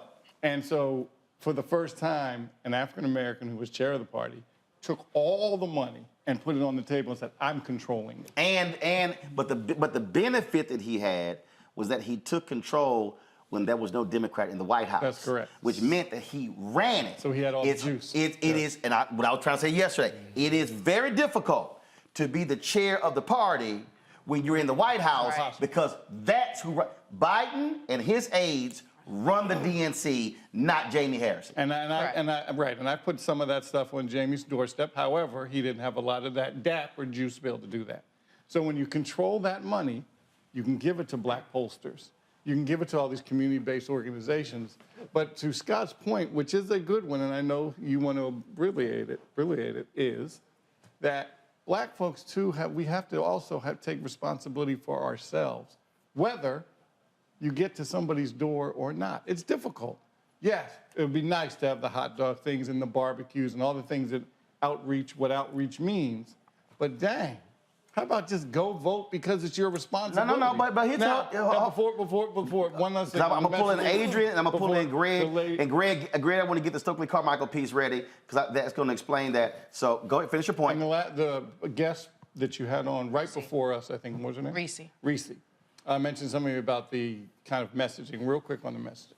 What I was disappointed about on the kind of obviously the inflation issues. Why not put some of that stuff on the doorstep of the former president? Exactly. Because if he didn't call COVID a hoax, we got up to such a bad start dealing with COVID. Yes, millions of deaths or 1 million deaths. Plus, the economy was diving before Biden came in. And we never put that message out there to convert folks that thought it was all Biden's fault, which it wasn't. Greg, I'm going to go to Greg, then Adrian. Greg, here's the piece. Now, and later, explain to the folks what Stokely Carmichael said about organization and the individuals. Because that, to me, I hear what Scott is saying, but you have to have an organization. The black couple, the black woman and her daughter we had on earlier, that was a part of a collective group in Ohio that helped do that. The point is, it requires organization, not just thinking individual. Greg, explain. You mute. My bad, sorry. Yeah, and I agree. That is the whole life and political testament of Stokely Carmichael or Kwame Ture. I mean, here's a young man who spent his young adulthood in Mississippi, in Alabama, with the Lowndes County Freedom Organization, going door to door, organizing for political power. And when he made transition at age 57 in West Africa, he always said, I don't care what kind of organization you're in, join an organization. He understood political power. Now, he also was very critical of the duopoly, the Democrats and the Republicans, which he said are both the party of capital, one way or the other. Earlier in the evening, someone talked about the fact that one of the reasons Democrats won't go hard in the paint is because they're getting corporate dollars too. It's just a softer form. But I think what we can learn from Brother Stokely, from Kwame Ture, is that we cannot leave any tool in the drawer. We have to use all of our tools, including the vote. And as Stokely Carmichael would say, it's not a privilege to vote, it is my right. And Scott, you raised something that's very critical, brother, when you asked the question, when will we kind of exert this compelling power that we keep talking about? Exactly. Well, we can look at Stokely Carmichael finally and understand that we don't feel the same type of common oppression that we did with the Student Nonviolent Coordinating Committee and SC and innovative people out there. And in fact, what we're seeing, and Roland, you made this point in Georgia with the voter that you talked about who was voting their economic interests, class has fractured that coalition in a way so that people can literally vote their economic interests over the collective interests of our community, and that could sound the death knell. The only way you fight that is what you said for Stokely Carmichael and the life of Kwame Ture, which is you got to go door to door, you got to organize, you got to educate, and then get out of the people's way, and you trust that the people will make the right decision once they have been organized. And Adrian, the point there is what that requires when you talk about the organization, you got to fund that. That can't be done by volunteers. And so young people are saying the exact same thing. People are like, oh, go do this here. Those are jobs. If people study history, when SNCC was going into those places, those were jobs. CORE, those were jobs. I have literally said to Democratic funders, y'all have got to set aside 10, 20, 30, $50 million. Steve, you've been talking about this as well for quite some time. And actually pay people. Those are jobs, full-time jobs, not volunteer jobs. Adrian, go. Yeah, no, there's been a lot of really great nuggets thrown out here today. I just want to hold a little bit of space to celebrate all this melanin in the room and on the Zoom. Oh, this the Blackest show. That's how it ain't called the Black Star Network just for a reason. Yeah. For sure. The things that have been talked about, but also to elevate into this space, that there are institutional barriers in place that keep people from going to the polls. Not everybody knows they get 2 hours by law to go and vote. If you're a working class person working your first job of the day and have to go to a second job for the day to make ends meet, getting a way to vote on election day is problematic. It's hard. And it's also hard to stand up to a manager and tell them that you have this right when they're telling you no, but you have these orders to fill or you have these packages to label. It's not. It's more than a notion. So I'm of the mind that we need an election day holiday nationally, Right. so that folks vote on election day without any problems. And then we also need to do a better job of making it easier to vote. Unfortunately, in Chicago, rolled back the number of precincts we have in each ward. We cut the number in half. So now folks have to travel further. There isn't a good enough job notifying folks of the relocation of their polls. So like even in a blue city like Chicago, we're experiencing these sorts of like just problematic procedural logistical nightmares that make it more difficult for folks and souls to get to the polls. And now on the organized piece, Chicago's home of Harold Washington, where Jesse Jackson Jr. organized 250,000 new registered voters to go to the polls to support Harold Washington. And Harold Washington is a bit of a unicorn candidate in that like everyone loves him, whether you're rich, you're poor. The Latinx contingency of Chicago got behind him and elevated him to the mayorship here in the city. And it had been another 87, 13, 20, another 30, 40 years before we had another Black mayor in the city of Chicago. So there's the organizational piece needs to not just be in the 6 months before election day. It has to be a continual year-round effort. To your point, Roland, there needs to be these kinds of investments from the party. But the party also needs to fix their face and stop with this notion of automatically backing incumbents. A lot of our incumbents are problematic. A lot of our incumbents aren't inspiring people to the polls. So when the incumbent is smashing the grassroots organizer who wants to throw their hat in the race and speaks the language of the people and motivates the people, but they don't have the money to reach the rest of people, this incumbency protection and this impulse to constantly protect incumbents is problematic too. Michael, you also don't have the same old school machines you had before. And what I keep trying to explain to people, your older Black voters self-identify as Democrat. As you go down 55, 45, 35, 25, 18, they less identified, which means you can't try to reach them the same way you reach their grandparents. True. Imhotep. Yes. Wake your ass up. I toss to you. There are two Michaels. You got to tell. You have to say which one you're talking to. Wake up, Imhotep. No, I'm paying attention. Oh, by the way, Adrian mentioned Harold Washington, Chicago. He was a Sigma man, by the way. I just want to throw that. Harold been dead 25 years. Michael, if you want to start going to history in France, you don't want to go there, bro. Just go ahead and make your damn point. Don't be throwing your little Sigmas in here. You talking about Alpha Phi Alpha. Come on. Michael, no, he's one of the few Sigmas under 55. Michael, make your point. Don't get me started, Michael. Go. There's a lot of us under 55. Michael, finish your point. So what you're dealing with is the way that Democrats relate to different generations. Okay, so I'm neither Democrat nor Republican, but I'm definitely not stupid. And I can see whose policies are more beneficial for African Americans and whose policies are detrimental for African Americans. So there has to be, we talked about this before, Roland, and last Friday I mentioned this. When you look at the Republican Party, they set up these information centers in Latino communities, these brick and mortar information centers. They did outreach. Okay, like in Arizona, like in Florida, they did outreach to the community, and they had continuous. They also had citizenship classes as well.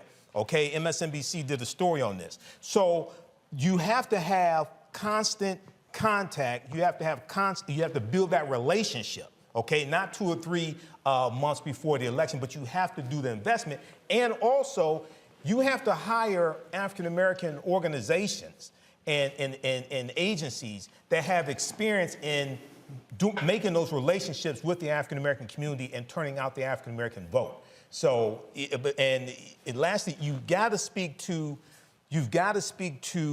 the issues and explain to them how your policies are better for African Americans than Republican policies, and you have to drive home that message. The thing here, Rebecca, I'm gonna go Rebecca, Randy, Julian, and then trust me, I'm getting everybody. The thing here, and then I got you, Karen. Rebecca, the thing here is when we talk about how to move forward, it has to be a multi-dimensional strategy based upon regions of the country, based upon states, and based upon cities. It can't be sort of this blanket assumption that, oh, this is gonna work everywhere. It's simply not going to be the case. When you start looking at numbers, again, more black voters in Texas than anywhere else. Well, how do you turn those folks out? 900,000 in Louisiana, only 10% voted early. Okay, you got to have a strategy to actually deal with that. You got to have the 38% of black folks that make up the state of Mississippi. Okay, how do you reach those rural black folks there? When we start breaking down, look, Beasley is down in North Carolina. What happens there? Also, you look at the race out of first of all, right now, 74% of the votes in, this is, again, Herschel Walker is at 49.2, Raphael Warnock is at 48.8 in that particular race there. How many percentage? 74% of the votes in. That's according to the Associated Press. And it's understanding, again, how are you reaching people? It has to be a multi-pronged strategy, and what you have is a apparatus that really is just stuck on the 30-year-old, again, let's talk in October, let's visit black churches, let's get some endorsements, and the black electorate has changed. So there's a couple of things. So one of the big things and one of the big questions that I have now, I don't know if this is a member of Congress calling me. You go ahead and keep talking. One of the big things. I'm going to go take this phone call. Yes, this is a black show. You can't walk off the show right now. Hey, Scott, this is my shit. Go ahead, we're talking about it. Let me talk about the big thing. The big question that I have is, what would have happened? Look at Scott.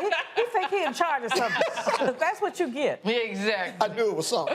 Scott, let me get my point I'm sorry, go right ahead. No, because normally we said no call ID. That's Maxine Waters. But go right ahead. Let's call back. Go ahead. So here's my point. What would have happened if the White House would have used this bully puppet to actually pass meaningful voting rights legislation? Instead of the infrastructure bill? What would have happened? Would in Fulton County, where you had early voting sites that got closed or got moved, would that have happened? In Georgia, where it's now illegal to give someone a drink of water when they stand in a hours-long line, would that have happened? In Beaumont, Texas, where black voters face some intimidation, and it required the Beaumont NAACP to go have an emergency hearing with a judge to make sure that voter intimidation wasn't happening at polling sites. Would all of those things have happened if we actually had meaningful voting rights legislation that passed? And so if we're looking at a multi-pronged approach, it starts with the White House. The White House has a bully pulpit like none other. The White House really should have pressed Congress to make sure that we actually had meaningful legislation that passed. That did not happen. And then we could talk about organizing and what candidates did and what candidates didn't do. How there were a lot of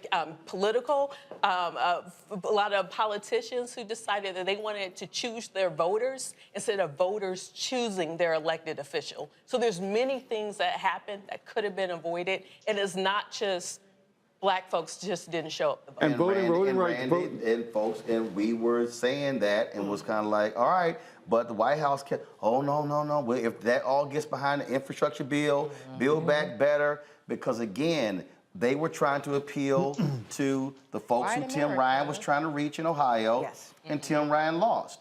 And here's the whole deal. I can't wait to break down the Ryan race. They've already called the race for J.D. Vance. And I can't wait to break that down because I really want to go through and see how it performed, because I'm going to tell you right now, I know for a fact Tim Ryan did not work for the black vote. And when I say, no, I got receipts. I was texting him directly. I tried to get Tim Ryan to come on this show 15 months ago. I offered to go do town halls in Ohio. He never even called Alicia Reese, who was the biggest vote getter in Hamilton County in Cincinnati. Can't say nobody told him because I texted him directly. And so he was out trying to get those white votes, those blue collar white, them Trump folks voted for Trump. And then I got a call today. He was calling around, what can you do for the black vote? Say, player. Yeah, it's election day. An example of them taking us for granted. Where your like ass been for the last 8, 9 goddamn months? Randy, go ahead. No, I mean, you know, when you say about why aren't black people voting, you ask why aren't black people exercising their power. I mean, one thing I want to say is that I think that we're forgetting that a lot of black people don't recognize that it is a power. I mean, I believe we have to go all the way to the beginning. Absolutely. I mean, I believe there are a lot of black Americans that feel powerless. I feel like a lot of black Americans feel countryless. And so when we say it's your responsibility to vote for this country, I don't feel that there's an attachment there. And I feel like we have to start at the beginning. Despite the history. Absolutely. Of people dying for their right to vote. Hey, dog, listen. The reality is that from a messaging standpoint, we had Terrence Woodbury. That does not work. It doesn't work. And in fact, Terrence was on, even using voter suppression doesn't work. Say it again, Adrian. Oh, I had a comment to make that dovetails off of what she just said.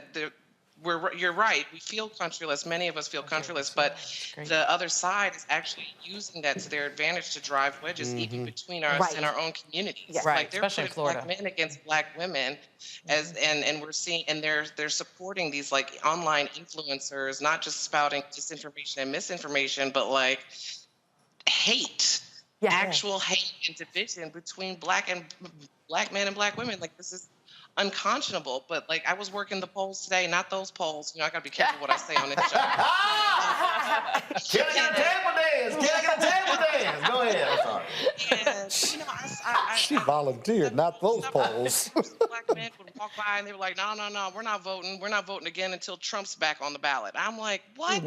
Young man, this cannot be like actual whole groups of young men leaving the gym talking about they're not going to vote again until Trump's on the ballot. Their disinformation and misinformation has been very, very strategic, very laser focused and effective. Randy, finish your point. I'm going to go That's exactly Julian. what I was saying. We talked a lot about education, and education needs to begin there, where people get to understand how important it is for them to vote and how it affects them. You know, we have like Secretary of State running this year, and I don't think people understand this person can affect the vote. They can say, you know what? They can win or lose elections, right? But I don't think that the average person knows that. And we're not learning these things in high school. People have no information. And so it really does need to begin with just the average Blow Joe that has no idea, doesn't recognize the power, and says, what's the point? Why? Right? We have to get those people. And Randy, well, we have to speak in more in plainer language. Right. I mean, because I think that if the white working class that everybody keeps running behind, but if they understood how they're being exploited, perhaps they might vote properly. I know that there's tension between voting for their race and voting for their economic interests. Yes. But I see that as well with the black middle class. When you start looking at going up the income ladder, you look at how black people vote. I'm not picking on black men, but I recall when Michael Steele ran for lieutenant governor in Maryland, now 25% of black men voted Republican because a black man who was talking about minority business development was on the ballot. And that was his cook, minority business development. Why don't Democrats talk more about these economic issues? I hate it, y'all, but I will always come back. And being an economist, you probably want to hear that yet. Yeah, well, you know, and you know what's my favorite word, Roland? Predatory capitalism. Right. That's not your favorite word. That's not your favorite word. What's my favorite word, sir? All right, that's too short. Right. You ain't gonna hear no Too Short reference on MSNBC. I'm just saying. Yeah, let me go on ahead and not say on the air. Hold on, Reese. Reese, hold on, Reese. But be yourself. What's that? Here's the point: is that these economic issues, as we talk about them, then we have to talk about the frailty of our coalitions. I've heard, I don't know how many times this evening, people say people of color. Well, let's get real. I live in L.A. Black. Yeah, I say black and everybody else. That's what I do. Because we have to be clear, especially when you're looking at L.A. Rick Caruso is wooing the Latino vote and paying for it. And guess what? If Karen loses, it will be the Latino swing. But not only that, you know, we have to look at race, class, gender, and the ways they sometimes intersect and somehow are other interests. If we're all in favor of economic justice, we're all in favor of that, then we can make some coalition. And what the rich people need to understand is economic justice is in their best interest too. Right. You get a whole bunch of poor folk, mad folk, burning your buildings down, folk. Right. That's just a suggestion, not yours. Karen, you're vice chair of the NAACP. Look, y'all got 2,000 chapters. You're nonpartisan, but how are y'all looking at how you're going to be taking advantage of that massive infrastructure over the next 2 years to do what Scott's talking about? Because if we think of in our community, when we think about institutions that have the capacity to do that, it's NAACP. It's also fraternities and sororities. Dr. King talked about in his book, Where Do We Go From Here, Chaos or Community? He said there are 4 institutions that are primed to liberate black people. He said the Negro Church, the Negro Press, Negro fraternities and sororities, and Negro professional and business organizations. And he said neither one of them have ever fully committed themselves to the liberation of black people. What we're talking about is infrastructure. What Greg was talking about when I mentioned Toby Carmichael, it's organizations. When Scott was saying, hey, when are we gonna do it? I fundamentally believe, Karen, that our black organizations are not fully maximizing our infrastructure that's vertical and horizontal to actually do this. Your thoughts? Well, first, I want to say I didn't know that my fraternity brother was over there off camera. But hey, Mike. Well, girl, don't even, go ahead. I don't even why you open that door, Karen. Karen, I don't know why you can open that door. That's right. Yeah, he lonely over there. But yes, you are. I got Monique, I've got Dr. Avis, and Dr. Larry over there. Yeah, you lonely as hell. Never Sigma within 1,000,000 miles of it. You got Sigma in the control room.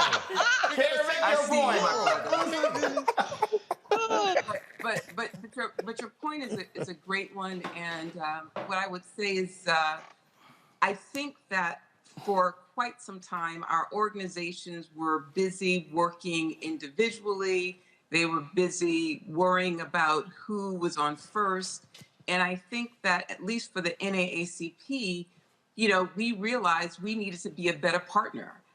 We've been around 113 years. And so it's not about competing with anyone. And I think in recent years, I think we've done a better job in terms of helping to use our infrastructure for not just ourselves, but for others. Today, we had a war room. It started at 8. We had calls at 8, 12, 4, and 8 p.m., where we came together. And it was really impressive to see, the other organizations who were part of this collaboration. You had certainly the unions in ASME, SEIU, AFT, but you had, our partners in the Urban League, Higher Heights, you had the Divine Nine there, you had the Black Church PAC. I mean, at one point, we probably had up to 59 organizations sort of represented, where we were sharing information in real time, talking about what was going on. And we had our lawyers in, 12 of the targeted states, and just sharing it. This is what we have to do, because there's no one organization that is going to help us get out of this. And if we're not working together, we are doomed to continue to see some of the challenges that we continue to face. And we just got to get serious about it. I'm encouraged by the work that's happening. The links were in there. I mean, at the end of the day, everyone's doing something, but we have to do it together. And the Deloshes out of Ohio are a prime example of, you don't have to have no title. It's about really us influencing within the circles that we have within our family and our friends, and then our organizations being able. So this midterms, we distributed like $7 million to 55 groups. When did you ever really hear of the NAACP giving its money to organizations outside?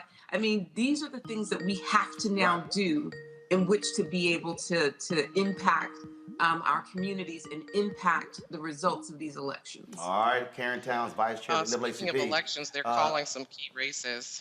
Karen, we certainly appreciate you joining us. Thank you so very much. Reese, I know you have to go. I want you to get your final comment here, but I'm going to set up with the question here. It's also, Reese, embracing non-traditional voices. And that is, and not just, falling for, the same folk. No, you have to understand, again, people are listening to different people in different ways, different platforms.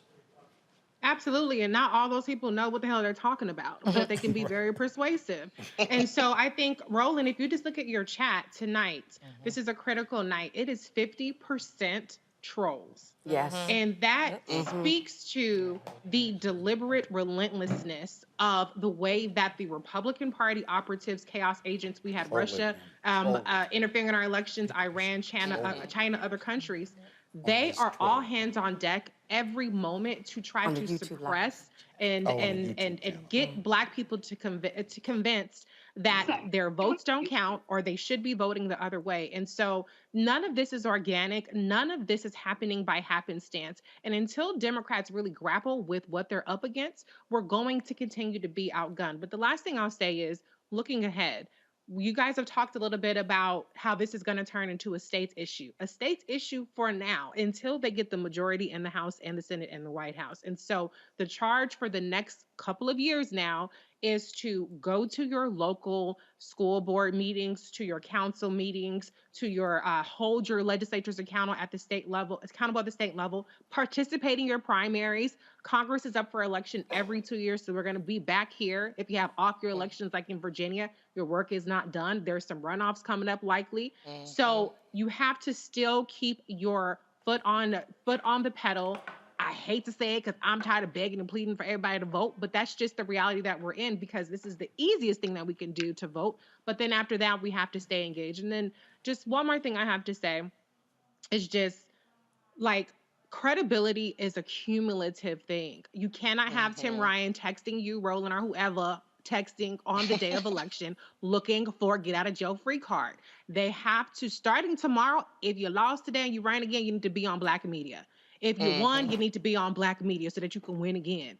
These folks that think that they're just going to do an MSNBC interview, a CNN interview, or whoever, you are going to continue to lose ground. The Republicans cultivate their base. They cultivate their media, the Kirks, the Owens, the crackpots. They're on there every time, and we have to beg and plead to get these folks to come to us. And so this is the evidence. Some of it is the campaign, some of it is the structure, but the reality is, to the extent that the candidates can improve their lot, they have to start by building credibility in our communities, and that starts with Black media. Well, if everybody in the room, y'all could give Reese a standing ovation, because she didn't use the F word one time. It wasn't no ML. She didn't use the F word. I mean, I was waiting. I was like, not one. Damn, Reese, you must got company over. You must got your mama, your people must be over. You ain't, cause your baby sitting right next to you. I mean, she not one time. I'm behaving. Shocking. Oh my God. You must have took like a Benadryl or something before the show. All right, Reese, we appreciate it. Thanks so much. Adrian, final comment. Steve, final comment. And then I'm gonna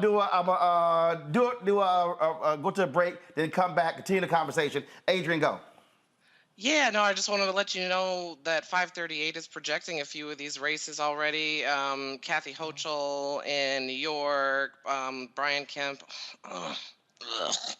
in Georgia, and Joe Shapiro is going to win in Pennsylvania. I like 538. Their data is really wonky, but they just called it about 5-6 minutes ago. All right, then. Adrian, we appreciate it. Thanks a bunch. Look forward to having you back on the Blackest show out here. Oh, one more thing. I just wanted to tell you that Jonathan Jackson told me to tell you hi at his victory party. Tell Jonathan what's up. Look forward to seeing him. Congressman Jackson. Yes, Congressman-elect Jonathan Jackson.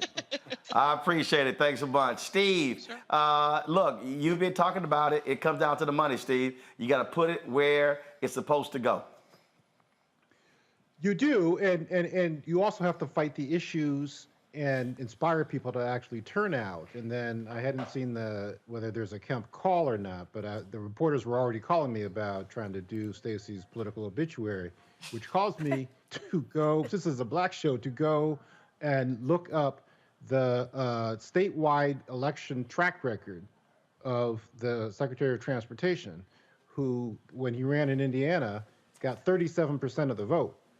And yet people are still talking about Buttigieg should be the next president of the United States. So there is this whole issue, but it comes down to investment, right? The chapter on Georgia in my book is called Georgia, That's Not One We Expected, which is what Joe Biden said on election night, which is a reflection of the fact that they did not invest in or expect to win in Georgia. And so, you know, I'm thinking about the whole Stacey conclusion is that all hail the house that Stacey built, starting with Joe Biden sitting in the White House and Chuck Schumer running the Senate, that infrastructure that she has built. But she had to do it on her own. And I know because I was trying to help her build it. And so this is the real challenge. And you've been on this, you know, tip for a long time, Roland. And this is what we really need to move forward, going forward. There's hundreds of millions of dollars that are being spent by these different Democratic Party committees. And almost all of it goes to television. Yep. Whereas we would actually invest in hiring up this infrastructure in the states, is what we need to do. And we can, over the course of the next few years, continue the progress in Georgia, continue the progress in Texas and Florida, North Carolina, potentially Arizona, where there's maybe actually be some surprising results. So that's the fundamental point. And then I'll just leave you with the shout out. I'm not in a fraternity, so I'm not going to get into that game. But to let you know that my nephew, Christian Phillips, is a sophomore now at Texas A&M. So I'll let you know. All right, then. Gig 'em. I appreciate it, Steve. Thanks a bunch. All right, folks, we're going to do a reset. Going to go to a break. Folks, hold tight. Great conversation. We're going to have more. I'm going to give you an update on some races. They're calling some races. Give you an update on the Senate race in Georgia. Update on the Senate race in North Carolina. We'll check in and see what's happening in Wisconsin. Also, Pennsylvania. They call the governor's race. But we'll give you an update on what's happening in that U.S. Senate race. And so it's still up in the air who's going to control the United States Senate. We're also watching the Senate race in Nevada and Arizona as well. Those polls closed not long ago. We should start seeing numbers come in there as well. And so, folks, you're watching the blackest election night coverage out there on the Black Star Network. Nobody else is doing the way we're doing it. And trust me, y'all know ain't no color on those other networks at all. At all. And surely no Too Short references. You're watching the Black Star Network. Back in a moment.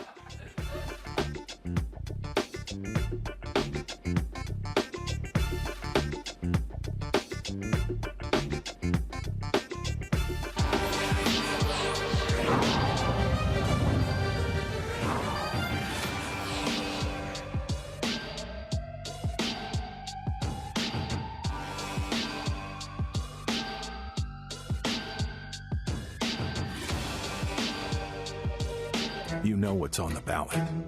It's not just legislation and policies we believe in. It's democracy. Our democracy.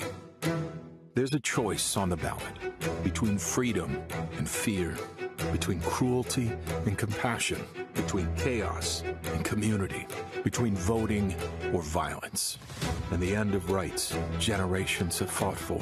The extremists have a plan, a roadmap for a nation where your voice is silenced and your vote is a memory, where they count their votes and cast ours aside. That's why this year, this fight, this vote is so important.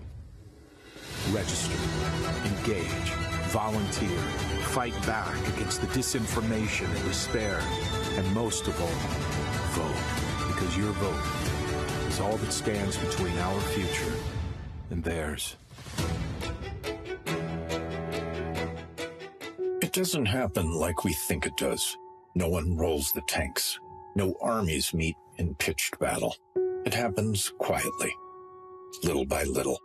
And because so many think it can't happen, it does happen. Little by little, the rules change. It doesn't seem shocking or sudden. And that's the point. Fewer places to vote, longer lines. Don't worry, they say. We're just improving the system. They hope we won't notice the rules are changing because they lost the last election.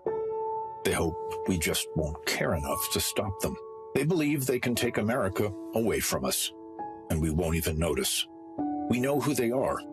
We know what they want. The question is, who are we?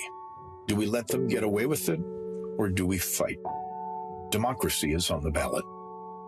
Vote while your vote still counts. The Lincoln Project is responsible for the content of this advertising.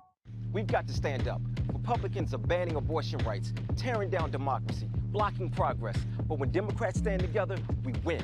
Because we voted, Democrats stood up for Black lives, voting to ban police chokeholds, stood up for Black women, putting one on the Supreme Court, stood up for our families, lowering cost of health care and prescriptions and capping insulin, and stood up for millions by slashing student debt. This November, let's stand up together and keep making progress. It's time to know your rights. If someone is questioning your right to vote, call or text 1-866-OUR-VOTE. For more information, call or text 1-866-OUR-VOTE.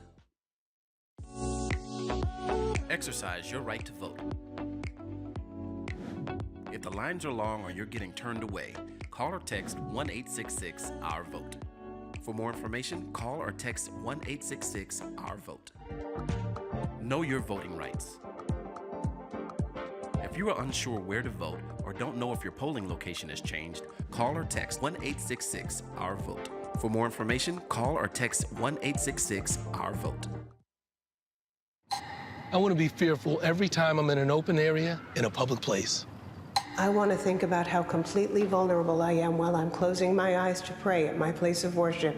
I enjoy practicing semi-annual lockdown drills with 6-year-olds who don't fully understand what's happening. I like going to the movies and making a mental note of every exit in the theater to plan my escape. I hope that our set is interrupted by loud percussive sounds that cause the audience to scream in horror and run for their lives. I want to think of this dumpster as a hiding place for my kid.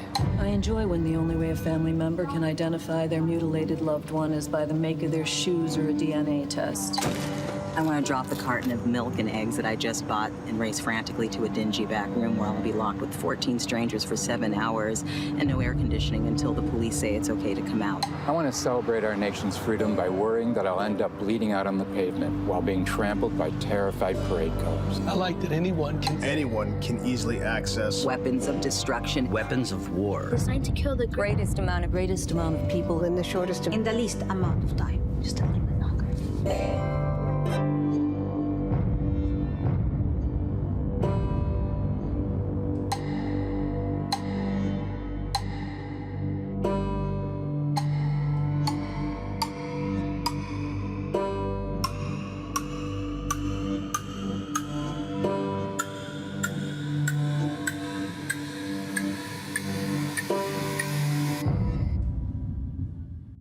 Hatred on the streets, a horrific scene, a white nationalist rally that descended into deadly violence. White people are losing their damn minds.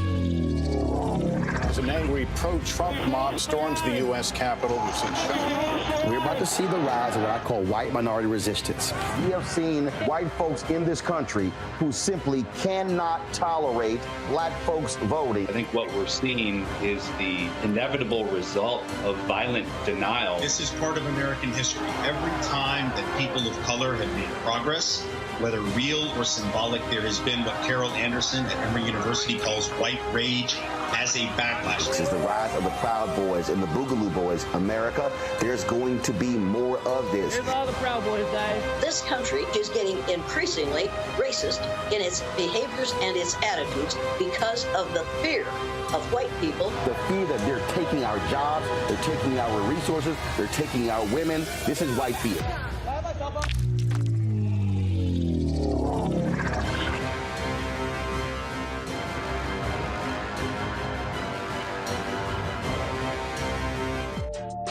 Know your rights before you vote. If you have any questions or a problem voting, call or text 1-866-OUR-VOTE. For more information, call or text 1-866-OUR-VOTE. I'm Angie Stone. Hi, I'm Teresa Griffin. Oh, Roland. Hey, Roland, I am so disappointed that you are not here, first of all. Where's our dance? It's like we get a dance in every time I see you. And so now you're not here for me to dance with, sir. You and your ascot. I need it. I need that in my life right now. Okay, I love you, Roland. What's up? I'm Lance Gross, and you're watching Roland Martin Unfiltered.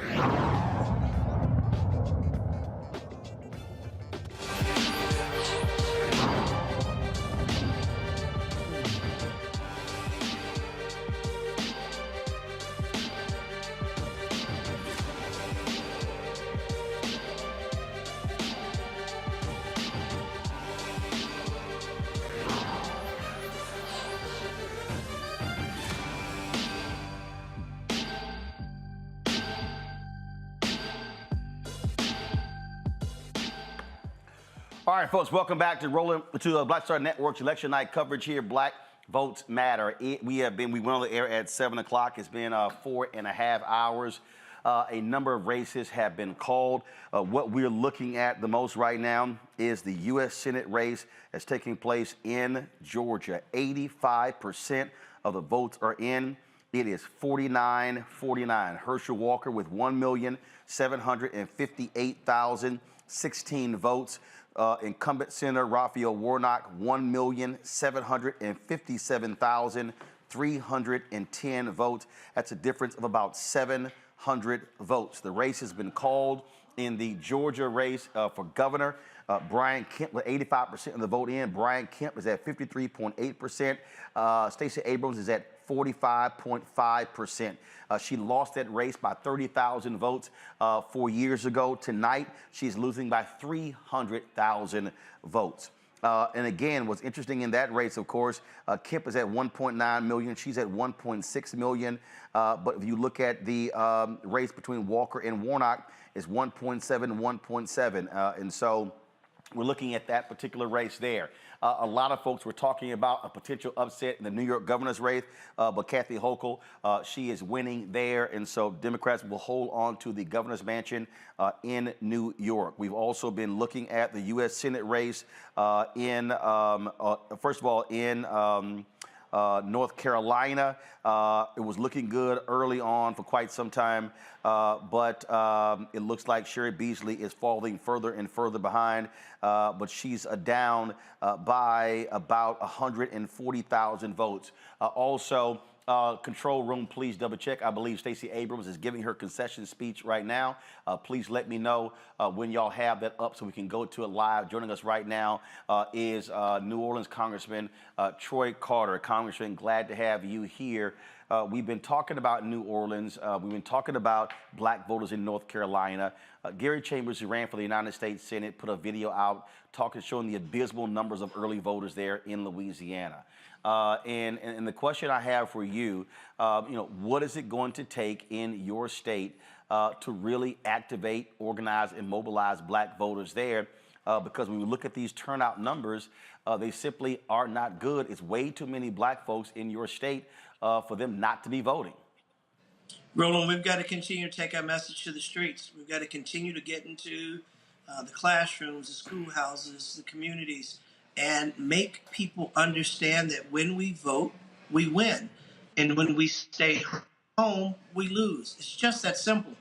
Year in, year out, month in, month out, election in, election out, we continue to see the same level of poor participation at the ballot box. And then we see the policies that are born from that. We've got to do a better job. It's very simple. We have to do a better job at getting into the communities. And I wish I had a magic wand. I wish I knew what the antidote was. We know every election cycle we push, we go out, we encourage people. They see the damage of what happens when we stay home, yet we continue to barely reach 50% on good years. And that's not good. When 50% of the people stay home, we have critical elections that impact policy, that impact the kind of things that are important to people at their kitchen tables, in their homes, in their communities. Yet we continue to see less than energetic people going to the polls. We need to continue to push voter registration and voter participation, because we know, again, when we vote, we win. And when we don't, we get just what we get tonight, results that put us in a position where we lose the gains that we've made. We've got to continue to fight for those things that are important to the American people. Congressman, hold tight 1 second. Let's go live to Georgia, where Stacey Abrams just finished giving her concession speech. From the moment I got into politics, I have always promised to level with the people of Georgia. And I am here to tell you that what we have architected in this state does not end today. And this woman is one of the reasons why. Lauren Growargo is our champion. She is our friend, and she deserves our praise and our thanks, because this is the Georgia she's helping us build.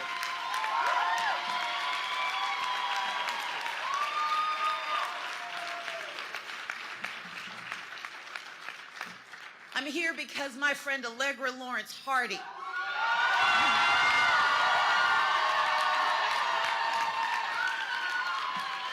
is one of the fiercest attorneys you will ever meet. And she has poured her heart and her soul and her time and her treasure to defending our rights and our democracy, and she will never be demeaned for doing for us what we can't do on our own. Thank you, Allegra Lawrence Hardy.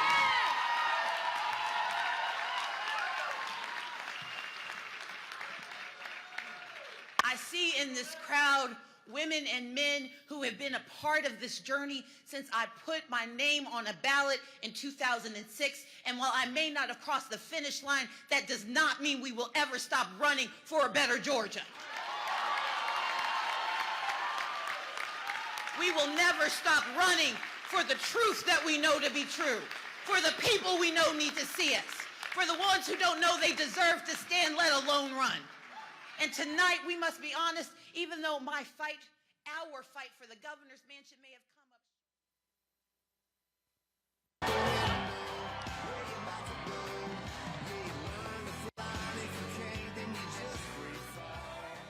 I don't give a damn about Brian. If y'all should go to Stacey's Facebook page or her YouTube channel and to see if the speech is there, so we can go ahead and pull that up there. Back here at the desk, Larry Walker, Avis Jones Weaver, Monique Presley, Michael M. Hotep. We got our panel over there. We also have Congressman Troy Carter, who's with us. Greg Carr is still with us. We have Shannon Wright out of Maryland, Reverend Jeff Carr, who's with us as well.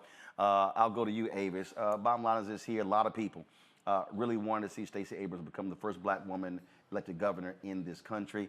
That's one of the reasons why she was focused on that. She rebuffed efforts by the Biden administration to come into the administration.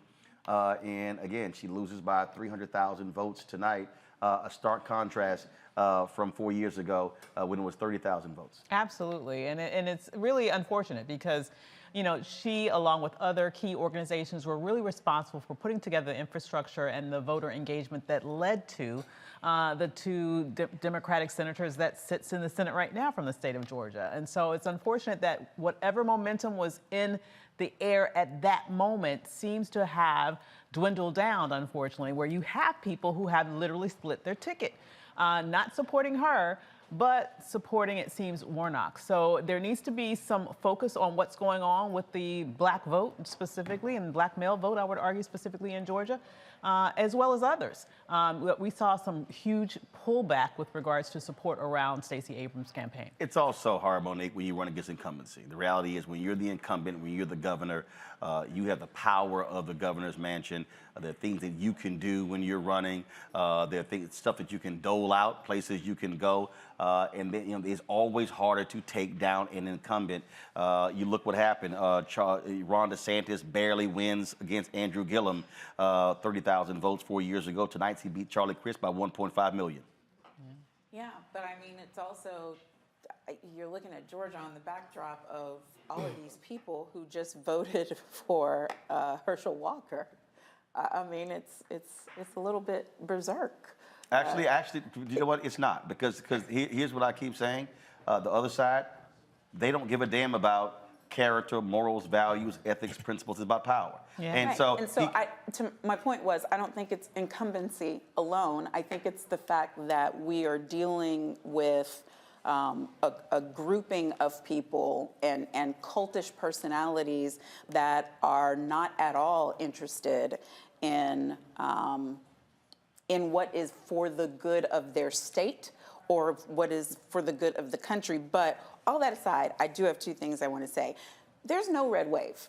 Since we're doing a reset, and I feel like we've been, on everything the Dems did wrong for about 4 hours now. So I'm just going to say, in the do right of it, all of the predictions of the red wave were wrong. In fact, Eric Erickson actually had tweeted out early. He's like, "Sorry, I was wrong." And I was like, "Well, actually, we told you." He was like, "# we tried to tell you." Yeah. Because again, I mean, there have been a lot of bright spots for Democrats. Lawrence O'Donnell actually said something, or tweeted something. He said, "Joe Biden probably is going to be the most effective president during a midterm in a very long time, because normally in a midterm elections, the party in power controlling Congress and the White House gets crushed." Yeah, I mean, it's looking like Lauren Boebert is going to lose. And so that alone is going to make me sleep just like a baby tonight at whatever time unfortunately, I go to that sleep. idiot Marjorie Taylor Greene, she beat the brother Marcus she's Flowers. Still good. But yes, they're coming with numbers now. Boebert losing,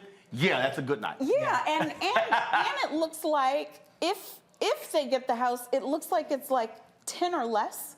And some of them, 40. And some of them are still too close to call. So if Kevin McCarthy gets his whole dream, he's going to be unable to do anything, because at any given time in the U.S. House of Representatives, you can snatch 10 Republicans to at least get a budget passed, right?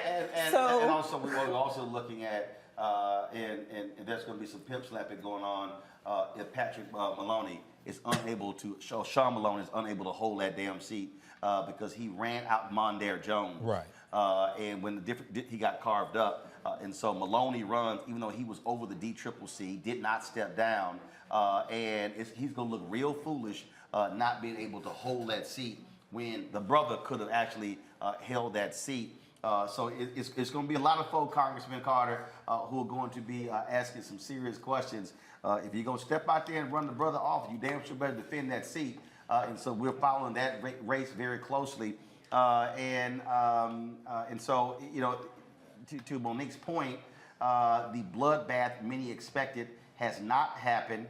And again, when we look at the United States Senate, we're still watching the race in Pennsylvania, but this thing may come down to, again, a runoff in Georgia. Congressman Carter? Yeah, listen, it should not be as close as it is. It's unfortunate that we would be talking about a race that should be very clear between two people, one that clearly has the experience, the energy, the commitment to be able to serve and not be a puppet for a party. And it's a shame, and it really speaks to, once again, what we talked about before, and that is the level of apathy in our community. We saw a few years ago where Stacey Abrams motivated and energized the entire state, and we saw the result of that. Unfortunately, we were not able to replicate it today, and that's unfortunate. We've got to be able to bottle this enthusiasm. We've got to be able to bottle this energy that says when we vote, we win. When we demand excellence in policy changes, we get excellence in policy changes. And we've just got to go back to the drawing board and continue to reaching into the souls of our people to make them understand the importance of voting, of participating, of demanding the best, and not letting someone from another state come into Georgia and threaten to take back the gains that we've made. It's bigger than us. It's bigger than that. And starting tomorrow, we have to get back to the drawing board and convince people the importance of voter registration, voter participation, and demanding better. Not just because it's a brown face, not just because it's a brown face or an athletic star that we once enjoyed playing football. We're talking about policy. We're talking about lives. We're talking about someone that can go and fight for the people of Georgia like Senator Warnock has done. And we've got to continue to fight this thing. And if it goes to runoff, we've got to demonstrate that we're going to fight back, and win. Congressman Troy Carter, always glad to have you here. We appreciate it. I really believe that there needs to be some folks in Louisiana need to be sitting down and bringing in the folks in Georgia said, let's replicate what y'all did in Georgia here in Louisiana. The potential is there, especially when it comes to the need. Hopefully the Supreme Court won't act the fool and will give Louisiana that another black congressional district, but it's just And we're going to be fighting to make that happen because the math is very clear. We deserve, it's basic math that Louisiana should have 2 minority-majority districts, and we'll continue to fight and take our message to the courts and ultimately to the people. And it's also a basic math that not enough of us are voting black folks in Louisiana. So let's do something about that. Congressman, we appreciate it. Thanks so much. God bless you, brother. Keep up the great work. Thank you very much. Larry, here's a perfect example of what happens when you focus on local elections. Go to my iPad. A criminal justice reformer wins the DA's race in Iowa, Polk County, where Des Moines is. Folks at Bolt Mag said in June, she told Bolts that she was inspired to run after hearing Rachel Rollins, the former Boston former reform DA. She's now, of course, the U.S. attorney there. And this is a perfect example. When you talk about mass incarceration, criminal justice reform, here's a perfect example. You have to take those DA races, and yeah, you got these people who are targeting Alvin Bragg in New York. They targeted Chase in San Francisco. They've been targeting different people. Unfortunately, Aramis Ayala tonight lost as Attorney General there in Florida. But that's one of those, it will not be a sexy race. It's not going to be talked about in a lot of different places, but it's important to win those down ballot races. Yeah, no, we've talked a lot about down ballot races in your show a lot because we talk about, the governorship, House and Senate, et cetera. But a lot of these local elections you talked about in various states, you just highlighted Iowa, we have to remember that we're really cultivating political leaders for the future. So you start off small, and then as you get more experience, maybe you win another election or two, then maybe you run for governorship or the House or Senate. And then particularly, I think, Roland, this is important. We talk about black and you talk about women and other minoritized groups. We have to cultivate them early on. You have to encourage them. I think the other thing that's important, Roland, is we have to be able to counter this nonsense in terms of if you're progressive, that could harm chances to hold on to various seats. We found it, as we see tonight, it's not the case. You just talked about Iowa, but we're also seeing progressives in various other areas. We're seeing in Michigan in terms of how well the governor's doing there. It's a possibility in Michigan that, that Democrats may take the Senate. So listen, if we stay with a message that's consistent with the needs of people, you can expect voters to turn out.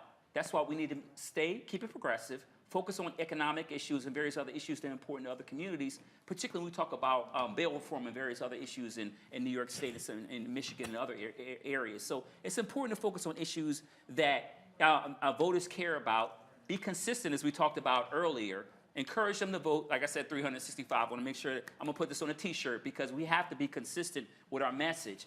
And if we do that, then we can also win some of these other elections that we lost this time, Stacey Abrams, et cetera. Reverend Jeff Carr, we've been looking at what's happening around this country. Look, Republicans in your state made a mess of Nashville. All sorts of problems, wrong ballots, wrong congressional seats in different precincts, folks going to 3 and 4 different precincts. That's what happens when you split up Nashville into 4 different congressional districts because you already had an 8-2 majority with congressional seats in the delegation, but they wanted to be 9-1. This is also what happens, Roland, to the point that you've been making all night and to the point that this prestigious panel has been making. This is what happens when Republicans have a plan that they enact 20, 30 years in advance. I think Dr. Malveaux pointed out that they've been working on it for 50 years. You're going to have these hiccups, yet and still this gerrymandering that has happened in the state of Tennessee and Nashville being carved up into 4 different districts. Yes, it has produced 4 districts that are completely red and insanely so, but it's also produced some quirks. It has produced some hiccups. Prior to that, 438 people yesterday realized that they filled out the wrong ballots. There were about 600 people who were turned away from districts, from their voting precincts today on election day alone. So there's chaos there. It really doesn't net much when we talk about how that's going to affect us, Democrat versus Republican, because it's been so carved up the last year or so. But one of the things that is continually coming out that we've heard all night tonight, that we're going to continue to hear, and that is messaging. How do we get to the messaging that is going to trickle down to people who we need to activate vote to get in the room? The state of Tennessee, just a few years ago, when I was in college, I'd say a few years ago, I realized it was about 30 years ago, but when I was active in student government and in between focusing on being colder than the bubbles on a champagne glass, I was also in a blue state, an overwhelmingly blue state. How did we go in just the 3 decades from an overwhelmingly blue state to an overwhelmingly red state? It began with a plan at the state level. People take these state races for granted. State level is where you redraw these districts. State level is where you build political power. State level is where you begin to influence everything from school boards to Secretary of State's offices. And at that level, those of us who are in spaces where there are a number of people who are voting blue, but because of gerrymandering, they are not able to have their voices heard. You have to, and I'm saying this to the Democratic Party all over the country, but especially here in Nashville. There's an African proverb that says, "He who cannot dance will say the drum is bad." Listen, the party has some broken legs and they aren't dancing. And it's not the people, it's the people who are not being brought to the table. It's when you walk into a room of Democratic leaders and you walk in and you try to be involved and you're sitting there with people who are claiming to be progressive, but in truth, they are what I call faux-gressive. That means that as long as you are voting for the candidates they choose for you, then they are going to support you. They're going to bundle. They're going to bring in fundraising. They're going to energize the money portion. But they're not listening to people who are out there on the ground doing the work. They are intimidated by strong black voices, both female and male. And as long as you are not willing to cede that power and to listen to the people who are telling you the messages that are connecting with people, and you act as if you know everything, and you are not going to cede the power for leadership on the grassroots, we're going to continue to see this happen. We've got some great opportunities with this space because, as Attorney Presley pointed out, it was not the red wave that people predicted. So we have a critical moment right now in history where we have the opportunity to figure out how to make our sometimes high-end issues relate to everyday working people who can and should be activated to come out and vote. Let me introduce Pastor Shannon Wright, CEO of the Urban Engagement Initiative, Deanna Baz-Williams, co-host, Policy and Pound Cake, partner with Baz Public Affairs, also activist Tiffany Lofton. Glad to have all three of you here. I'll start with you, Shannon. When we look at the North Carolina race, go to my iPad, please. They're calling this race for Congressman Ted Budd. He beats Sherry Beasley by about 130 some odd thousand votes. He gets 50.7%. She gets 47.1%. That was out of 3.7 million ballots cast. That was a race that many folks were watching. Democrats have been trying to pick off that North Carolina seat for quite some time, Shannon. And the reality is this, Democrats also put money in late, and Republicans, they understood how critical that seat was, knowing full well that Democrats wanted to expand their majority in the United States Senate. You know, I hear you saying the Republicans put their money in early and knew that was a part of their plan. It seems to be hit and miss when you make a plan and it actually works. There's some races I expected to come out quite differently than they have. But if I could go back to Pastor Carr, I believe it was, his analogy about Tennessee and Nashville. I'm in Maryland, and Baltimore has the same issue in terms of a city broken up with 4 congressional districts and listed as one of the top 5 gerrymandered states in the country. The only difference is it ain't the Republican. So I've been conflicted. I've listened to the show all night, but I want to, if nothing I say resonates, let this one marinate for a minute. It is not so much the parties unless we allow them to have control. It's us taking control of policy and not just sticking to one party, but recruiting, training, teaching, mentoring in both parties. Because my mother used to say, true power comes from a seat at all the tables, not just one. So just as we're seeing a lot of the gerrymandering and a lot of the political gamesmanship in some areas. We're seeing it in other areas, and it's both parties. So until we actually can acknowledge that and recognize that there are those of us on both sides of the aisle, and just as those of us that share the same skin color don't want to be lumped into one category, nor do us in that political party. We have to address policy. We have to teach folks how to create policy that positively impacts people. And when we do that is when we take control of both sides.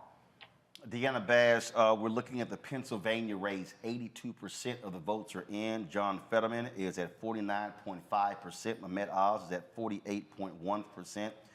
It's about 65,000 or so votes separating them out of 4.55 million that have been cast. Your assessment of what has happened tonight? You know, I've also been listening to the show, Roland, and thanks so much for having me join this conversation. And I never thought that that we were going to have a red wave. While I wanted a red wave, I think that because we've seen that voters have been so evenly divided on so many very important issues. Like, I'm not surprised about what we're seeing in Pennsylvania, the razor close margins there. I'm not surprised about, I'm not even surprised about what we're seeing in Georgia, my home state. And the last time I checked, just before we came on, I think it was 49-49. So I'm not surprised by these things. But what I am surprised by is the conversation that I've been hearing on your show, and I love the rich conversation, but what surprises me is this shock that Black Americans are all of a sudden, that Black Americans are considering other options other than the Democratic Party. And so I think that I've agreed with a lot about there's no shock. I mean, actually there's no shock at all. Anybody who's actually covered or done any of the shows that I've done literally for the last 20 years. No, I'm saying that there's no shock. I think pardon me, I used the wrong word. I probably should have said it. For me, it seems like there's dismay or that Black Americans are not in lockstep with Democrats. And I think, as your panelists have talked about messaging, I think that Democrats have certainly missed opportunities to share how things like inflation and those things are impacting Black Americans, and those issues have been really important to Black people as they have been to all Americans. So I think, you know, again, I'm not shocked by the pink wave, but I think that in the next hopefully 12 hours we'll have more clarity. But I definitely am not shocked. Well, here's what I mean by that. I would dare say, going back to, let's say, 1989. 1989. I have laid out this exact same thing, and that is, as you get further and further away from the Black freedom movement, you are seeing African Americans less self-identify. I remember having a conversation with my parents and others of races in Texas when I was in college, and I was relaying the conversations that Black college students were having that were different from their parents. The difference, what we're actually stating is that Democrats haven't been listening. They haven't actually been listening to Black people. And what they've done is they've actually ignored what folks have been saying, like Tiffany. You look at, again, the number of young African Americans who do not self-identify as either party. Now, they may lean a certain way, but then when somebody does not self-identify, the usual ways for you to communicate them don't work. And if you're unwilling to communicate with them in a different way, if you're unwilling to actually meet them where they are, you're going to have a problem, because the problem they have isn't even a significant number of Black folks voting Republican.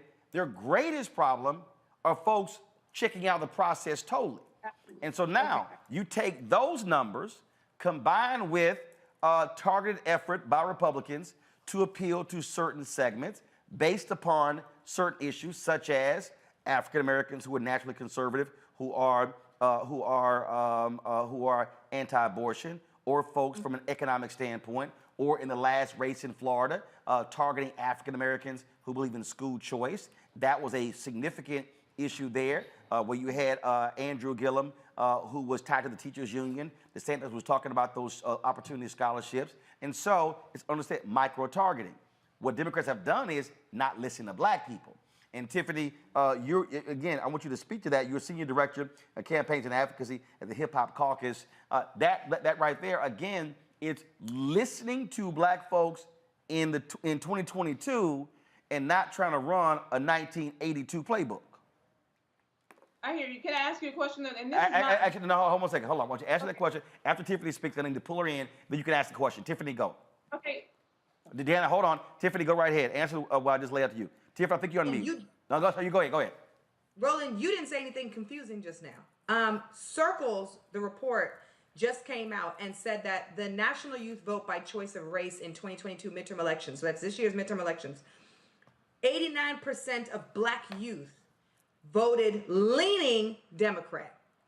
Since 2020, there are 8 million new voters that can participate in the 2022 midterm elections. 8 million new people have turned of voting age. And in places like Culver City, because I'm in Los Angeles, this year on the ballot, there is a conversation about whether or not voters believe that 16-year-olds should be able to vote in the elections in the city. We are seeing an uprise of young people who are not paying attention to politics as usual.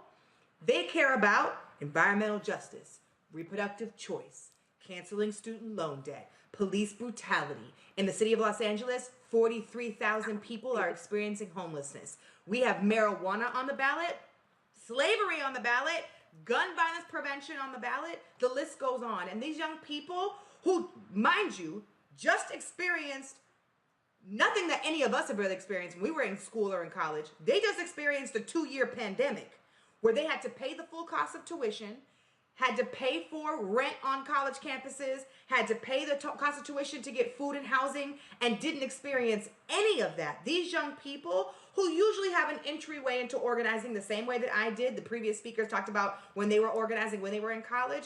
I got involved in social justice work because I joined the United States Student Association. The poster's right here on my wall. It'll stay there forever. Because I saw upperclassmen who were like, we need to register young people to vote. We need to turn out for the presidential elections and the midterm elections. These young people did not have that opportunity over the last 2 years. All they have had is Democrats and elected officials who have the House and the Senate and the White House tell them, we'll send you more PP masks. We're not going to cancel student loan debt at this moment. We're just going to delay the repayment pause. We're not going to lower the cost of college tuition. We're not going to give everybody free health care. We're not going to give everybody bigger checks. We're going to give you $1,250 3 times for the year. And we hope that helps with the cost of rent, which has skyrocketed. And we've seen no rent control, just out of this world type of rent. And these young people are now making the decision. Yes, I understand the consequences of two-party systems and voting Republican and voting Democrat. But what they care about the most, Roland, is not the color of the party, but what the party is going to do. And we have watched these young people scream, protest, march, uprisings, sign petitions, do interviews, vote. They are having conversations with this political party, to your point, which has ignored them and taken them for granted. And I am certain that tonight, with the losses and the wins, but the losses that we have seen, that these young folks who are getting ready for the 2024 election, these young people are having those conversations right now, but what they're not going to do and what they are going to do. There are over 330 million people in America, and we only usually get about there are 330 million people in America. We usually only get about 43 million people to participate in the midterm elections. There is a gap. And more people are falling into that gap where they're like, this political system doesn't even help me. They don't care about me. They don't ask me what I think. They don't do what I tell them to do when I put them in office. They don't listen to me after when they're running for re-election. They don't come to hang out in my hood. They don't talk to me in my communities, and they are tired. And we hear the jargon, vote for us, don't vote for them. Scare tactics, don't vote for them because they're going to take away your rights. Well, when I vote for you, you ain't give me no more rights. These young people that I teach at UC Santa Cruz, the folks that I organize at the University of Toledo in Ohio, the students at FAMU that I work with, the people at the NAACP who are organizing young folks across the country, the University of California Student Association, the United States Student Association, these folks who are working with these young people, they're tired. They've been tired. Every election season is the most important election season, but they're tired and they want something different. And I believe, last thing I'll say, that in the spirit and honor of Fannie Lou Hamer, who I love and adore and is on the cover of my notebook, that people who are sick and tired of being sick and tired will do something different. And as a 33-year-old millennial who is supporting the training and development of that apparatus, of that base, whatever that is, it is going to not only help these young people, it's going to save America. Because we can't continue to do this piecemeal stuff where we see incremental changes, where we elect people into office and the things that we are demanding, the things that our community needs, life or death, we don't receive. That season has come to an end, I think, in this midterm election. Deanna, you had a question? Yeah, I'm so excited to hear your panelists say these things. And I'm really, Roland, the thing that concerns me most is that what I hear her talking about in terms of being taken for granted, and I know that's like Republicans always say that blacks are being taken for granted by the Democratic Party. I believe that, but I'm on the right, and I want Republicans to begin to invest more in black press. Dee and I are literally every day working to encourage conservative organizations to invest in black press. We're making a little incremental change, but we will make. Deanna, they won't even talk. I mean, let's look. When I say won't even talk. No, listen, but this is what I'm saying. Let me just add. This is what I'm saying. If you on the not you, Roland, but if people on the left are saying that Democrats are not listening to blacks and taking blacks for granted, or you've been working and now you've been shifted. Like, my question is, like, I love Black America. I am a Black woman. I want what is best for Black people. I'm working for that on the right side of the aisle. Whether my sisters and brothers on the left side believe it or not, I'm working for that on the right side of the aisle. But I feel like I honestly believe that somehow we on the right and the left have to demand more, because if you're not getting it on the left and we are, like, the thing that worries me about sis, and I love your sweater. Sis, the alternative is not the right. That's the part that these young folks are talking about. When I hear I think I hear what you're saying and what you're trying to explain. Like, yes, we might not find spaces or relationships with us on the Democratic side or on the left side. The alternative, sister, is not the right. Because we would have been over there already. And we're not going over there. Wait, hold on, though. The alternative So I think you're misunderstanding what she's saying. The alternative that we have right now is the Democratic Party is not being held accountable. Republicans ain't never cared about black voters. Wait. Tiffany, finish your, hold up. Tiffany, finish your point. Deanna, Shannon. Tiffany, go. It is clear, and we will be here all night. It is clear that the conservatives, that the right side, that Republicans have silenced black voters, have ignored black voters, have used black voters. If we're talking about Herschel Walker and Candace Owens, sis, we got a conversation we need to have offline, not on public TV, because we are talking about how Democrats are not being held accountable for the voters that they take for granted in the black community. And the alternative to that is not, well, let's come on over to the right. That is not the alternative. The alternative is these young people are creating freedom dreams and a bigger vision of what these issues that I named, marijuana, women's reproductive choice, student debt cancellation, ending gun violence, slavery, environmental justice, and the list goes on. That conversation is being had, and you are seeing young people like Maxwell Frost, who is a Generation Z, Afro-Cuban Democrat, who is saying, listen, y'all not listening to me? So I'm going to run for office so that I can support my communities. Got it. He's not running on the right side. This is not even about left and right. And Okay, if we continue to trap that's black kind of what people, Wait, hold on. If So, we Tiffany, continue 10 to trap seconds. black 10 people- seconds, Tiffany. you got it. If we continue to trap black people in left and right, America will not go anywhere. We need to have a conversation about what we need to do to encourage the people who are not voting, because there are millions of people who don't participate in the electoral process, so, all right. partially because of the party. Hold on. And get young folks to help us decide what America's That gonna longer than be. 10 seconds. Deanna, then Shannon. Deanna, go. Okay, so this is the thing, Tiffany. I've worked in my first campaign when I was 11 years old. You say you're a Gen X, Gen Z, or I'm a Gen Xer. I'm a millennial. I'm a millennial. Go ahead. Sorry, yes, you're a millennial. I'm a Gen Xer. I worked on my first campaign, elected the first black woman to the city council in Columbus, Georgia, when I was 11 years old. And now my nephew, who is 21 years old, who is at an HBCU, who loves his country, loves his race, loves everything about being a young black man. He is a conservative, so there are many people who actually do find value in voting and who are on the right side of the aisle. And whether it shocks you, I don't think it does. I mean, clearly you are, you recognize that there are black people who actually believe in that words like reproductive rights, that's not, like, I am pro-life, and there are many black people. Okay, That's the difference, baby. I'm pro-choice. Okay, hold on. Exactly what I'm saying is that we have to recognize that there are people there, like, as a black woman who's proud to be black, don't want to be anything other than this.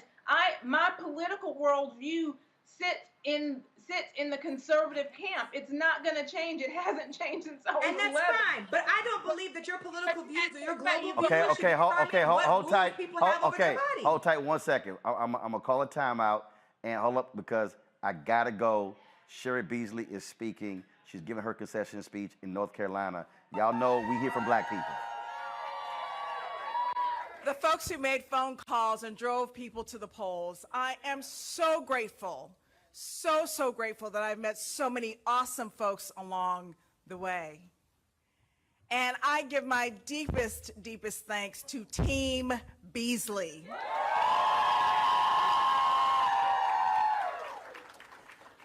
I thank my husband, Kurt, whose partnership has been essential in this journey, and whose birthday we celebrate tonight.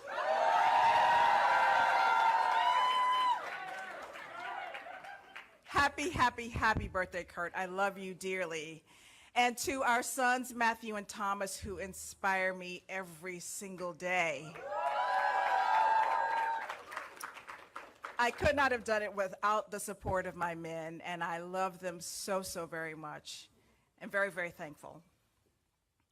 A few minutes ago, I called Senator-elect Bud to congratulate him. And I offered him my support and encouraged him to stand in the tradition of our state, to be an independent leader that puts North Carolina first, and I hope he will. I hope he will. I am so proud of the race that we ran. I'm proud that all along we stayed true to our mission, that this race would be about the people and not politics. And even when others didn't, we believed in North Carolina. And I still do. This isn't the outcome that we wanted, but we have made history in North Carolina. And tonight I'm thinking of those who blazed trails before me so that I could reach this moment with you all here this evening. I'm thinking of my late mother, Lou Beasley, who showed me the importance of public service, of working for justice for all, and for standing for what's right. She was an amazing example and amazing woman. She knew the importance of staying the course and valuing the right to vote.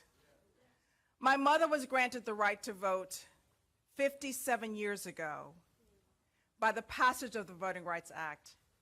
And 57 years later, the work to make voting truly accessible continues. I'm thinking of my granddaddy Clarence and my grandmother Mimi, Rebecca, from Alabama, who married very young and searched for a better life for their family. With 76 cents in his pocket, Granddaddy Clarence hopped a train to Nashville, Tennessee, with dreams of a better future in his heart. He worked on the railroad all of his life, believing that for all of his sacrifice, his children and grandchildren would have it better. Granddaddy Clarence and Mimi believed firmly in the American dream. And despite the challenges they faced and the injustices they weathered, my grandparents worked hard to build a better future for their children and grandchildren. I am my grandparents' American dream.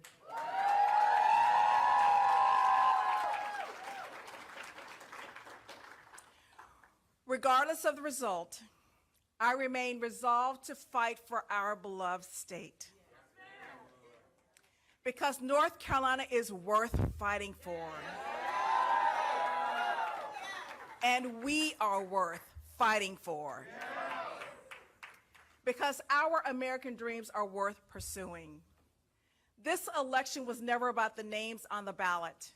It's about you, the people of this state, and your future. And after 2 decades as a judge and Chief Justice of the Supreme Court of North Carolina, I ran for the United States Senate for a simple reason. I love this state. But I've seen how Washington has failed people here. And over the last 19 months, I met North Carolinians in all 100 counties. You've shared with me your struggles, from jobs that don't pay the rent, to medication that costs too much, to loved ones who need health care but couldn't afford it, to small business owners who are the backbone of our economy and who need leaders with a backbone to do what's best for them. I've spoken with farmers who Sarah Beasley, of course, giving her concession speech, she loses in North Carolina. Democrats have been trying to win a seat there since 2008. I'm going to say this again. Reverend Barber was on earlier, and we make the point over and over and over again. If you do not make the investments into that state and build your infrastructure outside of your large counties, you're not going to be able to win. I can't wait to go inside of that race to start breaking apart the numbers, see what happened in different parts of the state, see what the black turnout was in that particular state. But that's just at the end of the day, if you want to win in North Carolina, look, you had a Democratic governor there. You've had Democrats who won statewide, but you have to actually focus on those areas. Significant black population in North Carolina. The question is, did they maximize their voting power there? We were having a conversation, Tiffany, Deanna, Shannon. Shannon, I want you to comment, and then I saw Greg Carr's reaction, and I thought Greg was literally about to start burning some books. So let me let Shannon make her point, and Greg definitely has something to say. Trust me, Shannon, go ahead. Please put down the match and the lighter first before I continue. No. Greg didn't have a match. Greg had a blowtorch. Yeah, flamethrower, all of that. So here's the thing. When we put ourselves in separate camps and we talk about, well, the Democrats are ignoring us, but the right's not the answer, this, that, and the other. When we argue against our own interests, those that don't want us to succeed win. So when I said it in my initial statement was, if we can, first of all, I'm a Republican, and yes, I'm a conservative, but before that, I am a Bible-believing Christian. So that means I believe there are certain ways you need to treat widows and orphans and all sorts of folks that is higher than and very different from either political party. So I'll say again, when we can stop fighting for a label or a color and fight for our own self-interest of our people, that is when we succeed. But Shannon, I got to ask you a question. I got to ask you a question right here, okay? I heard what you just said.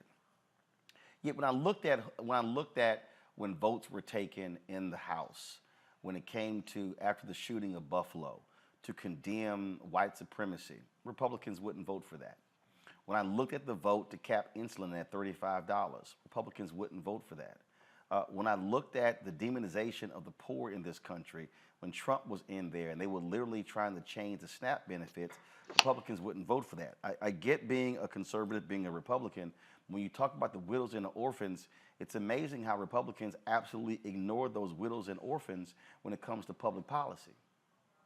Yeah, not all of us do. That's number No, one. no, no, Number I'm not, two, and I'm saying all of you, but I'm talking about those who are actually in power. I'm talking about those who are in the House, you're those who are absolutely in the right. Senate, those who, and so so my question for you is, being a Bible-believing Christian and believing that, Mm-hmm. how do you stand with people who call themselves Christians but don't actually represent Christian values in how they vote, but they claim to? By trying to change that from the inside. Got it. You can't, it goes back to what I said. True power is a seat at all the tables, not just one or the other. Mhm. So if I see Democrats are ignoring black folks, but I see on the Republican side, black folks are invisible, then what I'm going to do is I'm going to go over here and I'm going to say, okay, when y'all lost this race, what was the margin? What was the margin of black folks that could have voted in that race? Now, so I'm going to look at it from the inside out to be able to show you what you could have been picking up and how things could have changed. And then talk about how you actually speak to people by speaking to their needs and the policies and the issues. But that doesn't happen on the outside. That happens from understanding and then trying to change hearts and minds. You can't always do that from the outside. Greg, so my goal yep. is to do that from the inside. We Greg, don't need a Christian country. Greg Carr, you want to, you've been waiting to weigh in. No, I'm just sitting here. In fact, I really, could have very easily said nothing because I think, the distance between fantasy and real politics is what we're talking about right now. When the results come in with this election in Georgia, it'll be clear that the overwhelming majority of white evangelicals will have voted for a man that is paid for serial terminations of pregnancies because they believe that he will help the white nationalists in the federal legislature get one step closer to executing a national ban on abortion. That's a theocracy. That's a theocracy. Let's be very clear about this. This isn't about politics. We're not talking about imposing our will on other people.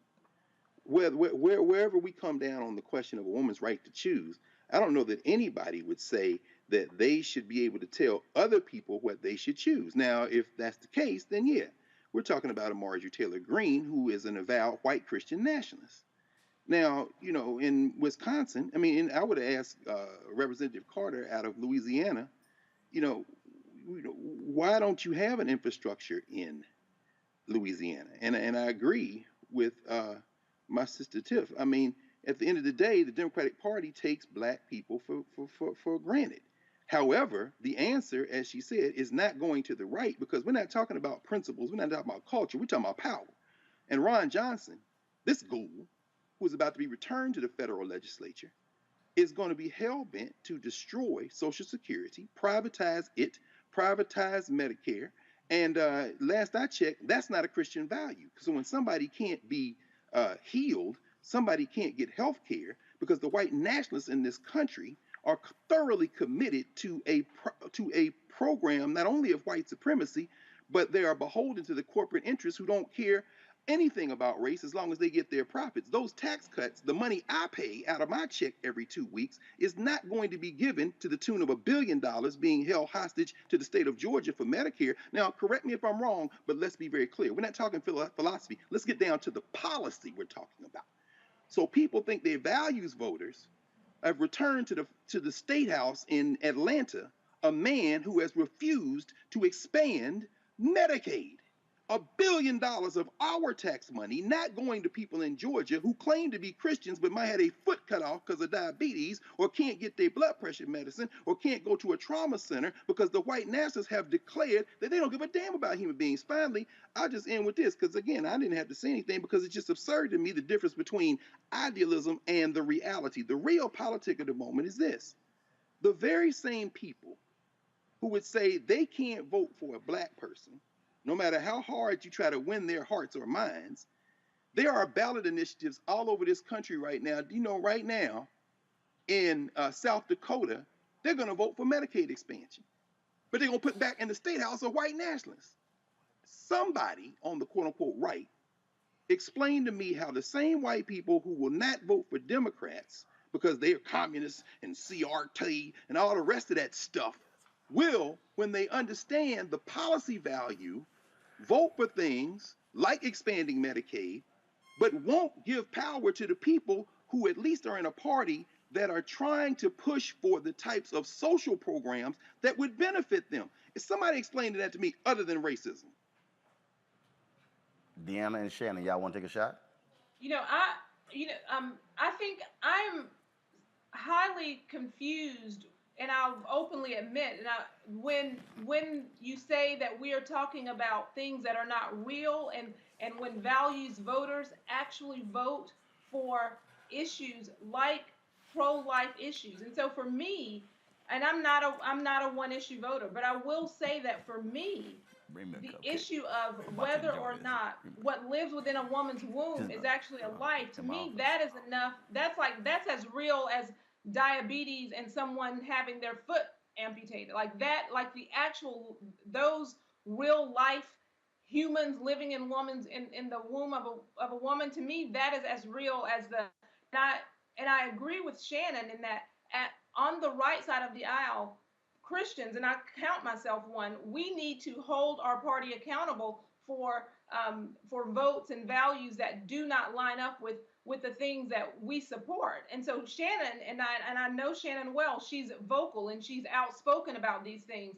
And so on the right side of the aisle, we as Black Americans, we as Christians, we as people who value life and who respect humanity, yes, we need to be vocal on the right. But I would argue that on the left, the same is true. And so I'm not like I refuse to be to be made to be the because we vote for conservatives or Republicans, every single thing that they do is great. Absolutely not. But I'm certain that on the left, you can't tick down the list and say that you support everything that your candidates on the left vote for either. So for me, and this is something that is without question, for me, my values match most, without question, conservative values. So I have no problem with that. But I do have a problem with this idea that I have to agree with every single thing that Republicans do. And I do have a problem with this idea that that somehow I am disconnected from the Black community or reality, because I think that there should be Blacks advocating for Blacks in the conservative movement and in the Republican Party. Tiffany, I think, Tiffany, you wanted to go ahead and hop in there and make a... Yeah, I'm enjoying y'all conversation. Let me eat this cupcake. What are you eating? I'm eating a red velvet cake.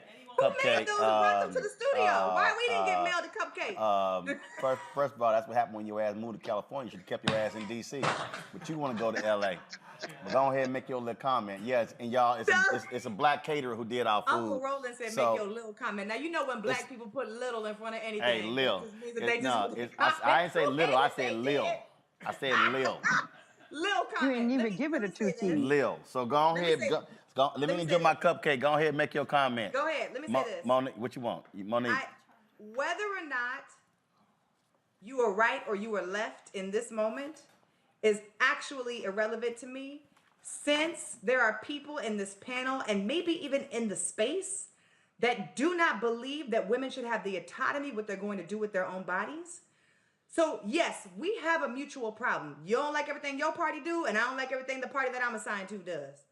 Mm-hmm. But what I am clear on is that some of us in this space are not even on the same team, even though we are Black people. I do not believe, because I am a Christian inclusivist, I do not believe that my Christian values should become the policy that determines how everybody in America should live. I don't believe that either. There are other people in this country. I don't believe that at all. I do not believe that my Christian values should dictate what anyone does. And I make it a point. And that's not what either one of us is saying. when I make a both, very clear. both of y'all said that. I am. No, ma'am. You need to listen a Both little of y'all closer. said That's what that you're getting from abortion it. rights and Mm-mm. First of pro-life all, that was word just didn't as come out my important mouth as at all. diabetes. So I'm trying to Hold up, figure out can't if nobody we hear have nobody policy. talking. So Tiffany, you're gonna go for 30 seconds, then Shannon, then Deanna. I'm gonna pull in Reverend Jeff Carr, but go on right ahead. Tiffany, go, 30 seconds. I can do this in 10 seconds like I did last time. Last time wasn't 10 seconds. Help me understand why you made the comparison between being pro-life and diabetes as policy and decision and values that we are making as Black people in the elections. We're talking about elections and people voting. Why did you make the comparison? Deanna, go. I specifically made that analogy because Mr. Carr mentioned diabetes and the moral decision to not support expansions that would help people with diabetes. So to me, I made that comparison. But as it relates to my faith, like our house, we operate under a pro-life model, right? But I don't believe that, and I do that because I believe as a Christian, that is my belief. But I should not take my belief, my faith belief in the public square and force other people to live out my faith. But your party does that. But Your party but I believe it is science for me.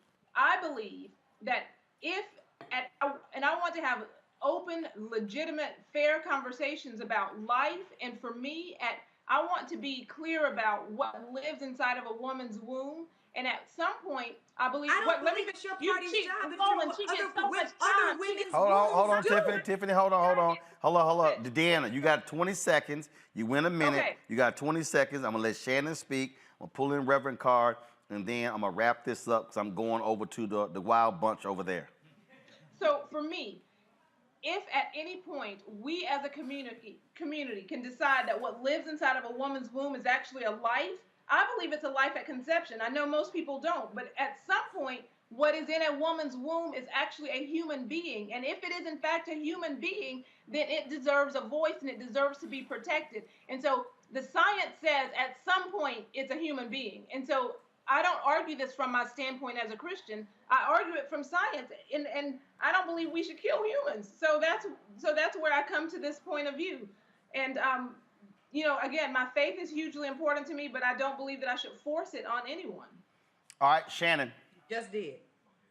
So, to be clear, to straighten it out and remove some of the confusion, when you believe that when you are a Christian and you have your beliefs, if you believe the whole Bible, one of the things that you don't do is try and browbeat or convince people. My job is to plant a seed. Whether you pick it up and water it is your business.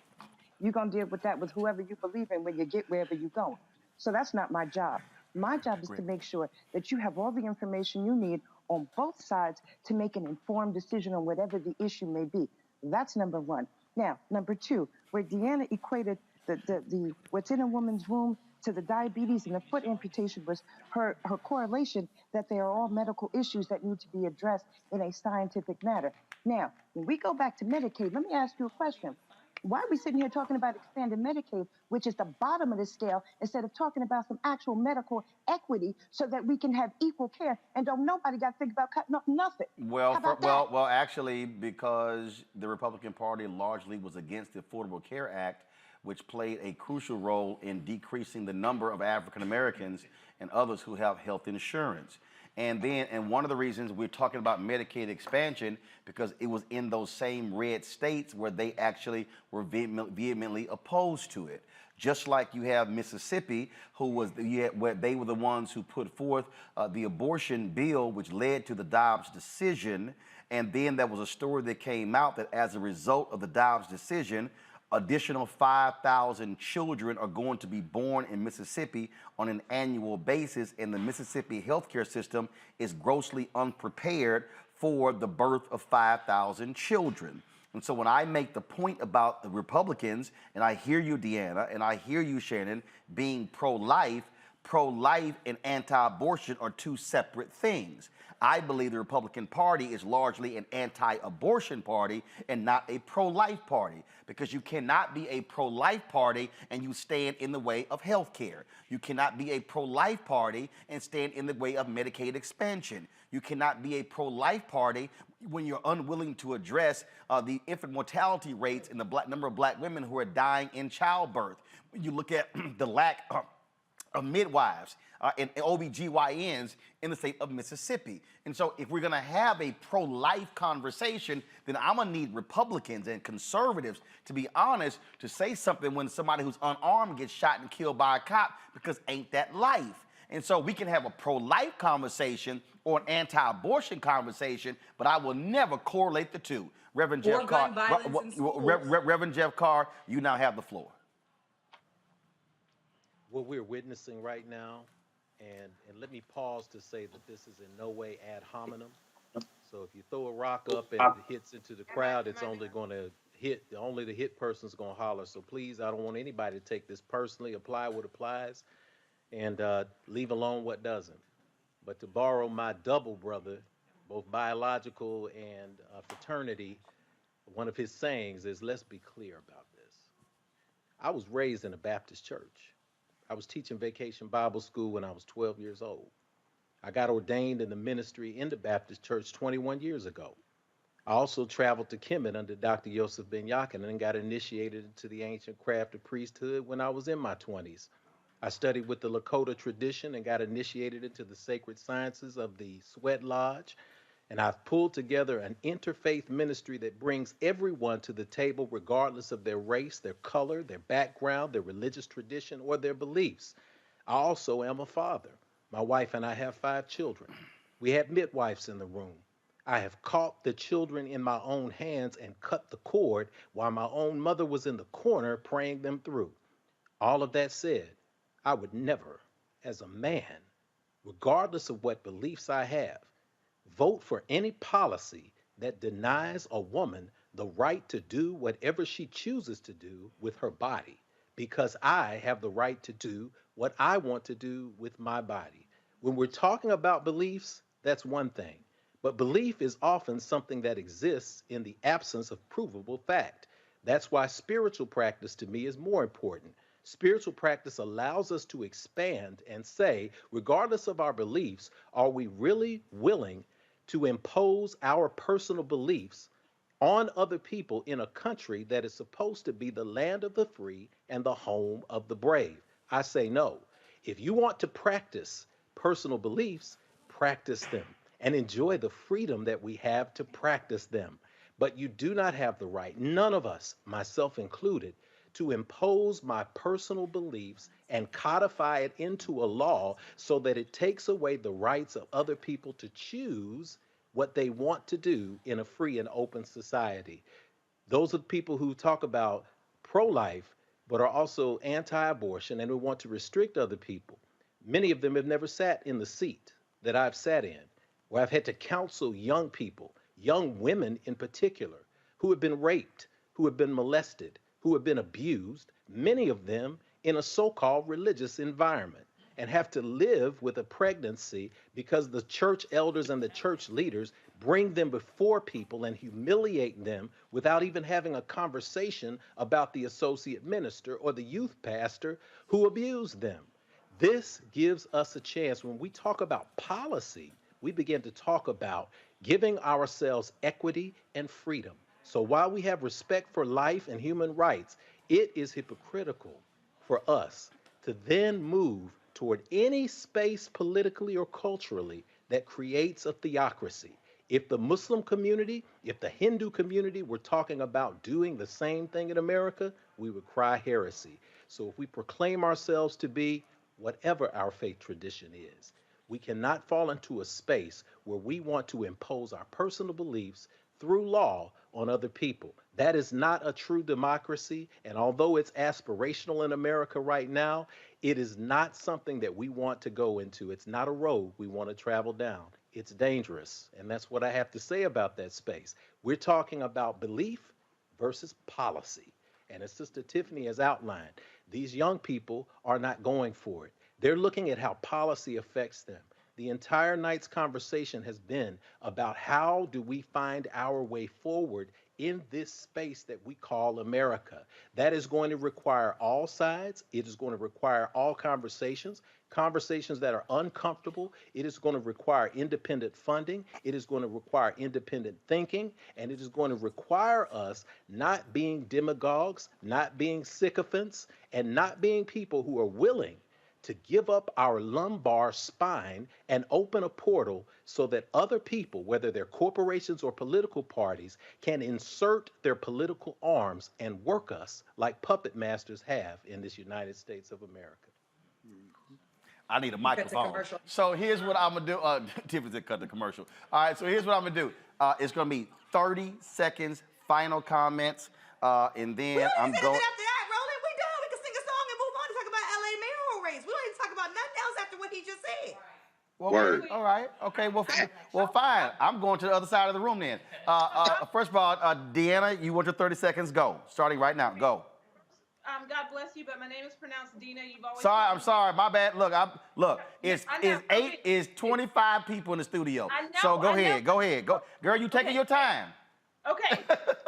I appreciate what the Reverend said, and I want to say again that I am not basing my opinions on abortion on my biblical worldview. In the public square, we need to look at the science, and I believe that if in fact what lives inside of a woman's womb is actually a human at any point, then that human must be protected. And yes, that may mean that Got it. Shh. Okay, Tiffany, I would love to meet. We had No. That first of all, that wasn't even Tiffany. That's folks in the studio here. Okay, you got. I'm talking about Tiffany. Oh yeah, I wasn't saying nothing, but I was saying. Okay, all right. Okay, first of all, okay, actually time's up. Shannon, go. So, first of all, I didn't come out with the topic of abortion. Like I said, my job, I think what I think. People are entitled to what they think. It is not my job to change anybody's mind. Their maker will do that when they get wherever they're going. But as far as here, if we can't stop arguing amongst ourselves to realize that we have some things that we actually need to be working on, in 4 years, we're going to be having the same daggone conversations. The topic was brought up of Medicaid. And again, I say, if we're really going to organize apparatus and we're really going to develop systems to be able to move the needle and get people to vote, why are we looking at the bottom, Medicaid? Why are we not looking at medical equity? So, and before anybody says, well, that's easy to say, you're a Republican and this and that. I'm a Republican who is married to a Republican who's trying to find a kidney donor because he needs a transplant. So when I look at the medical industry right about now, I'm not looking at it from a political perspective. I am looking at it from a people perspective. Expanding Medicaid in that scope is not the answer. Actually closing the gap of medical equity is. Dealing with prescription drug prices, and we know which party wanted to roll that back. I mean, we can talk about all we want to, but we've got to also deal with some facts on where folks are actually voting in parties. Shannon, Dina, Tiffany, Jeff, Greg, we appreciate it. Thank you so very much for joining us. I'm about to go to the other side of the room. While I'm doing that, folks, the race in Georgia, give me 1 second. Let me try to pull this up here. Senator Raphael Warnock is back in the lead in Georgia. He is moving closer to, give me some full race results. Give me a second. Don't go to my iPad just yet. So right now, it is 92% of the votes are in. Senator Raphael Warnock, go to my iPad, please, is at 49.36% with 1.884 million votes. Herschel Walker is at 1.85 million. Again, Warnock, so again, 92%. Warnock is trying to get to 50.1%. If he gets to 50.1%, there is not going to be a runoff there. And so we're still checking to see where these votes are coming from. And so we're watching that. In the Pennsylvania race, Fetterman is leading there as well. Senator Ron Johnson has about a 75,000 vote lead there in Wisconsin. And the thing that, first of all, we're joined by Lauren Victoria Burke, NNPA, and of course, everybody else has already been here. So here's the thing. We were talking about, again, black voters earlier, Lauren, and Milwaukee is a perfect example. You had 2018, folks who voted on the governor's race. And then, of course, it went to 200,000, 214,000. This year, they're under 200,000. Only 176,000 actual votes in Milwaukee.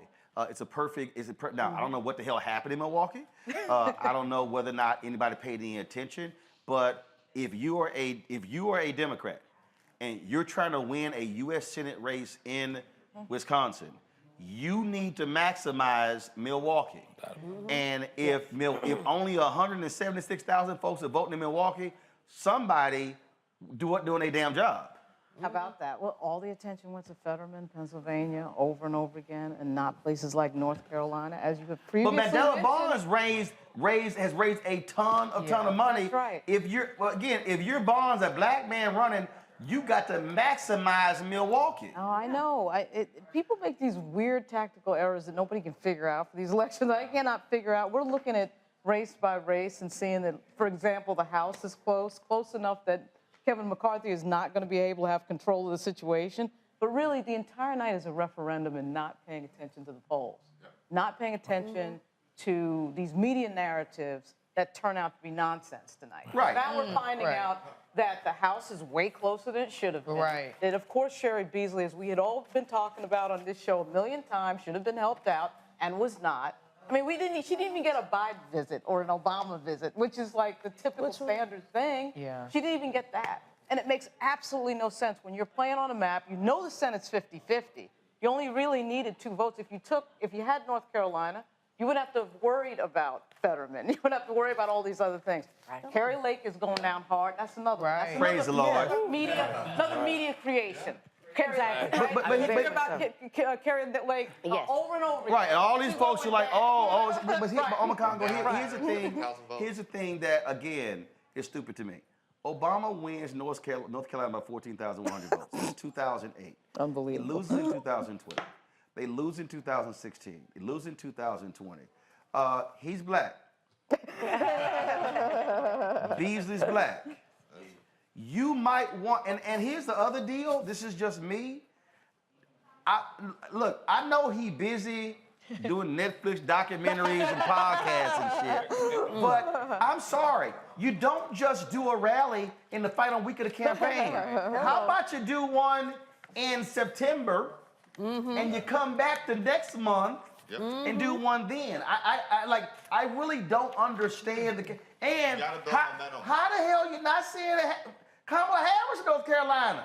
Listen, to an HBCU. Come on. This is one of the challenges. But you know, this is an indictment. Oh, wait, hold up. Can't have 2 people talking. I said, I'm a Congo. I'm going to go here. I'm going to go here. I'm going to go here. Go. This is one of the challenges that we have. We can't keep talking about supporting black women and uplifting black women's voices if we're not going to do it where and when it counts. Right. You know, you had the sister who was doing this from the beginning, and you talk about people coming in late, to the game. They should have been there from beginning to end. But again, all night we've been talking about this. People are not listening to black voices. Yeah, but also because I got some receipts there too. All right, but here's the thing. I think that when we talk about going into, I'm just saying. I can tell you, I've been personally talking to the candidate for 8 months, saying, "We'll bring the show.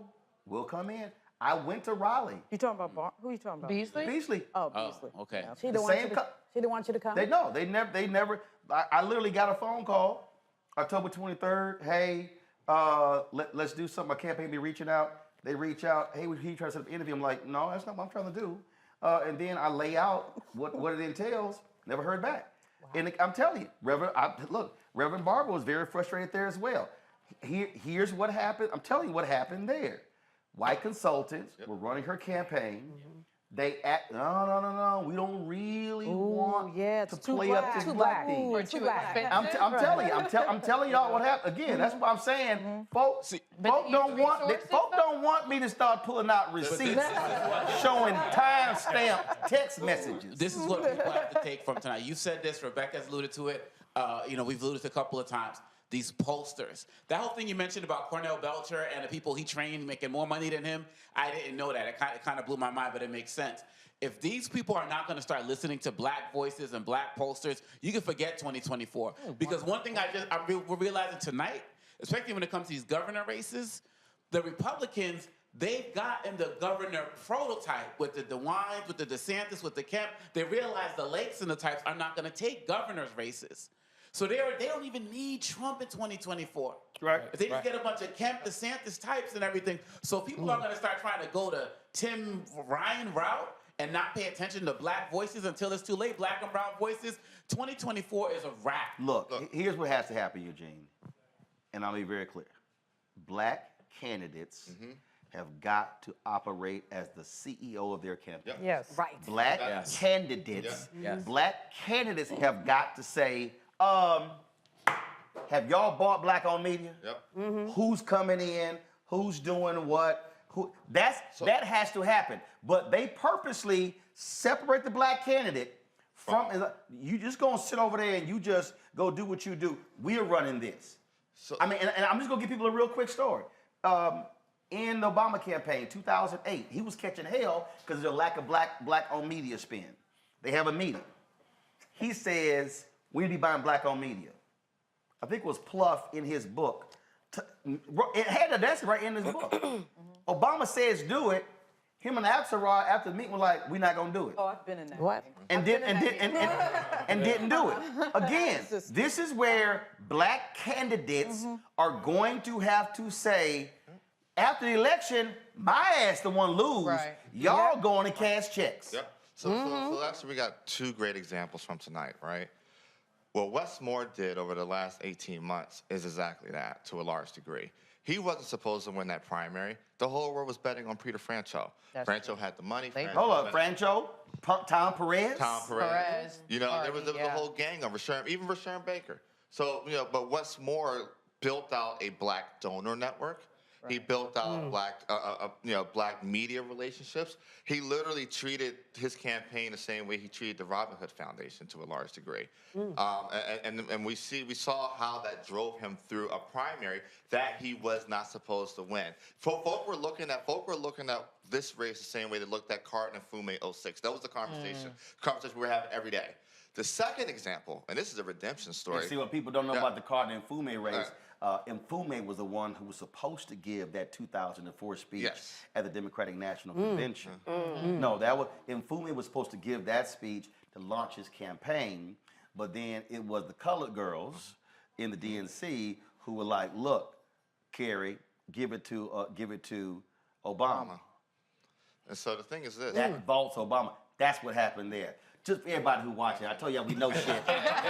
just letting y'all know we know stuff. But go ahead. So the thing is this, right? So the second example that speaks to the point more poignantly, 2014, Robert Terry Anthony Brown messes up. He comes his base is in Prince George's County. Before he was lieutenant governor, he was a delegate from PG County. All right, during his run, he does jack shit for black voters in Maryland. He assumed he was going to get He black support. assumed he was going to get black support. He brings in both Barack and Michelle. At the same time, he gets one of the rare joint dual visits, right? And I mean, to the point where he took it so much for granted, to the point where he didn't even show up to HBCUs. And the black turnout was woeful, and he got drugged. And black crossover was crazy as well. Right. Because Hogan actually did the work. You fast forward to 2022, 8 years later, the campaign that Anthony Brown ran this cycle was dramatically different than the campaign he ran in 2000. You get your ass whooped, that's what you do. Look, Julian, this real basic, okay? Look, I can't stand going to Home Depot and Lowe's, but I understand basic ass construction. That is here. This building falls down if the foundation is jacked up. Strong foundation, this building can stand for 100 years. You run a political campaign, if you are a black candidate, the first thing you do is you lock down your black base. Your base. You lock down black media, black churches, fraternities, sororities, every black group, you lock them down. Breaking news. Fetterman won. Oh, they call that race? Hey, no, stop that, no, stop. I guess somebody going back to New Jersey. But he didn't get back on TV though. Never left. Right, he never left. But that's the deal there. And I'm telling you, for the last 8 months, I'm just gonna say this, and again, Beasley is wonderful. I talked to her directly. Her press folk called me. Y'all, this is no lie. Literally, first of all, it took us forever to get on the show. Call me, and she says, "Hey, I need information on your show and what's your reach." And I was literally like, You didn't say which, please. no, straight. I was like, White people. That's funny. you don't know? No. I think it was a sister. No, it wasn't a sister. It couldn't have been a sister. No, I'm trying to tell you. Carol, was that a sister? Carol, was that a sister? My earpiece not in. They say It was. It was. And was like, and I was like, you don't know who the hell you talking to? Right. No, again, I ain't always trying to flex on folk, but if somebody tell you you need to take this phone call, but again, it's a purpose. You got to know who the black folks you should be talking to. Right. And again, bringing folks in. And the crazy part is, I brought my show to North Carolina. Reverend Barber asked me to come in. He said, Roland, we got all these black people who are running.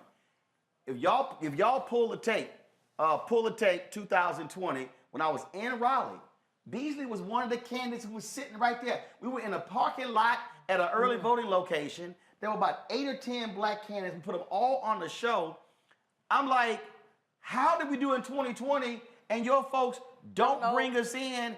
And I offered. Well, Roland. For 8 months. Roland, I'm telling you, this is first of all, tonight was an indictment of Democratic ignorance. The Democrats do not understand how to do their work. In the places where they lost, but the places where they won, guess what? They played smart politics and locked down the base. And that's the other thing. Yes. Anti-black people. We talk about anti-blackness a lot, but there are black people, and I'm not dissing Sherry Beasley particularly, but the people around her. If that was a sister who called you, I'm trying to tell you, she needs help.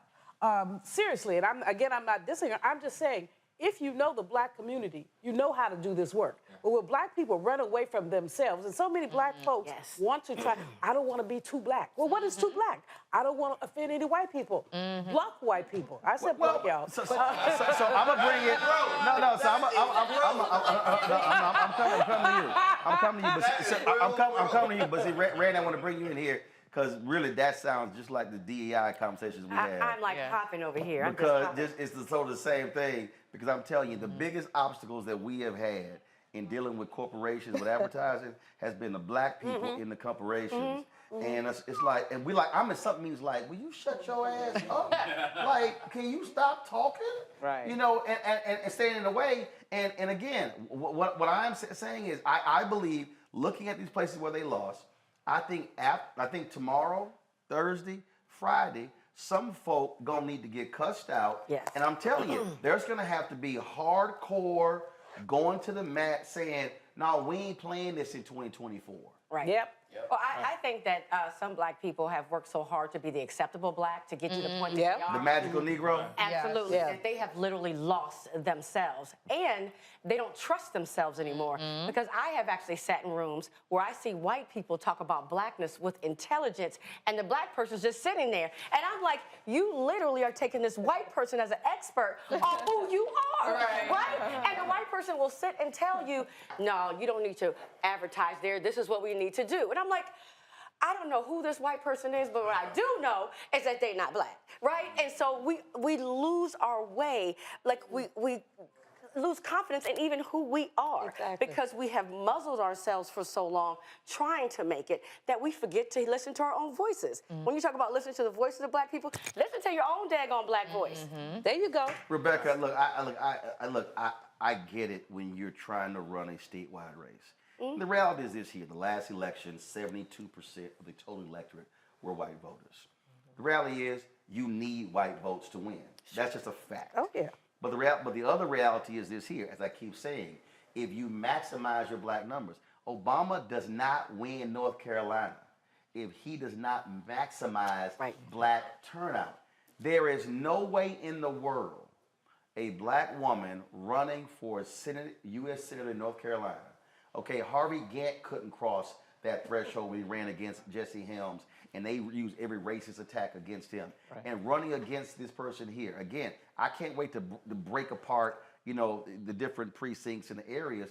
But the reality is this here: we're talking about a state with a lot of black people, and I did not see a very overt campaign that was very, black specific to maximize the black turnout in North Carolina for Beasley. And I just don't quite understand what their strategies were doing. And you were talking about you got to have black campaign managers and African Americans in senior positions with authority to make calls. Right. You know, Rose, she lost Hold on, by wait. But just 3%. It was just a 3% margin. That's all I want to say. It's Yeah, a but no, I don't look at margin. percent. It was 140,000 votes. Yeah. So my whole deal is I want to look at where the votes were. Where they That's could've been, my deal is that, because again, I want to know the number of black people who were registered, the number of black people who were eligible, and who voted and who didn't vote, and they maximize numbers. North Carolina has more HBCUs than any other state. 10. No, so Texas. North Carolina and Texas both have 10. Right, but North Carolina, North Carolina has the largest. My whole deal is, are you hitting those numbers? Go. So I'm a former campaign manager, and when I look at the Beasley race and when I look at the Barnes race, I have so many questions. In 2012, I ran a black man for Congress in Omaha, Nebraska, my hometown. He won hands down in the primary, almost beat a seven-term Republican incumbent. But here's the thing that happened. I was this campaign manager. I anticipated there was going to be some outright racial attacks that was going to happen. It wasn't just because I'm black and have a black daddy and have a lot of black men in my life. I'm running a black man in Omaha, Nebraska. So we were prepared when there was someone who spray painted the N-word on a house where there was a yard sign for him in the yard. We were prepared, and we also used that moment to make sure that his Republican opponent didn't make race an issue later on, because we held him to the fire. We made him apologize, repudiate, refute any type of racism. So when I saw what happened with Barnes in Wisconsin, I'm asking myself, why weren't they prepared? Right. Why wasn't this on their radar? Because you know you have a black man, he's going to be attacked racially, so why aren't you prepared for when that happens? And they went after him, Joe, in a huge way on the crime issue, on defund the police, and we saw what happened with the shootings in Wisconsin. Again, you should have been prepared for it. And I think one of the things that happened, I remember, might have been I had a conversation with Beasley. That was an appearance, and it was, I forgot whether it was on my show or someone else, and everything was about the issue of crime. And when I heard it, I knew she was talking with the strategies we're saying. And I said to her, I said, I get you trying to not stand with defund the police. I said, but you cannot talk this issue and not say there has to be police accountability. I said, if you don't, you're basically telling young voters, young black voters, like, I ain't talking to you. It's one of those things that you got to be able to say, yes, we should fund. Yes, we need more training, but there also has to be accountability into this system for wrongdoing. And again, I think what Democrats did at the last election, they acted such a fool. Oh my God, who was the woman in Florida, Lauren, who kept acting a fool about, oh, I almost lost because of defunding police? No, you ran a shitty campaign. That's what you actually did. But if you don't discuss accountability, it's a whole swath of voters who are like, in fact, Ryan ran an ad. This is what happened in Ohio. Tim Ryan runs an ad saying, I voted against Obama in the trade deal. Guess what black people in Ohio heard? They didn't hear trade. They said I talked to a prominent black elected official whose daddy said, don't have that son bitch call me.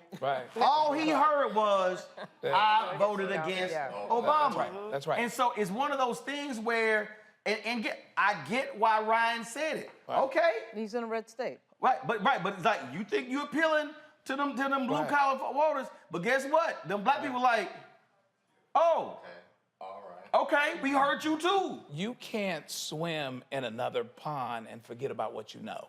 This is why black campaign managers and black folks in campaigns with authority is really important. We've had to survive in corporate America with a whole lot of people that don't look like us. We had to survive in elementary school sometimes, or in class X or class Y, class E. The game is the same. Okay, now I'm running for office. I understood that. I ran for office in the small town Redlands that I live in. They weren't quite ready for us yet. We haven't had a black city councilman in 120 years, but I scared the hell out of the guy that ended up winning. And I knew what to do when he did his race thing, which he was going to do. I was out driving with the fire department. That's what I did, and they supported me. So I say that to say, you can't, if you're Mandela Barnes, or if you're a black candidate, you have to have enough ownership in your campaign to say, I know they're going to do this because they did this. They've been doing this for years. Exactly. And so therefore, not just looking to the corner, but looking around it, I'm going to decide, here's how I'm going to handle this. And listen, you know, white, professional, you know, your friend, you do what you do on the campaign or whatever else. I know this issue. It's my campaign. This is how we gonna handle this. Because at the end of the day, my name's on the ballot, and it's gonna go up and down with me anyway. You ain't gonna win without me. You know, here's what I thought was interesting, Brandon. I had some folks who said, I'm on this group chat, and they were like, North Carolina race should be getting lots more attention. And then somebody said, well, no, actually it's great. It's undercover. And I was like, no. I mean, so, again, so this is one of those things. And again, I'm just throwing out here. Prominent black entertainer in North Carolina. Fantasia. Anthony Hamilton. I can go, who moved, I think Branford Marsalis moved to Charlotte. I mean, I can go on and on and on. Yep. Michael Jordan in I don't.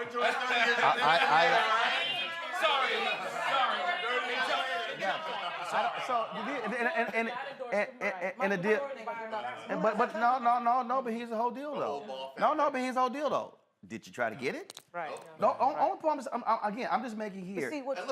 I'm saying when I look at, let me compare Georgia and compare North Carolina. Right.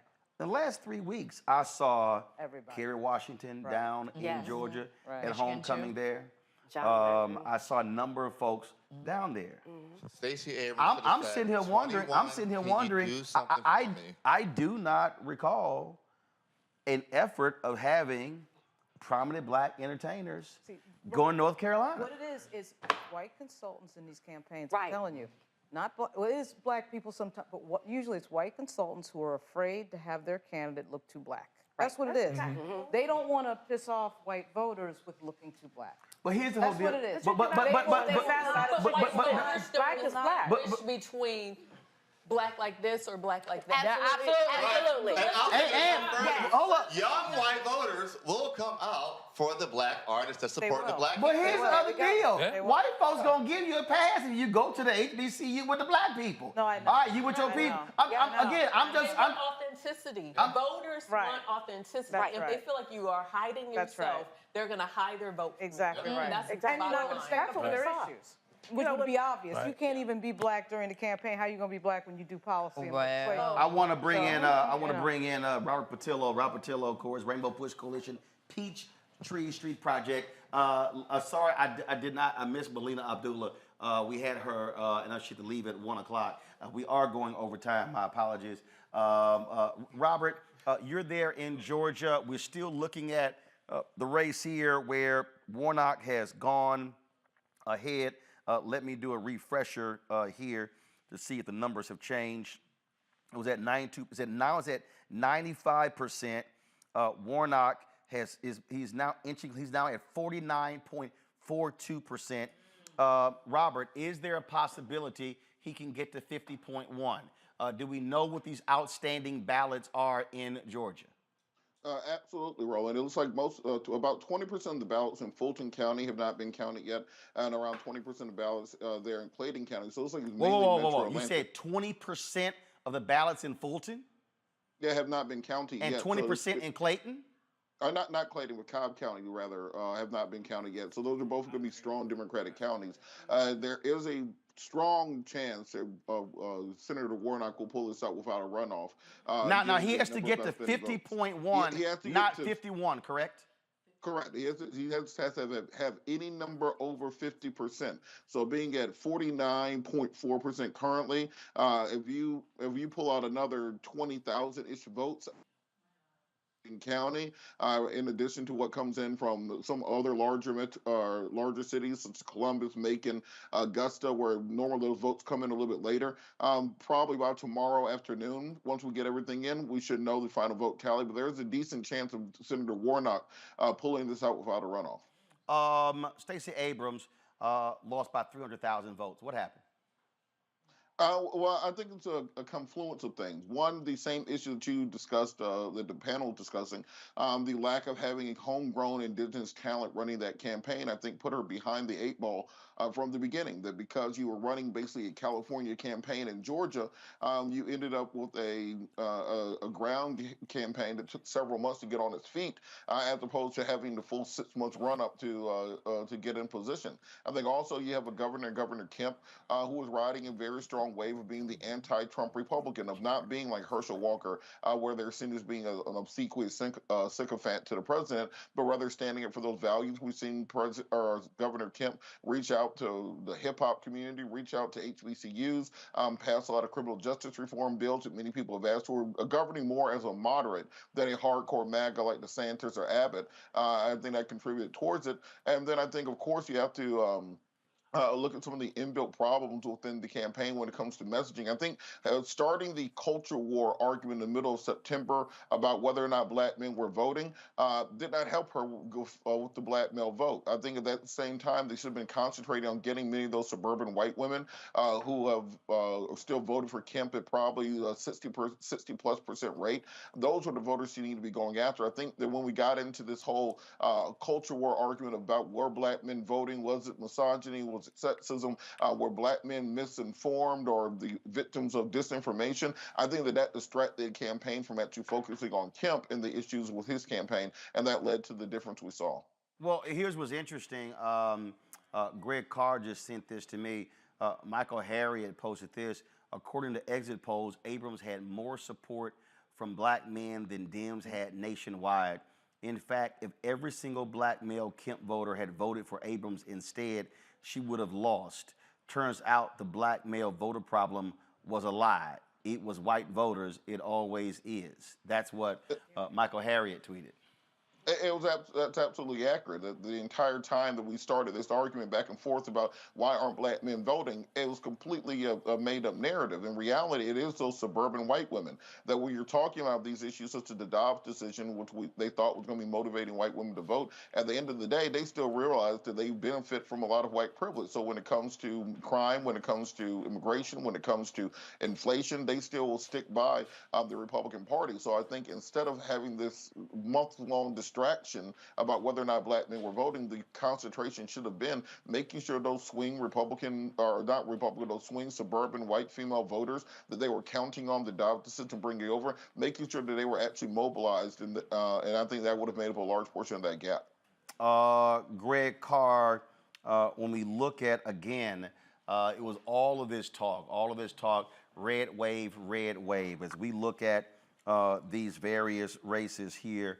I am trying to go to, so here's a perfect example, Greg, and we're still waiting Arizona, but right now, go to my iPad, it'll show in Arizona, 50% of the votes are in Hobbs. Katie Hobbs is leading with 55.9% of the vote, and Carrie Lake is leading, has 44.1%. If you listen to all of these crazies, all we kept hearing about how the media narrative, and this is where it's real dangerous. And I tell people all the time, this is why people got to stop watching a lot of this crap, these mainstream media networks. They were hyping this thing up. Oh my goodness, Carrie Lake is going to drag Blake Masters over the finish line. Oh my goodness, the amount of attention that she was getting. In fact, Greg, let me show you this here. Is a perfect example. I mean, this is the level of hype that we were hearing. We were hearing about how, again, oh my God, how Blake Masters was doing so well. Now, mind you, it's still 53% of the vote is in. He is getting his ass whooped. Mark Kelly has 57% of the vote. Blake Masters has 40.7% of the vote. That's an ass whooping. And again, and we know how typically elections go. That ain't Democrat counties that those votes are in. And so we'll see what happens when it gets to 75, 80%. This is why people, and the last point, somebody made it earlier, all of these different real clear politic polling averages. Here's what happened, Greg. All of the Republicans have figured it out. If you just flood the zone with new polls, the media are like crack addicts where they will jump on that sucker and report every new poll. Well, what do they then do? It then becomes, oh my goodness, this is what it's saying. And so they figured out every time we drop a poll, that's a new story. It's a new narrative. And so then it just kept the drumbeat, the drumbeat, the drumbeat. Now, maybe the opposite worked where it pissed off Democratic voters and they said, shit, let's go out and vote. Because we saw in Wisconsin, the number of young voters that was up dramatically, some 300+%. But this is the nonsense that people have to watch out for when you see these political shows that hype up this Republican drama because they like the drama. I believe a lot of them want to see Trump run. They want to see the fist fights and the crazy stuff because they get off on that because you already see them calling Biden, he's too boring. That's the kind of nonsense they say. But absolutely, of course, they make more money. But these numbers right here show you all that was utter nonsense. Hold on, Greg Carr, go ahead. Absolutely. In fact, Roland, there's nothing. There's nothing on network television. There's nothing on cable. There's nothing streaming that comes close to the coverage that you've been doing tonight. This has been an honest and compelling conversation, and we have to remember that this is not only not far from over, the Democrats looks like it's going to, when the story is told, whenever, tomorrow, the next week, whenever, the Democrats not only survive, they may have pulled this off. The House may go Republican, it may not. Again, the late breaking votes, if Lauren Barber going to lose her seat, there have been a couple of flips, including black women. So shout out to Summer Lee in Pennsylvania and Amelia Sykes in Ohio, who flipped districts. I don't want to run over that. Summer Lee, let me tell you something. AIPAC dropped first of all, they dropped $1 million against her in her primary. She wins. Yes, sir. AIPAC dropped $3 million against her in this race, propping up the Republican. They wanted to take Summer Lee out. She fought back. She was leading in double digits. It went down to like 4 or 5 points. She wins tonight. AIPAC lost a lot of money trying to take that sister out. They sure did. They sure did. And they can stick their money on top of all that money that was spent in Pennsylvania. All that money was spent other places. And at the end of the day, we may see the Democrats not only keep the Senate, but set them up for 2024. This was the chance that the Republicans had to get some momentum going to 2024. And sure, if Kevin McCarthy, that nut, ends up as a Speaker of the House and sticks Jim Jordan on a chair of a committee and they start investigating Hunter Biden's laptop and impeaching Biden, all that's going to do is create more momentum for 2024 to push back against them. Now, those down ballot races, you had constitutional amendments to preserve a woman's right to choose that passed in Michigan, that passed in Vermont, that will pass in California.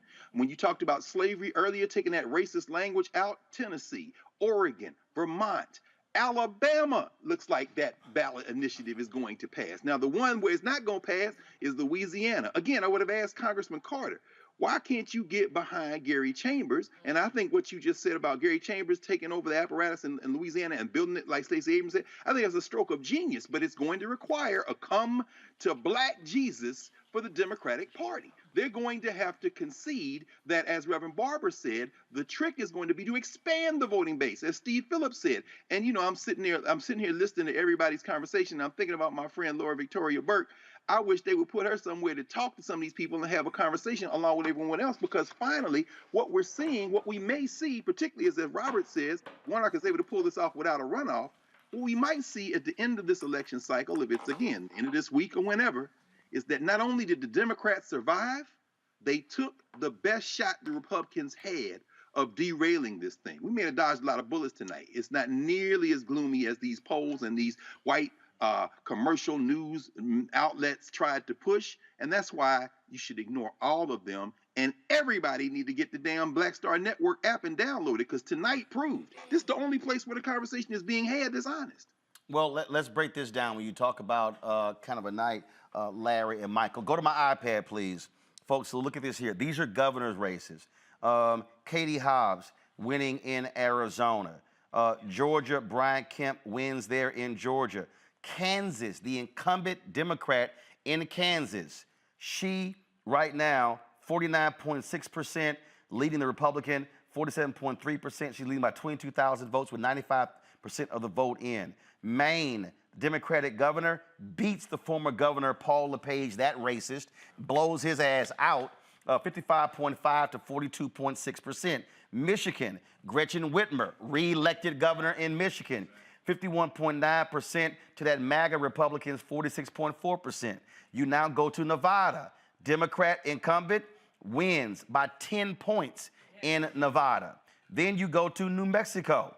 Democrat incumbent wins by 5 points. So they maintain that governor's mansion. All the talk that Kathy Hochul was going to lose to Republican, the racist Lee Zeldin, she wins by looks like 320 some odd thousand votes in that particular race. Oregon, remember, Phil Knight, founder of Nike, was pissed off, dumped a whole bunch of money in that race. Well, you see, it has an impact, but 57% of the votes are in. It's a very tight race. He hated Tina Kotek, but you also have the independent that's running there as well. But Kotek is winning 45.48% to 44.84%. So we're still watching that particular race. Go to Pennsylvania. Democrat Josh Shapiro, elected governor in Pennsylvania. In Wisconsin, Tony Evers. They were talking about how that was neck and neck. Evers is at 51%. Tim Michels, Republican, at 48%. So Democrats are going to maintain the governor's mansion there in Wisconsin. If you're Democrats, you feel real good about what happened tonight. And matter of fact, I don't even have on here what I just pulled up here. I don't even have the. I don't think I have it. The Massachusetts race where they picked up the governor's mansion there. So that's not a red wave. You talking about governors? Not even close. They took their best shot. One of the concerns that you have on the governor's side is that several of what they call the swing states, I don't know if Florida's a swing state anymore. No. It's not. Had governor's races, right? And so therefore 2 years from now, theoretically, now they're, playing with the rules as it pertains to certification, et cetera. But it's not all the gloom and doom that was all predicted. Not even. And that's why you run your races, you put in your resources where they're supposed to be, you go hard, you run hard, and you stay off Twitter if you want to know what the truth is. If the House is closed, it's dysfunctional. McCarthy can't get anything done, may not even be able to get elected speaker. Because the Freedom Caucus, because the Freedom Caucus is going to act a fool. That's going to be a problem. I do want to talk about the governor's race in Texas. Monique, you're from Galveston. I want to go to you here. So unfortunate. Greg Abbott gets reelected. He is. He's a fucking idiot. Yeah, that's the first time. Yeah, no, he is. He is because first of all, when you have the electrical grid in Texas and that leads to people dying when it was freezing, and then you want to blame it on Biden, fool, you were no longer part of the U.S. grid. That was your choice. Okay. Then of course the mass shootings that happened in the state. Yeah. I don't know what the people in Uvalde were thinking. Literally, he was plus 14 in the county where Uvalde is after that shooting. 18 children, 2 adults. He wins by almost 1 million votes, Monique, over Beto O'Rourke. And when I look at the other races in Texas, you've got Attorney General Ken Paxton, a complete asshole who's been indicted for 5 years, and the only reason he's not in prison because his buddies in Collin County are keeping him out. Mama Congo, you passed her microphone to Monique. But when I look at the other races, Republicans winning by 800,000. Last election cycle, they were winning around 250,000. And like I smacked Meghan McCain around. I had some other black folks who were texting me tonight. They were like, "This is the last. We should never hear from Beto O'Rourke again." And I had somebody who say, and I said, "Well, he helped folks down ballot." Some guy was like, "Well, he didn't." I was like, "First of all, you're not even from Texas." And I'll say this here, and I firmly believe this here. If folks in Texas look, he lost against Ted Cruz. He's now he ran for president. I thought that was stupid. He shouldn't have ran for president. Then he loses here. I think he should take time off. He should be running the Texas Democratic Party because you have to take what he did and you have to actually build out the party. You're not going to win anything as long as you have a fractured party that's not raising money, that is not running a 254 county strategy. Your thoughts on what should happen in our native state with your party? Well, I'm going to be candid. I can't dismiss all of the criticism of Beto, and I like him. I liked him when in all of his races that he has now lost, and he does seem to be incredibly popular, and there is a lot of energy around him, but it does not convert to the number of votes necessary to win in Texas. He is far to the left for the way that Texas voters see life right now. Yep. And even in Uvalde, Dr. J would know better than me, they were counting their dollars and their cents, even with their dead babies.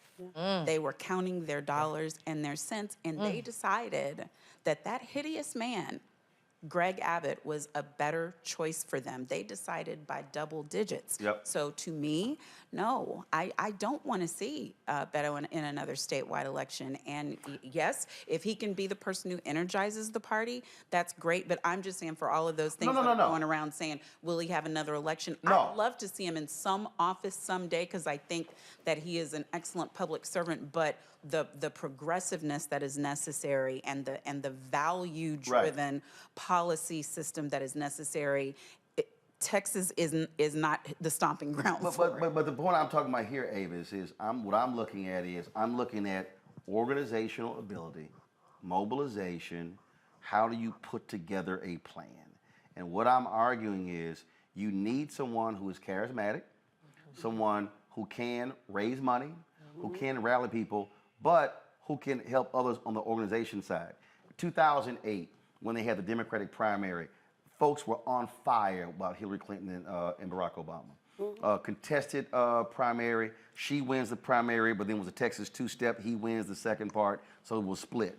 And a lot of Democrats were like, oh my God, now we're going to actually see the rebuilding of this party since Governor Ann Richards lost to George W. Bush.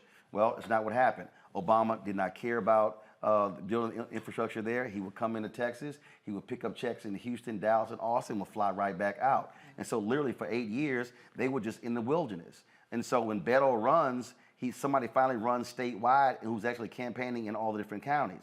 That's how I see him running. The same way I see Gary Chambers in Louisiana. Gary's a great guy. Gary put out some great ads.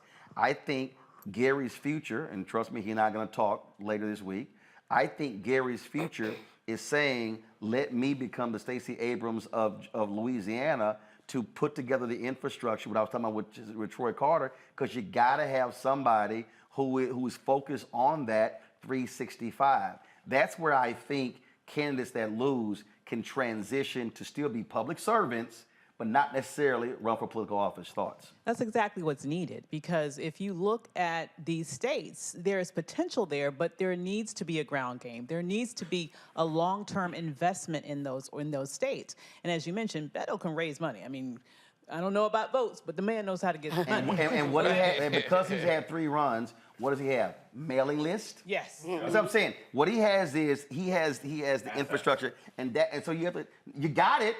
Now, you don't just let it die, you put it to use. Exactly. And, I would say the biggest challenge, with the Obama campaign was the infrastructure wasn't just not there in Texas. The infrastructure wasn't built out anywhere. And it was a shame. Well, no, it wasn't. It was only built out to benefit him. Exactly. So post his administration, it went kablooey, right? And so there needs to be long-term infrastructure, long-term organizing in key states where there's a possibility in the future that they can flip when you look at the demographics.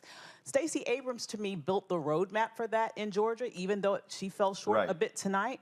But you're right, there needs to be some mimicking of that, because why can't we say, let's look ahead 2 years, 4 years? The Democratic Party needs to think a little bit more long-term. Yes. As we've all said over and over again, this 2-month, 2-week strategy trying to sort of bomb in at the last minute isn't working. How many times do we have to see that? Michael, go ahead. Microphone. I'm sorry.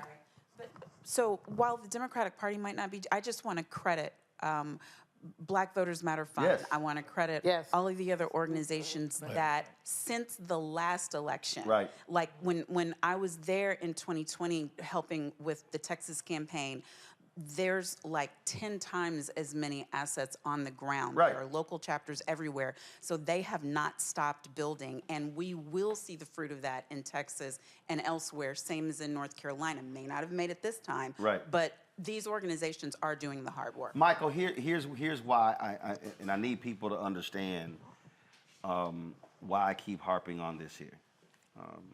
Former Congressman Jesse Jackson Jr. Yes. He and I were talking one day, and he said, the greatest mistake my dad made was after he ran in 84 and 88. He did nothing with the infrastructure. Mm-hmm. He said what Dad should have done was, Dad should have taken that infrastructure, maintained it, and when the next next black candidate came along to run national, here you go. Yeah. He said that was his biggest mistake. He said, why run and you do nothing with it? What does Senator Bernie Sanders do?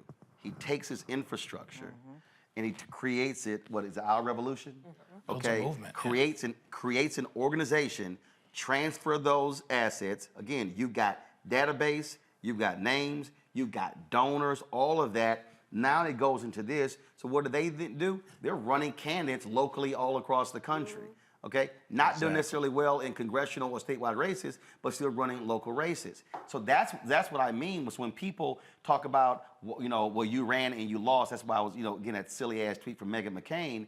No, this is about the long-term building. And so even for a Sherry Beasley, okay, right. you lose in North Carolina, but you still have an infrastructure, a database that you can activate and put it to work even when the election is over. Exactly. I totally agree with that. And that's thinking long term, but also that's understanding control beyond just running for an elected office. That's being able to have control over fundraising, the database, things like this, and to be able to groom future candidates and provide an infrastructure for them to run so they don't have to start at ground zero. And really, to be perfectly honest with you, like I said before, I'm neither Democrat nor Republican, but I'm definitely not stupid. I can see whose policies are more beneficial for us.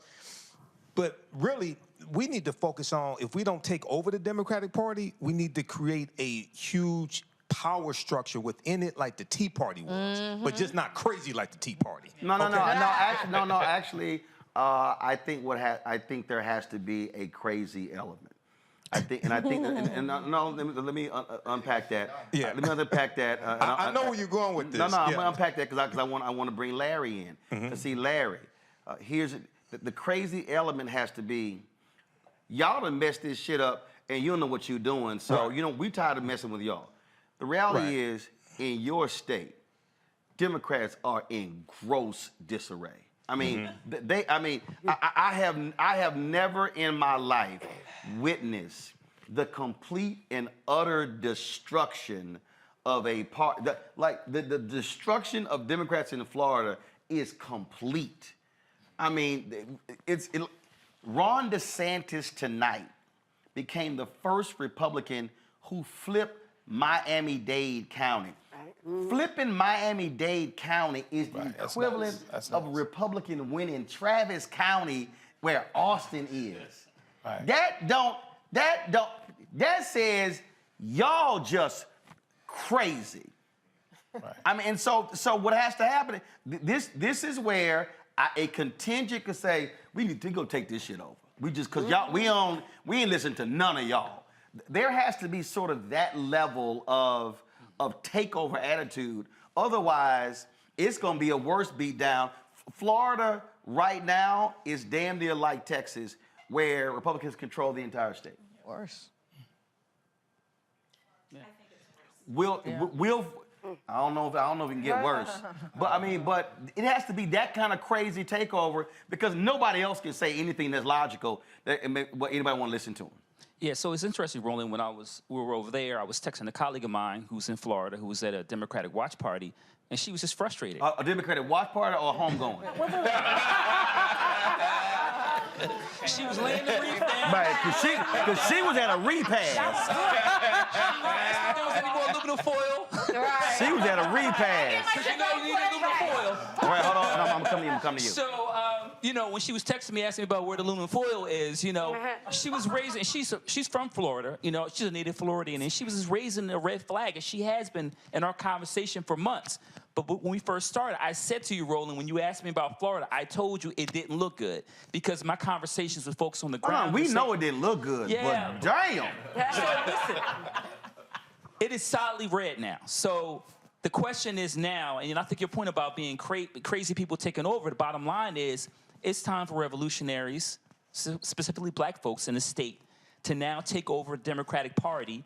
First of all, we talked about important policy issues and be able to speak to the people, black folks and Latino folks in the state of Florida. You have to be able to do that, but once again, you have to talk about specific policy issues.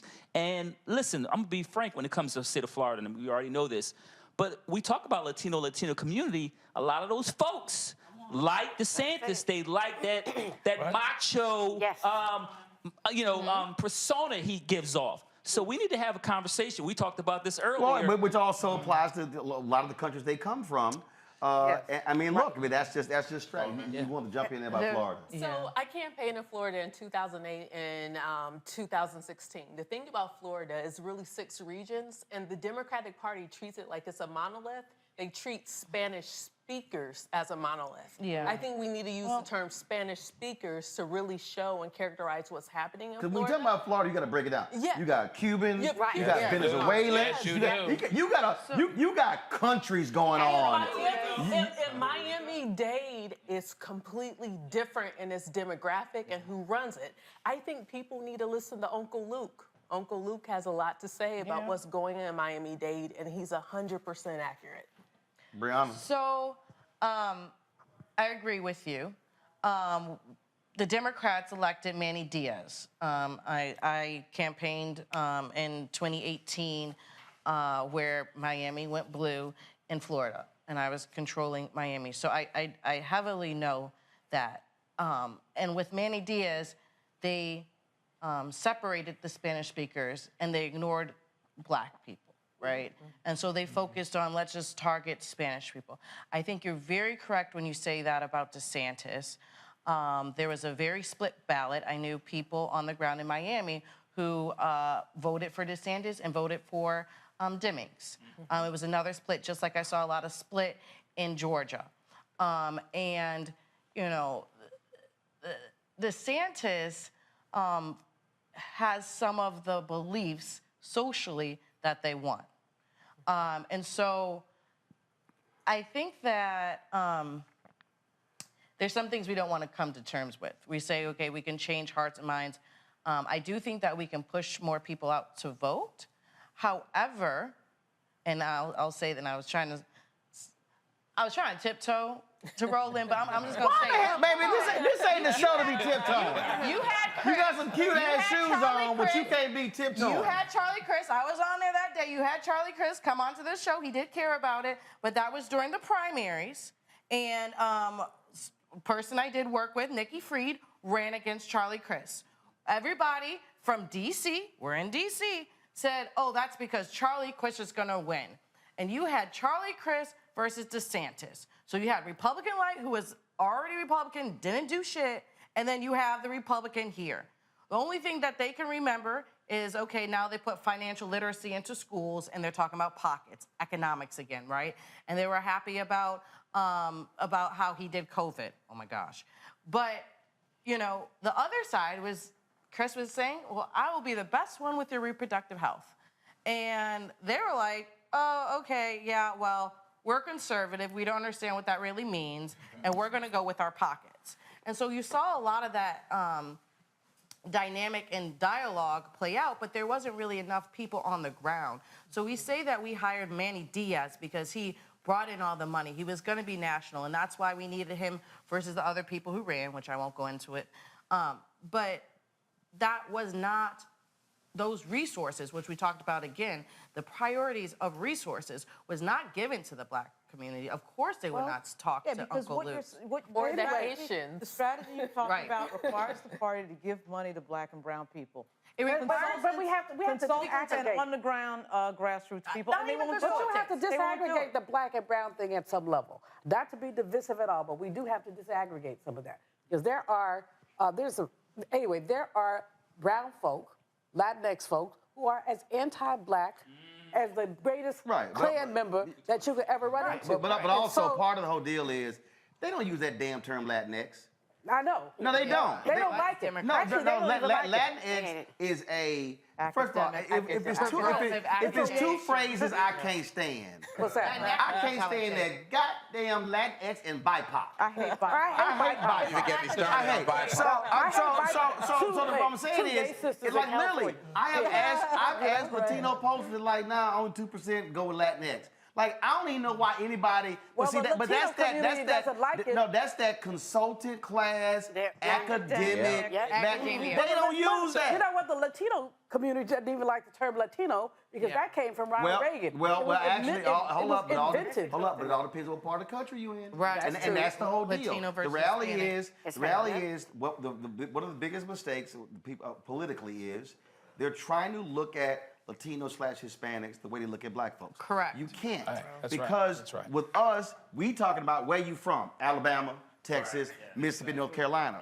When you talk about them, it's Colombia, Venezuela, Mexico, Cuba. I mean, it's country. And so you have to actually, what I said earlier, how you have to micro-target African Americans now because of our interests. You have to micro-target them depending upon where you are. The person who's a Dominican or Puerto Rican in New York ain't the same as a Puerto Rican and Dominican that's in Miami. It's just not. Dominicans and Dominicans and Puerto Ricans in New York align more with black folks, and the cats in Florida like, nah, we ain't with them or the Haitians. If you look at the immigrants who come into Florida from these Latin countries, they have fled progressive people. When Venezuelans come to Florida, they hate Hugo Chavez. Look, they nailed Biden in 2020 with the socialist label. And when they hear socialist, they're like, oh, hell no. And you got to counter that. And the ones that ran from Cuba, same thing, they're anti-Castro. And so when you start talking, you're right, you can say socialist, you can say anything. If you said, I don't like predatory capitalism, they ain't gonna vote for you. Well, what you gotta do is, when they hit you with a socialist, you gotta go tell the Venezuelans, when your ass came here, who gave you some food? That's socialism. Who gave you some health care? See, again, if you get caught up in the labels, I think that's where you make a mistake. Randy, I really think Florida has to be looked at the same way a corporation, when a new CEO comes in and says, y'all stock price went from What are you doing, Monique? Really? I'm live. Keep talking. Oh, Lord. When a corporation comes in and says, our stock price used to be $75 an hour, not $75, now it's $4, I got to sit here and get the stock price up. I think there has to be a corporate type examination of how broken Florida is for Democrats in order to figure out a plan to fix it. And it's not going to be a 2-election cycle plan. No. Bottom line is, Democrats are not going to successfully compete in Florida, at least for a decade. Mm-hmm. At least. Yes. I mean, there's not much to say. Yes, the place is, it's a mess. It's a hot mess. No, but speak to it from the approaching it like a corporate takeover. You got to completely gut, downsize to upsize. That, to me, that has to be the approach.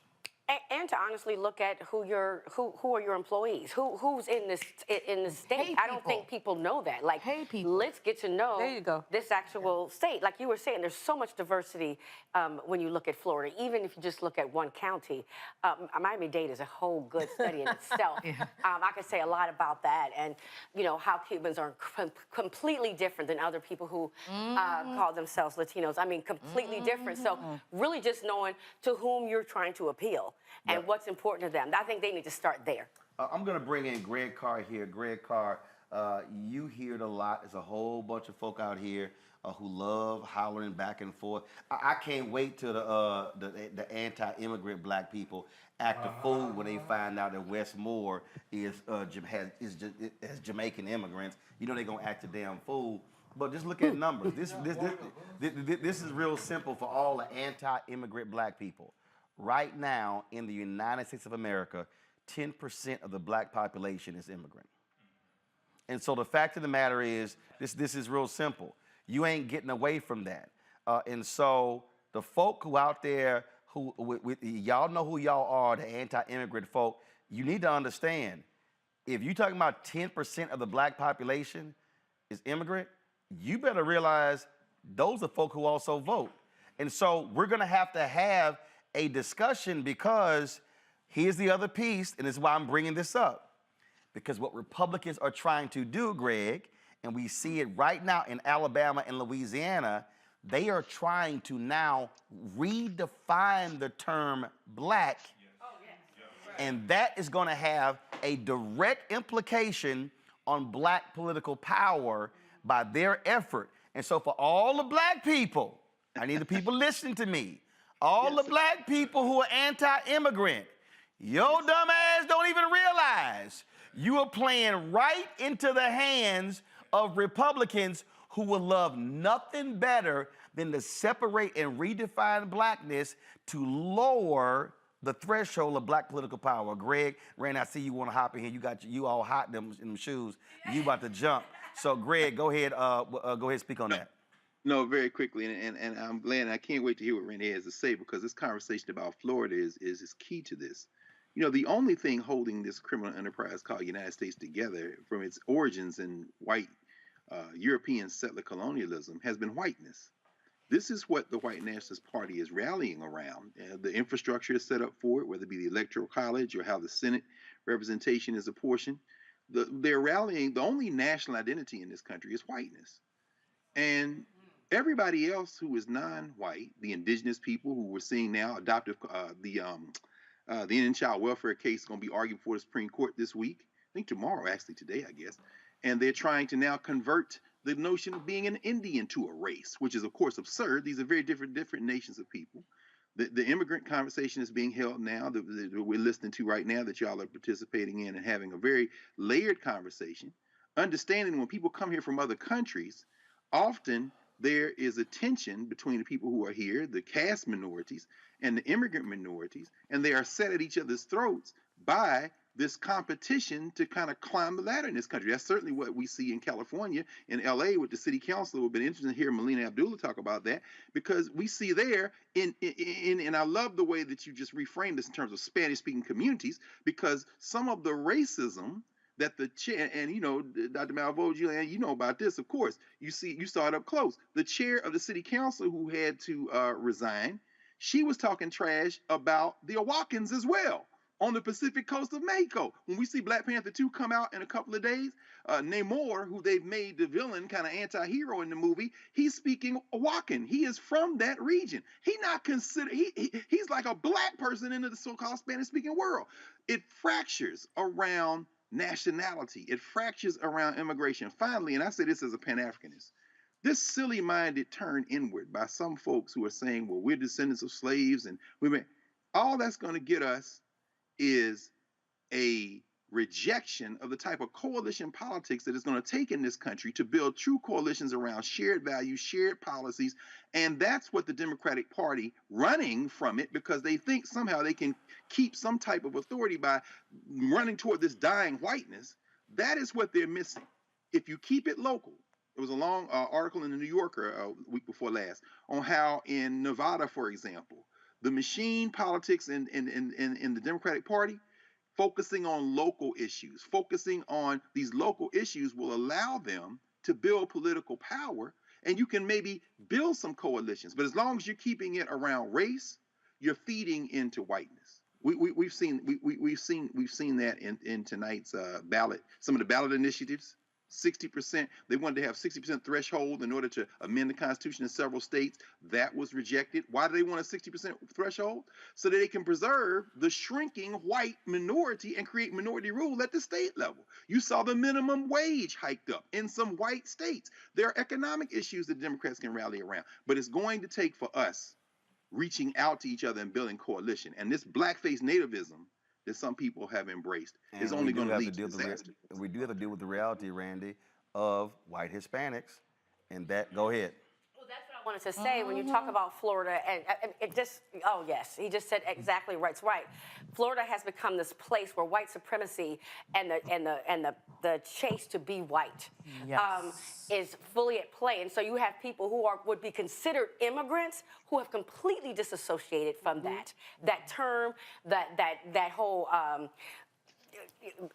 Struggle. They don't consider themselves immigrants whatsoever, so they're not even at all participating in that conversation and cannot be appealed to in that way. And I think that's what we need to realize about Florida. So it is everyone is trying to compete. Who can be closer to white? Who can move up the ladder faster? Who can be absolutely? Hold on. Larry, you're there in Florida. Go. Well, listen, we were having this conversation about not just immigrants, but individuals in terms of proximity to whiteness, right? We talked about this earlier. And you see that in Florida. One other point I want to make about in terms of the diversity of the state of Florida is we talked about, Latino, Latinx, whatever phrase you want to use. Don't waste your time. Let me just go ahead and say this right now. So do not waste. Do not. I'm telling you right now. Stop wasting your time saying Latinx. They hate it. Hey, listen, I get that, but there was a time when we were called. Look, hey, when y'all on campus, y'all can use that. But guess what? They hate it on your campus. I don't use it. So I want to make a point about we talk about, like I said, immigrants and diversity in the state of Florida, because I think that we're missing a piece here. And that's the African American, Afro-Caribbean black community. Correct. My in-laws are from Jamaica. So my son is first generation, African American. We really need to talk about that, particularly in the state of Florida. And I think that's where a lot of Democrats miss also in terms of understanding there are some black immigrant communities in which they're more conservative, and then those who are, and there's some others who are more liberal. Which is no different than African Americans who might depending upon their church, their upbringing, depending on where they are, whether you're rural, whether you live in a big city or not. Robert, I want to go to you here. People who watch this show have heard me talk a million times. Stop ignoring judicial races. Go to my iPad. So, Robert, here's the deal. Tennille with Bolts, Republicans have retained the Ohio Supreme Court by sweeping 3 seats there. They'll keep a narrow 4-3 majority. The reason this is disconcerting is because the anti-gerrymandering Chief Justice Republican is retiring and being replaced by a pro-gerrymander judge. But the one that I am really sickened by is this here. Republicans have flipped the North Carolina State Supreme Court. And so this is huge. Now, let me explain for the people watching who don't understand what happened. When Obama wins in 2008, Republicans controlled the Supreme Court. Moral Mondays, Reverend Barber and others, they change the politics. They get control of the state Supreme Court.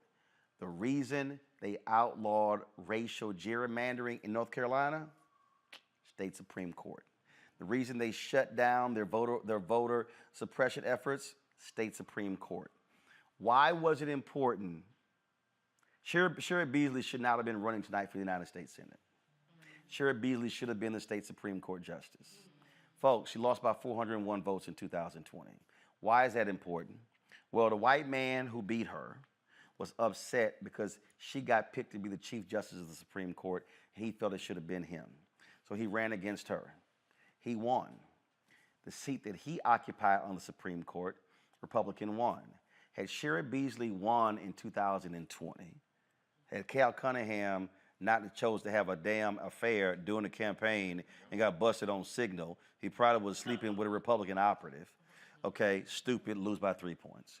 Democrats could have had a 6-1 majority on the North Carolina Supreme Court. They ended up with a 4-3 majority after 2020. Now, Republicans control the state Supreme Court. It was the state Supreme Court that stopped all of the efforts of the Republicans in the legislature when it came to voting, when it came to civil rights. And so, if you are black in North Carolina and your ass didn't vote in the Senate race or you didn't vote in the state Supreme Court, you were about to see right-wing policies now being rubber-stamped by the state Supreme Court of North Carolina as a result. Robert, we keep saying this over and over and over again. Folk have got to understand why these state Supreme Court, these judicial races matter for us. Well, Roland, you're exactly right. If you want to see a model of this, look at the late apartheid South African model. This is the playbook the Republicans are walking towards. They understand they can no longer win these elections electorally. They know that in the last 30 years, Republicans have won the popular vote on a national level one time, 2004. They know that every single, the 50 Republican senators represent 41 million fewer people than the 50 Democratic senators. So what they did in apartheid South Africa entrenched their white supremacist power in the judiciary, in the bureaucracy of the state, so that they could therefore maintain control of the government despite not being able to win elections. We're seeing this now from Republicans going all the way back a decade, holding up seats from President Obama, holding up a Supreme Court seat from Merrick Garland, replacing much of the federal judiciary with right-wing activist judges to get the 6-3 majority in the United States Supreme Court.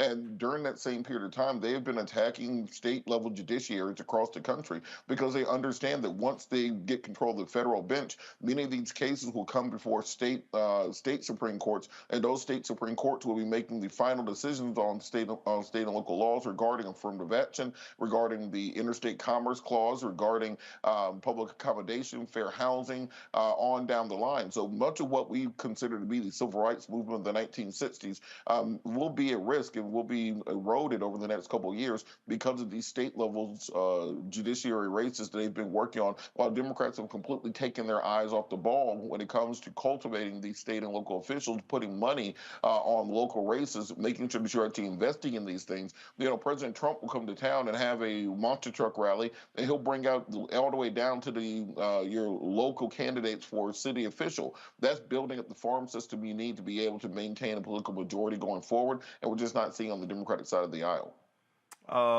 It is, let me do this here. It is almost 2 a.m. We are going to stop. Let folk go home. We are. Y'all having way too much fun. I know y'all are. My plane's not till 6, Roland. I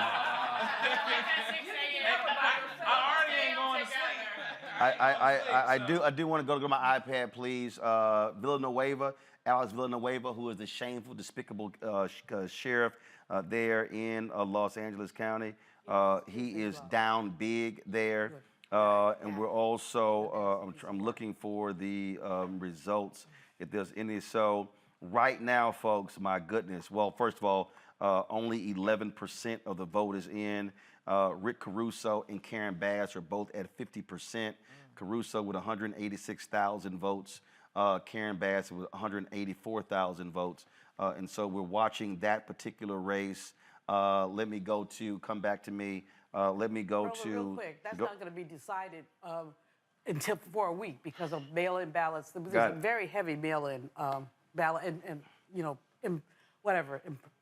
Rebecca was showing me that. You were showing me the U.S. Senate race there. It's down to what? Go ahead. So in Wisconsin, it looks like we're still waiting for at least 51,000 votes to come out of Milwaukee. And so if we compare Mandela Barnes against Ron Johnson, if Mandela Barnes could get probably 75% of the votes coming out of Milwaukee that's left, he could pull it off. Yeah. So right now, go to my iPad with 93% of the vote in. Ron Johnson's at 50.7% with 1.32 million votes. Mandela Barnes, 1.28 million, 49.3%. You've got about 40,000 vote difference there. And of course, we don't know if there are any provisional ballots or anything along those lines. And this goes back to what I said earlier, Lauren. the turnout in Milwaukee. Right, exactly. Imagine 176,000. If Milwaukee hits its number from 4 years ago, 214,000, it's a cakewalk. Yeah. This is, I mean, it's It's math. It's math. This shit ain't geometry. The Bucks ain't even played today. Find out who his consultants were. Do you have I'm telling you right now. If Mandela Barnes loses by 20,000 votes and 50,000 fewer folks voted in Milwaukee, it should be some public flogging going on.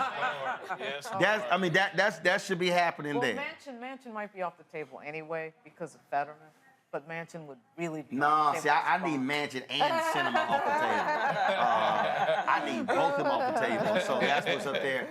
So let's do this here. We're gonna do final thoughts. Robert, I want you to start first. Go.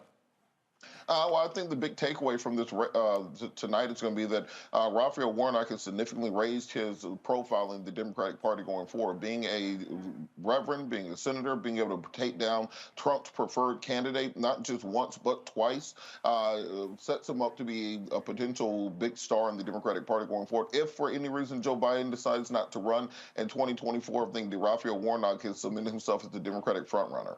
Oh, wow. Okay, all right.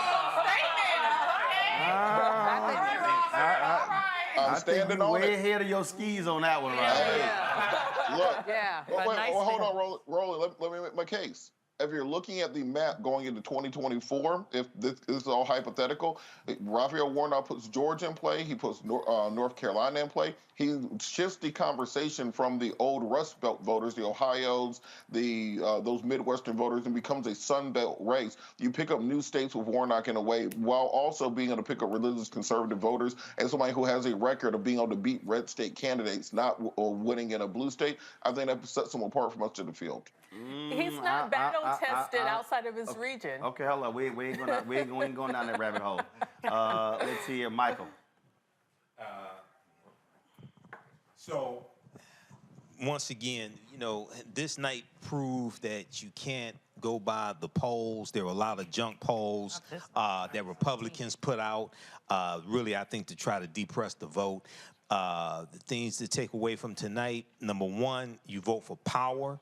And I think African Americans, we really need to focus on utilizing political power to get the policies that we want enacted, and also to vote people out of office who keep voting against our own interests as well. So that's a big takeaway from tonight. Also building the infrastructure for the future, okay? This is huge, and be able to groom that next generation of African American political leadership. And then I'll go back to what I said a little while ago. We need to focus on, if we can't take over the Democratic Party, we need to focus on creating a powerful faction within the Democratic Party, and a faction that we can also finance as well. So when we have somebody like a Cheryl Beasley, or we have somebody like a Mandela Barnes that needs more funding, and the DCCC doesn't want to do it, we have that infrastructure where we can finance them ourselves. I'm a Congo. I'm looking at all of the greatness in this room and the genius and the intellect. And I'm thinking about everything I've been watching on MSNBC and CNN and how they got so much of it wrong. And I'm thinking about Roland Martin's book, White Fear. Going forward into 2024, the best way for these Democrats to counter and fight white fear is to listen to black voices in the Democratic Party. They need to be consulted. They need to have their media purchased. You need to pay attention to black media. We know what we're talking about. And if you ignore us, you do it at your own expense. Eugene. Get out and vote in 2024. Listen, we got a bunch of split tickets tonight across the board for the most part. And probably get some more over the next week or so as votes come back. You don't want to see that in 24? Get your ass up and vote. Avis. I'm just going to have a happy thought here. As a fairly new or returning Maryland resident, I am celebrating the fact that my governor is black. Hello. Larry. So I think there are a couple things. I agree with the point made earlier about taking over the Democratic Party like Nino Brown. I'm going to use a New Jack City example. And then the other thing is when we talk about listening to black folks, specifically, I think we need to listen to black women. Because black women have, shout out to black women, because you've been doing the work for generations.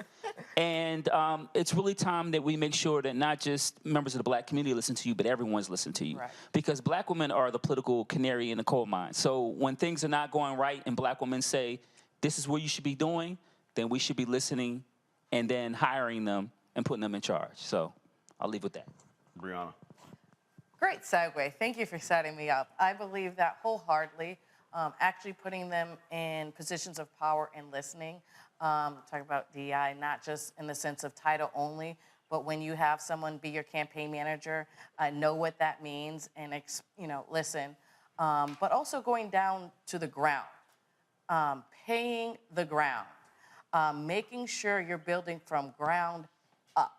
It stinks from the head. Don't disconnect yourself. Know what's going on. But make sure that we're not just doing everything as volunteers. I know resources will always be a problem, but start with your ground, employ people, and have people talk to their community. And if we're a close call, he may win it outright and we'll be happy. But if not, join me in November and December to push people to come out again to vote for Warnock because we need this seat. Lauren? A few things. One, the crazies lost tonight. A bunch of crazy-ass Trump MAGA candidates lost tonight that the media propped up, and it was all bullshit, all of it, okay? And I think this sets up nicely for the Democrats in 2024, because what's going to happen next is Big Mouth is going to announce that he's running for president.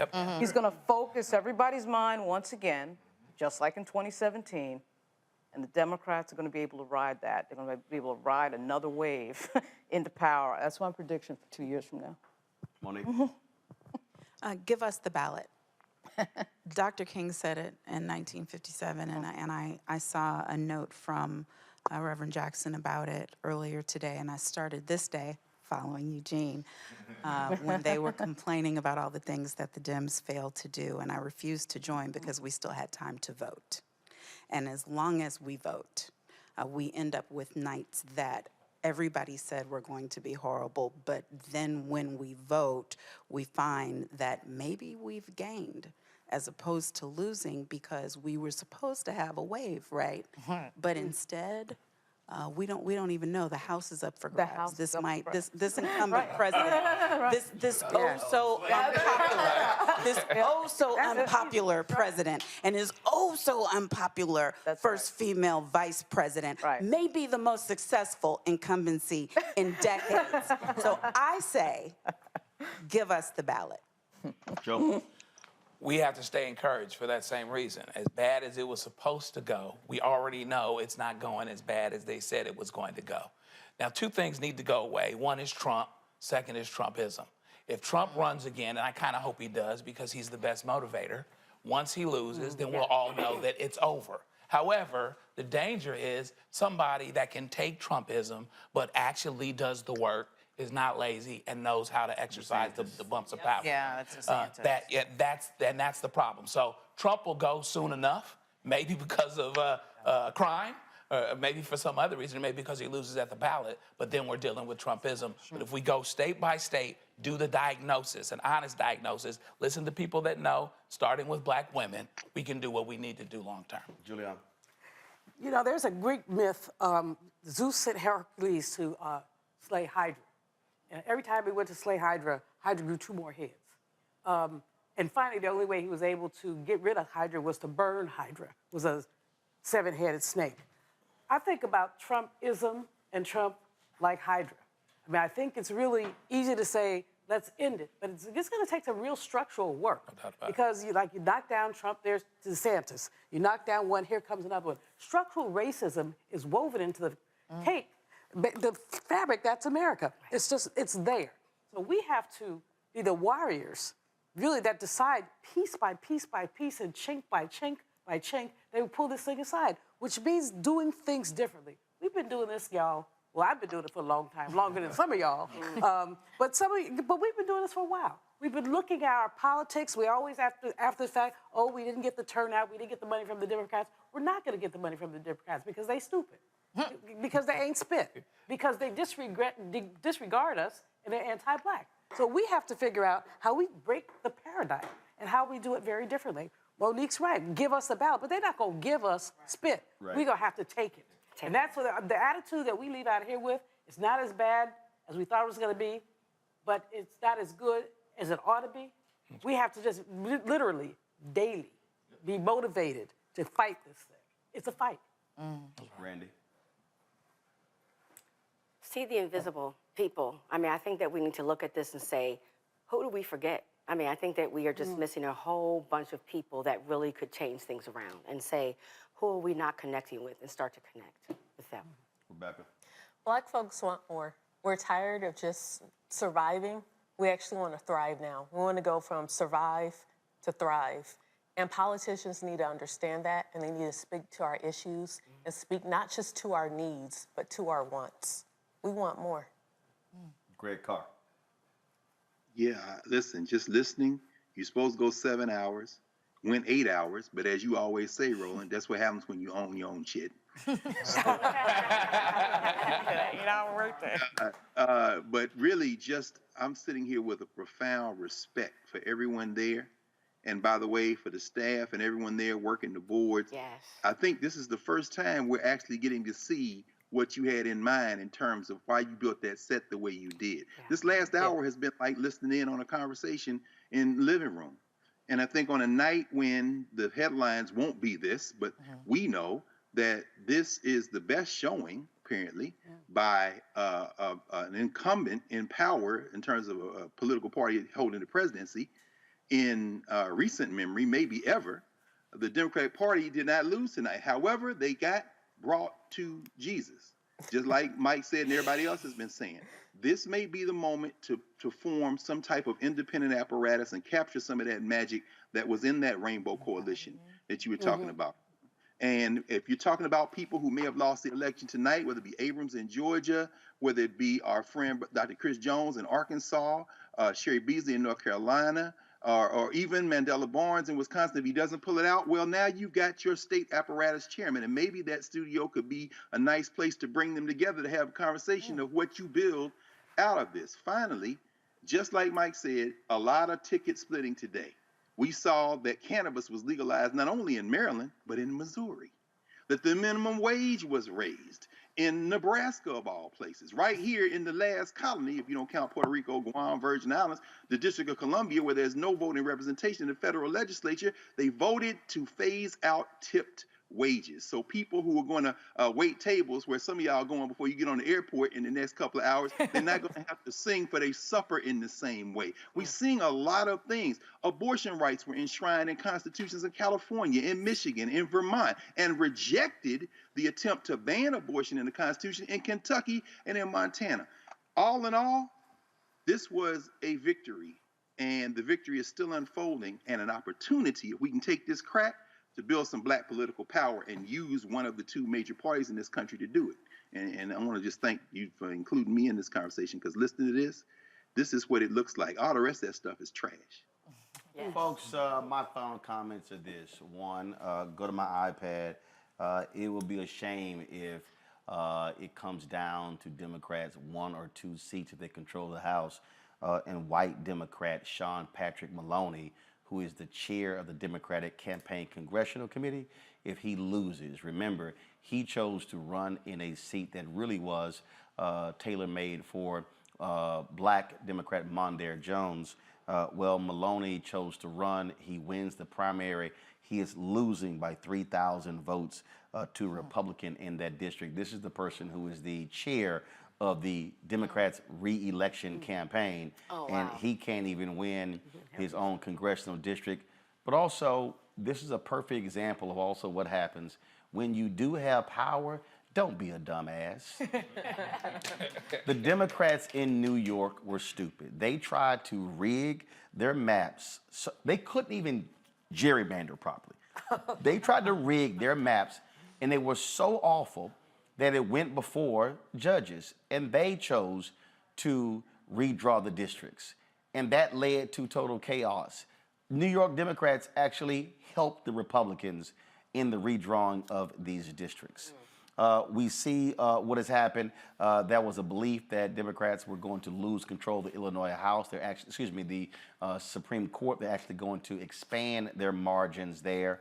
Also, while we're here, can somebody look up, while I'm giving my final comments, look up, I need to see what Keith Ellison is doing in Minnesota. I need to see what Aaron Ford is doing for Attorney General in Nevada. So somebody can look that up and let me know how those races are going.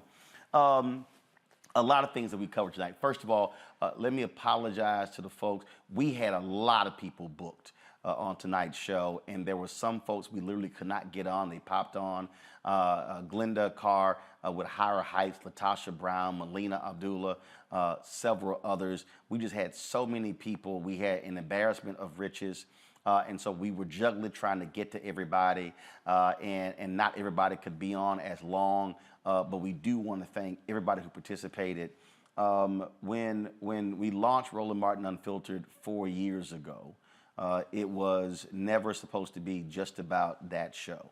We did midterm election coverage that year in 2018, and then we did our coverage in 2020 with the presidential election, and knowing full well when we moved what this was going to look like. So what you saw tonight was exactly why we built this studio the way we did, having our green screen, starting our show over there, being able to have the set over there coming from the center area, and then having sort of this living room set in this conversation here, the way we're having it, it was all by design. And that also was made possible by you, the people who actually support this show. And there are a lot of people, I see them on social media, there are a lot of people who talk trash, and people say, we need to have this, and we need to have that. I even had somebody tweet me today and said, why don't you get together with somebody and start a network? And I'm like, you're late. You're late. We've actually already done that.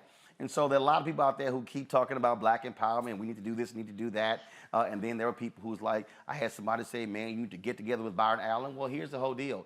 Byron Allen's network, The Grill, they did 2 hours of live coverage tonight. We did 7 or 8. 8. Whole job.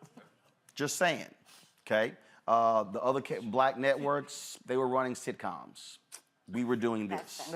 Other black-owned media, they weren't doing anything like this.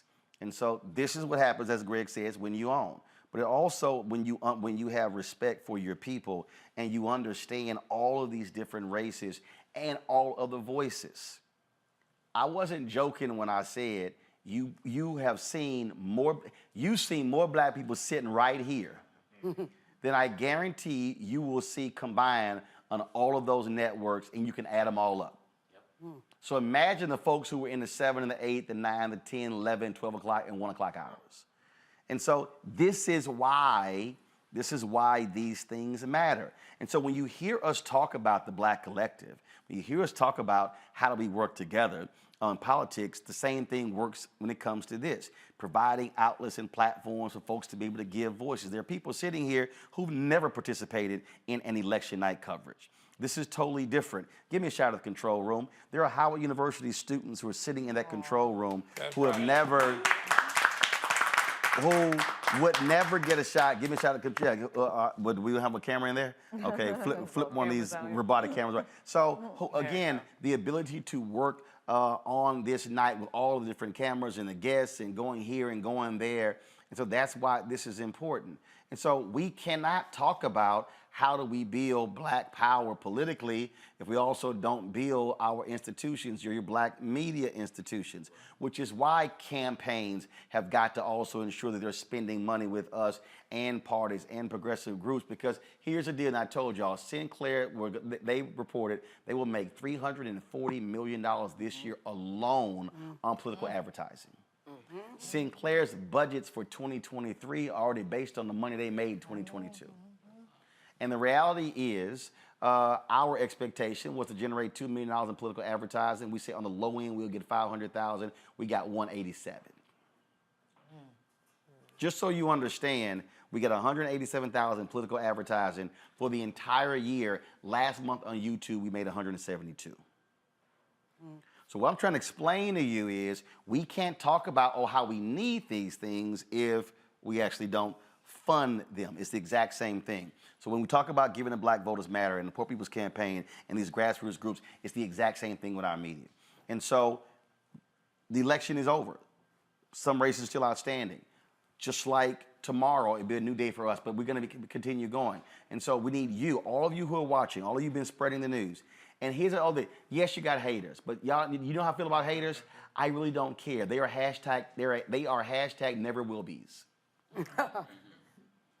Because see, they're desperate for attention. And so we'll be happy, let them keep talking and keep complaining and doing those sort of different things like that. But we're gonna actually keep doing the work. And for the people out there who've been yelling tangibles and I need to see this, need to see that, the election is now over. I'm not gonna ask you, did you vote? What I am gonna ask you is, what your ass gonna do tomorrow? And Thursday, and Friday? What you gonna do when the new candidates get sworn into office? Where are you going to be? Are you still gonna be on Twitter and Facebook and TikTok and Instagram and all these other platforms complaining? Or are you actually gonna be saying, let's actually do something about it? That's really gonna be up to you.